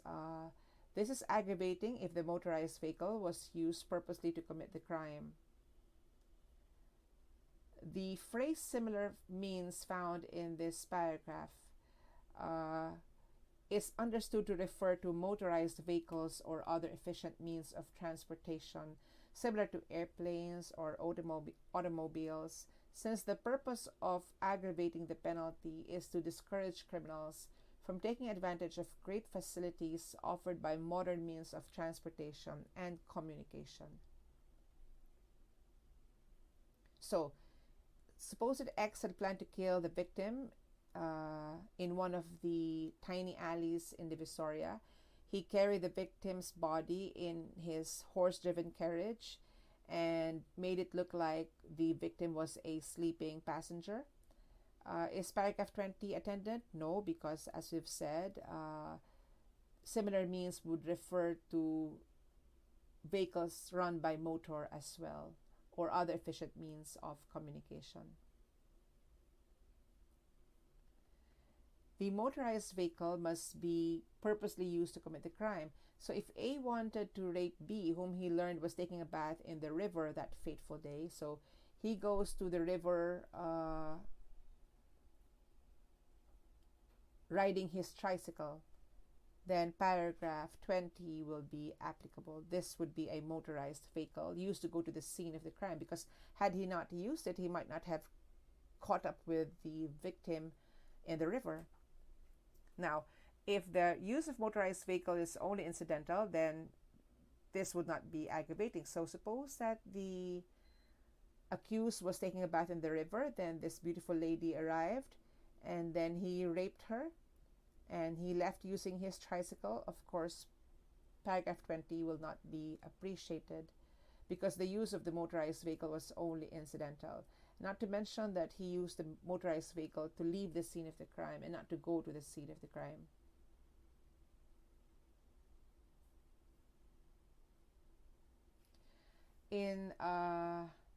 In one case, although not in the Supreme Court reports, if the crime was committed was theft and the motorized vehicle was used to go to and leave the place where the theft was committed, but where the personal property need not be carried away in the motorized vehicle, then paragraph 20 will not be considered. Now, if the motorized vehicle was used to go to the scene of the crime and to transport the stolen goods from the scene of the crime to another place, then motorized vehicle will be an aggravating circumstance as held in People versus Espejo.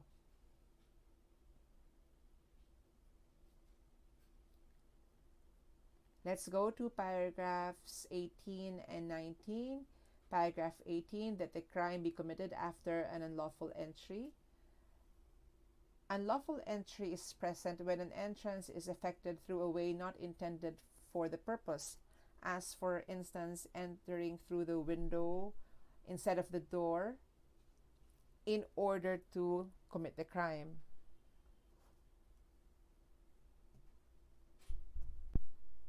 So that the way that paragraph 19 is worded, the breaking of the wall, roof, floor, door, or window is used as a means to commit the crime.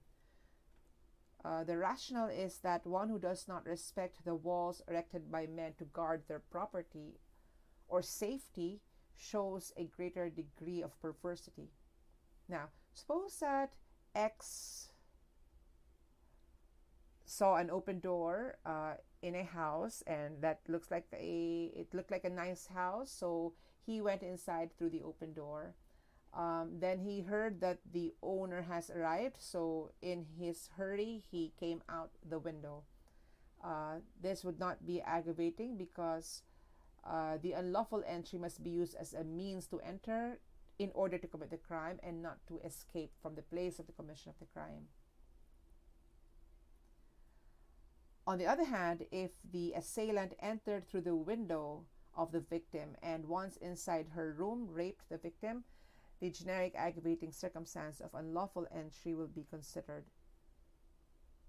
Now, unlawful entry is inherent in the crime of robbery with force upon things because this aggravating circumstance is included by law in the definition of said crime under Article 299.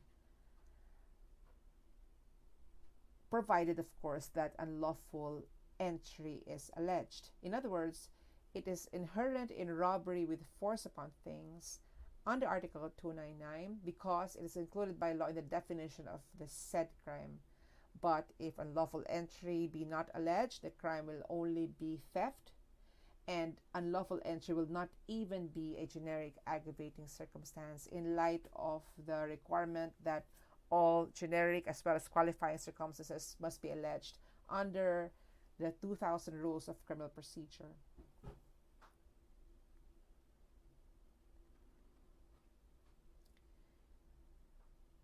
This circumstance, to repeat, is inherent in robbery with force upon things, but not in robbery with violence against intimidation of persons.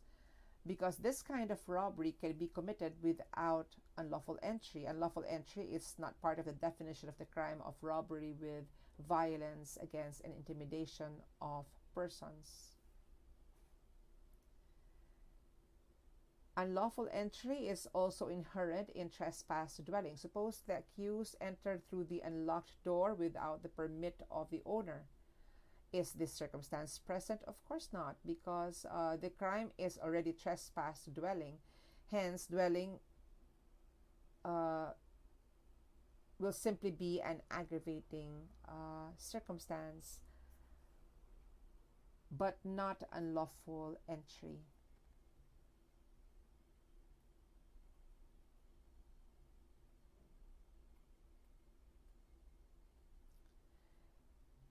In the crime of trespass to dwelling, will dwelling be an aggravating circumstance? We know that unlawful entry is not an aggravating circumstance, but will dwelling be an aggravating circumstance, considering that the name of the crime is trespass to dwelling? Now, suppose that the offender enters through the window of the offended party and rapes her in her room. We will have unlawful entry and dwelling.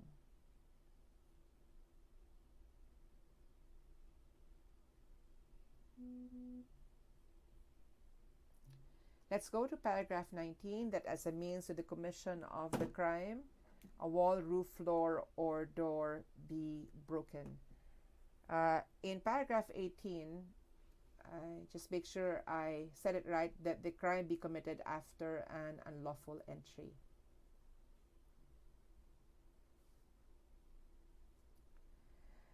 Paragraph 19 is not limited to property crimes. Also, breaking for the purpose of exit is not included. On the other hand, there need not be entry to commit the crime in paragraph 19. In paragraph 18, there must be unlawful entry for the purpose of the commission of the crime. In paragraph 19, there has to be breaking of the roof, floor, door, wall, window in order to commit the crime, but the offender after such breaking need not enter such wall, roof, floor, door, or window for this circumstance to be present. So suppose that A enters Y's house through the door which was open and unsecured. As soon as he got in, he killed Y. He was about to leave through the door when he saw the wife of Y just about to ring the doorbell. So A broke the side window and passed through it on his way out.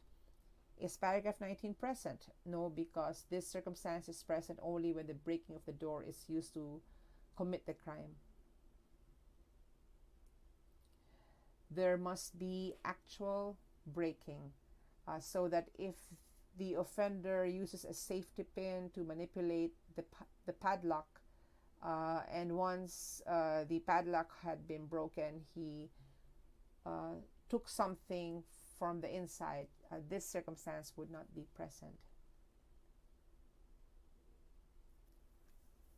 And of course, as we've said earlier, there need not be actual entrance in order for this circumstance to be present. So the accused broke the show window of a watch store, stretched his arm, reached for the inside, and abstracted the watches therefrom.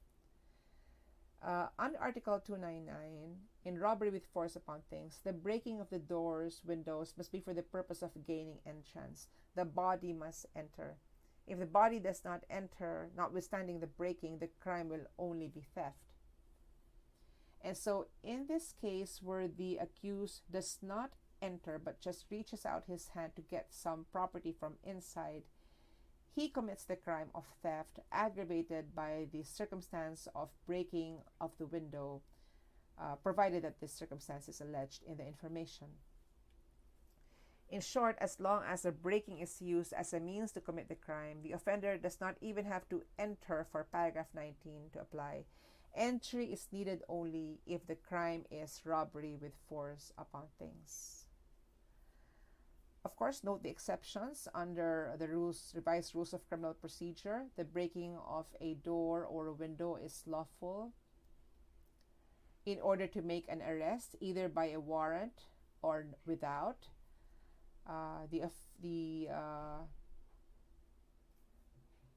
There may be breaking into a building or any enclosure where the person to be arrested is or reasonably believed to be, if refused admittance thereto, after the officer announces his authority and purpose.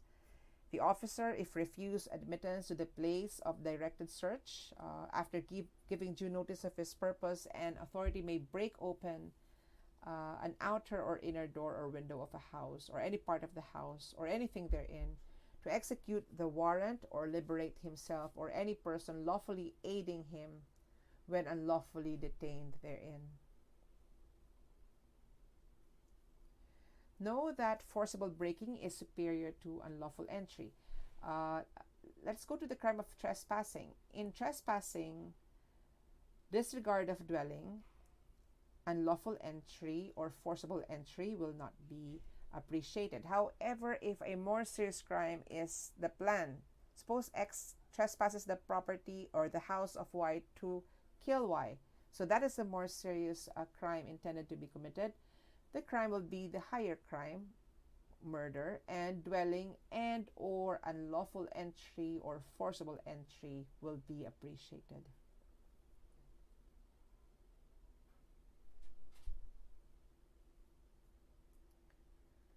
How about this circumstance of dwelling? Dwelling is not an element or an ingredient of this aggravating circumstance. As a matter of fact, dwelling is by itself another aggravating circumstance.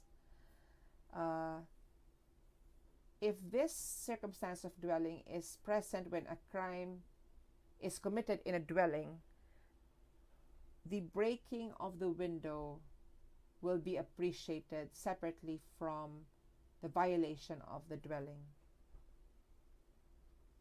Now, if the crime committed in the dwelling is robbery with force upon things, this aggravating circumstance of breaking the wall, roof, floor, door, or window would be a qualifying circumstance, while dwelling will be absorbed for being an element of the robbery with force upon things.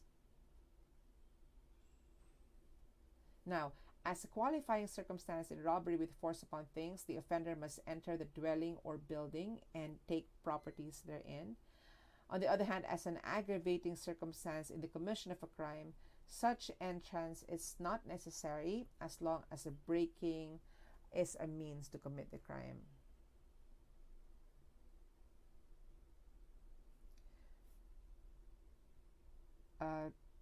To repeat, this aggravating circumstance of forcible breaking is inherent in robbery with force upon things, both in an inhabited and uninhabited house under Articles 299 and 302 respectively.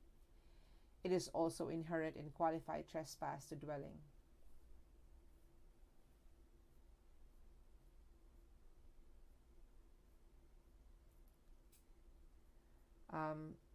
I will discuss paragraphs 9 and 10 along with habitual delinquency, but just a short discussion. Let's go to paragraph 9. Who is a recidivist? He is one who, at the time of the trial for one crime, shall have been previously convicted by final judgment of another crime, embraced in the same title of the code.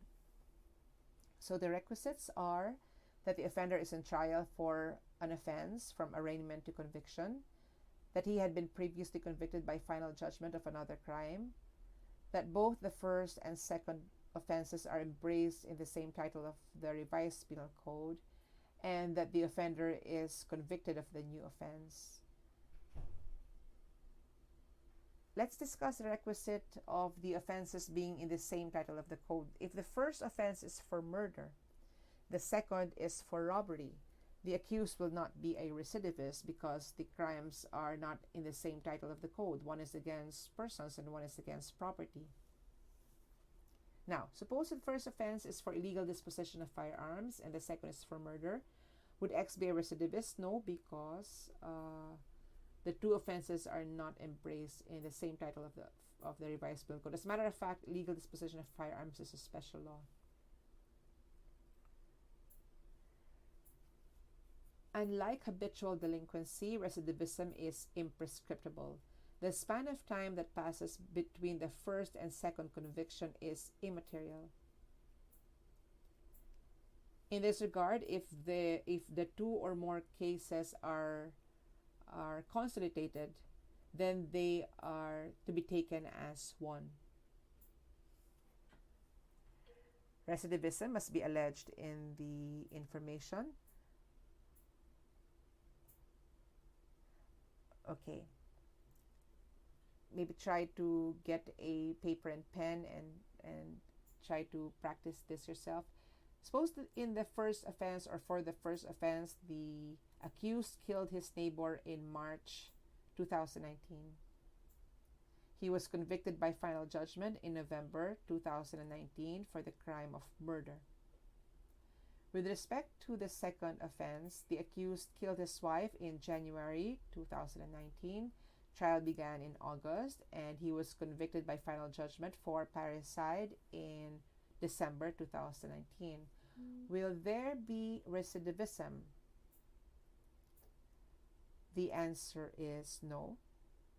For recidivism to apply, the subsequent conviction should be for an offense committed after the commission of the offense in the prior conviction. Or stated differently, there is no recidivism if the second conviction is for an offense committed before the offense subject of the first conviction. So in this case, the second conviction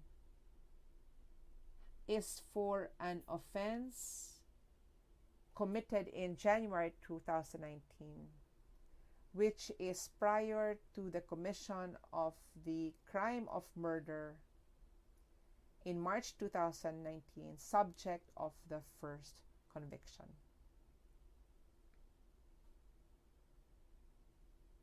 Now, there has to be at least two convictions because recidivism involves plurality of convictions. Suppose that X is on trial for parricide. He has been charged with estafa before the arraignment for parricide. He is later convicted of estafa.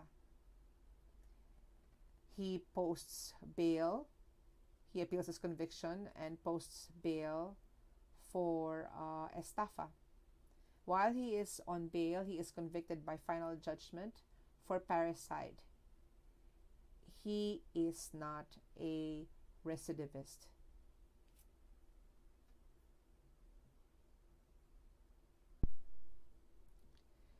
This is because he is not yet convicted by final judgment of the crime of estafa. He has appealed that conviction, and that appeal has not yet been resolved at the time of his conviction by final judgment for the crime of parricide.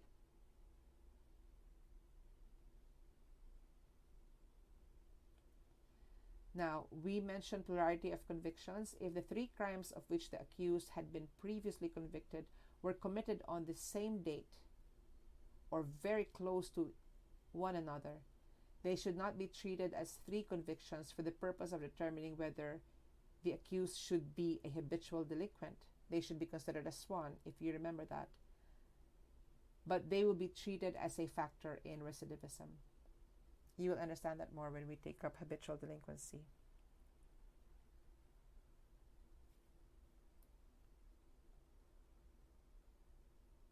Still in the matter of plurality of convictions, if the accused is given amnesty for the previous offense, there would be no recidivism because amnesty extinguishes all the legal effects of the crime committed. But if what was granted to him was only pardon, then there would be recidivism because pardon merely extinguishes the penalty. Let's go to reiteration, the last circumstance that we haven't discussed. If both recidivism and reiteration are present, you will consider only recidivism but not reiteration. Why? Reiteration is not always aggravating. In fact, the court may exercise discretion as to what to consider in imposing the penalty upon the accused. Let's say if as a result of taking the circumstance of reiteration into consideration, the penalty for the present crime becomes death, but the previous offenses were only crimes against property, then the court might not have to consider reiteration in the imposition of the penalty.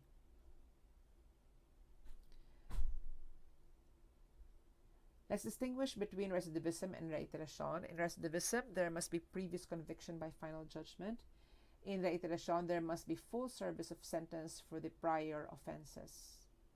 In recidivism, crimes are always embraced in the same title of the code. In reiteration, both offenses must not be embraced in the same title of the code, meaning they can apply to special laws because what is considered and compared only are the penalties. Finally, recidivism is always aggravating, but reiteration would depend on court discretion.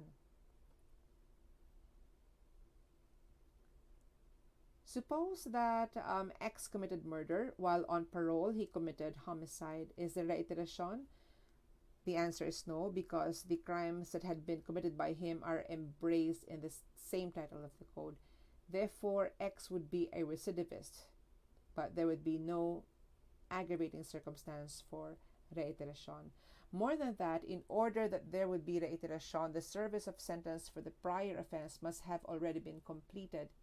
In this case, because the accused was on parole, that would imply that he has not yet fully served his sentence.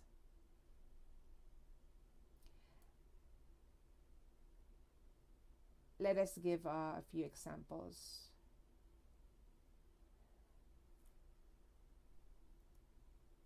Okay.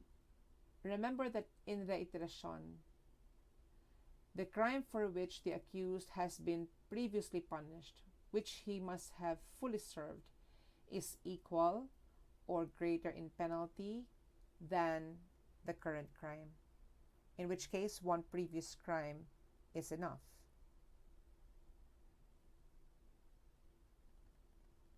Now, if the penalty for the crime for which he has been previously punished is lighter than the penalty for the current crime, then the previous crimes should be more than one. Okay, suppose in 2001, accused served his sentence for perjury. In 2002, he served his sentence for acts of lasciviousness. In 2009, he is convicted of rape. Is there reiteration? Yes, because the penalty for rape would surely be severe. It will have an afflictive penalty. The first two offenses, however, have already been served, and each of them was lighter than the penalty for the third crime committed. Suppose that in 2001, accused served sentence for slight physical injuries. In 2002, he served his sentence for serious physical injuries. In 2009, he was convicted of homicide. Would there be reiteration? No, because he is also a recidivist in this case. And if both recidivism and reiteration are present, you will drop reiteration and consider only recidivism. Now, suppose that in 2001, the accused served sentence for serious physical injuries. In 2009, he was convicted of robbery. Is there reiteration? No, because the penalty for the first offense of serious physical injuries is lighter, and there is only one previously served offense.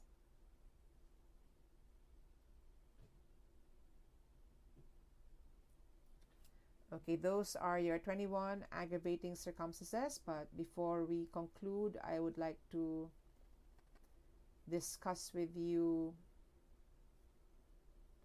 some special aggravating circumstances. You have complex crimes under Article 48, where the penalty for the more serious offense is to be imposed in its maximum period. That makes that penalty a special aggravating circumstance. Number two, you also have RA 7659, the heinous crime law. Remember, when a public officer commits the crime under Article 14, Paragraph 1, and takes advantage of his public position in the commission of the crime, those are also special aggravating circumstances. Under RA 9165, the commission of a crime under the influence of drugs will be a qualifying circumstance.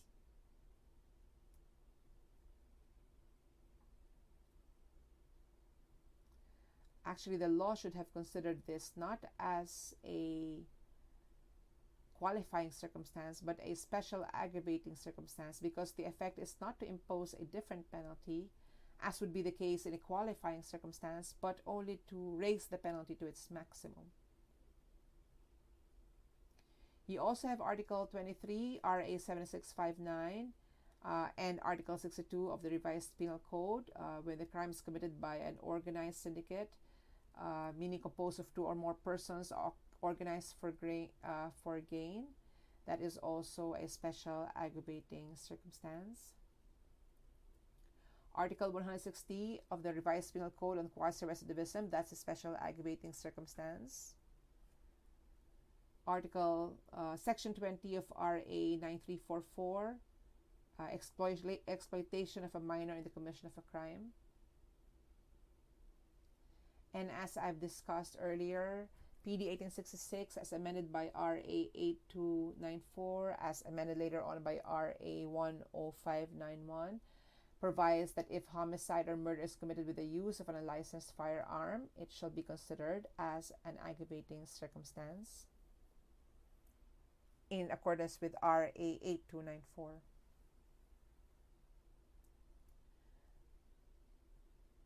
Okay, let's discuss PD 1866 as amended. Just remember these rules. If the crime is committed by the accused without the use of a loose firearm, then the offense of illegal possession of a loose firearm, in case the accused is searched and found to be in possession of an unlicensed firearm, would be a separate offense. Now, if the crime is committed by the accused with the use of a loose firearm, remember the following rules. There are 4 rules to remember. Number 1, when the loose firearm is used to commit rebellion or coup d'etat, the accused will be prosecuted for the crime committed, and the use of loose firearms will be absorbed. Number 2 rule. When the loose firearm is used in committing a crime other than rebellion or coup d'etat, with a greater penalty, the accused will be prosecuted for the graver crime, and the penalty will be in the maximum period. So, suppose that accused uses a loose firearm to commit homicide. and that has a higher penalty than the crime of using a loose firearm, then the accused will be prosecuted for homicide, and the imposable penalty will be in the maximum period. So that's how we know that the use of a loose firearm shall be a special aggravating circumstance in the crime of homicide.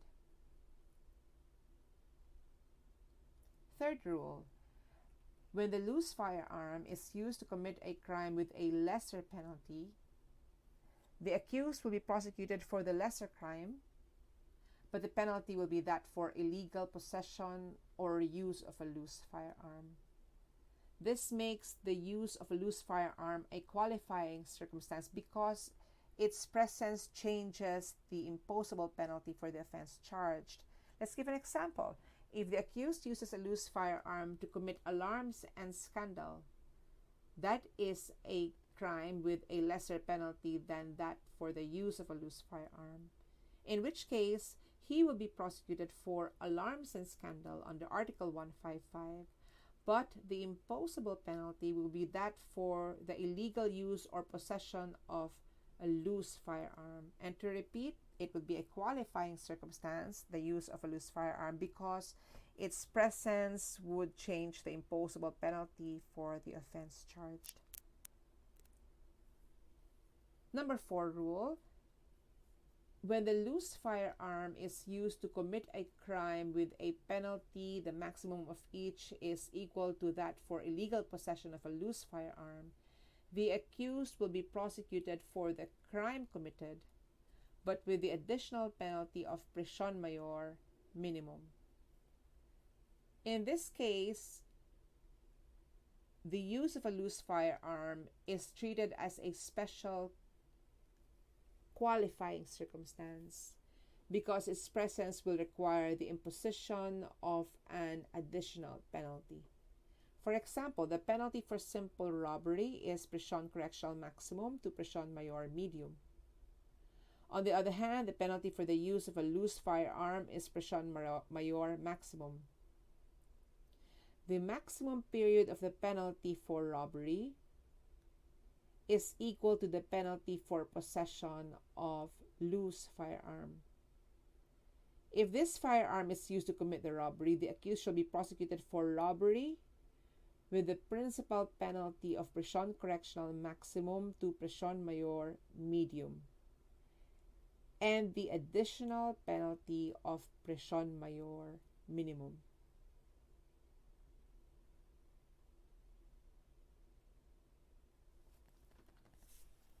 After firearms, let's talk about explosives. Under PD 1866, as amended by RA 8294, use of explosives in the commission of a crime which results in the death of a person is an aggravating circumstance. So the use of an explosive can be aggravating in homicide or murder. But as I've said earlier, PD 1866 was amended by RA 9516, and the use of explosives in that law is no longer an aggravating circumstance. So if the accused used an explosive to kill, the possible prosecutions would be for murder qualified by the use of explosives and with a generic aggravating circumstance of treachery if applicable, or it could also be for possession of explosives qualified by the circumstance that the crime that the explosives is used as a necessary means to commit murder. He cannot be prosecuted for both. Lastly, let us discuss aggravating circumstances peculiar to certain felonies, which are already embodied in the specific provisions of law. You have Article 128, Paragraph 2, violation of domicile, where the crime is committed at night or the threats or the effects not constituting evidence of the crime subject of the search to be not returned immediately after the search. That non-return is an aggravating circumstance. Next is Article 132, Paragraph 2, interruption of religious worship, where the crime is committed by or attended by violence or threats. The violence or threat will be an aggravating circumstance. In Article 148, where the crime Indirect assault is committed with a weapon against a public officer or employee, or where the offender lays a hand upon a person in authority. These would be aggravating indirect assault. In Article 265, in less serious physical injuries, in Article 265, whenever less serious physical injuries shall have been committed with the manifest intent to insult or to offend the injured person, or under circumstances adding ignominy to the offense, they would be aggravating circumstances.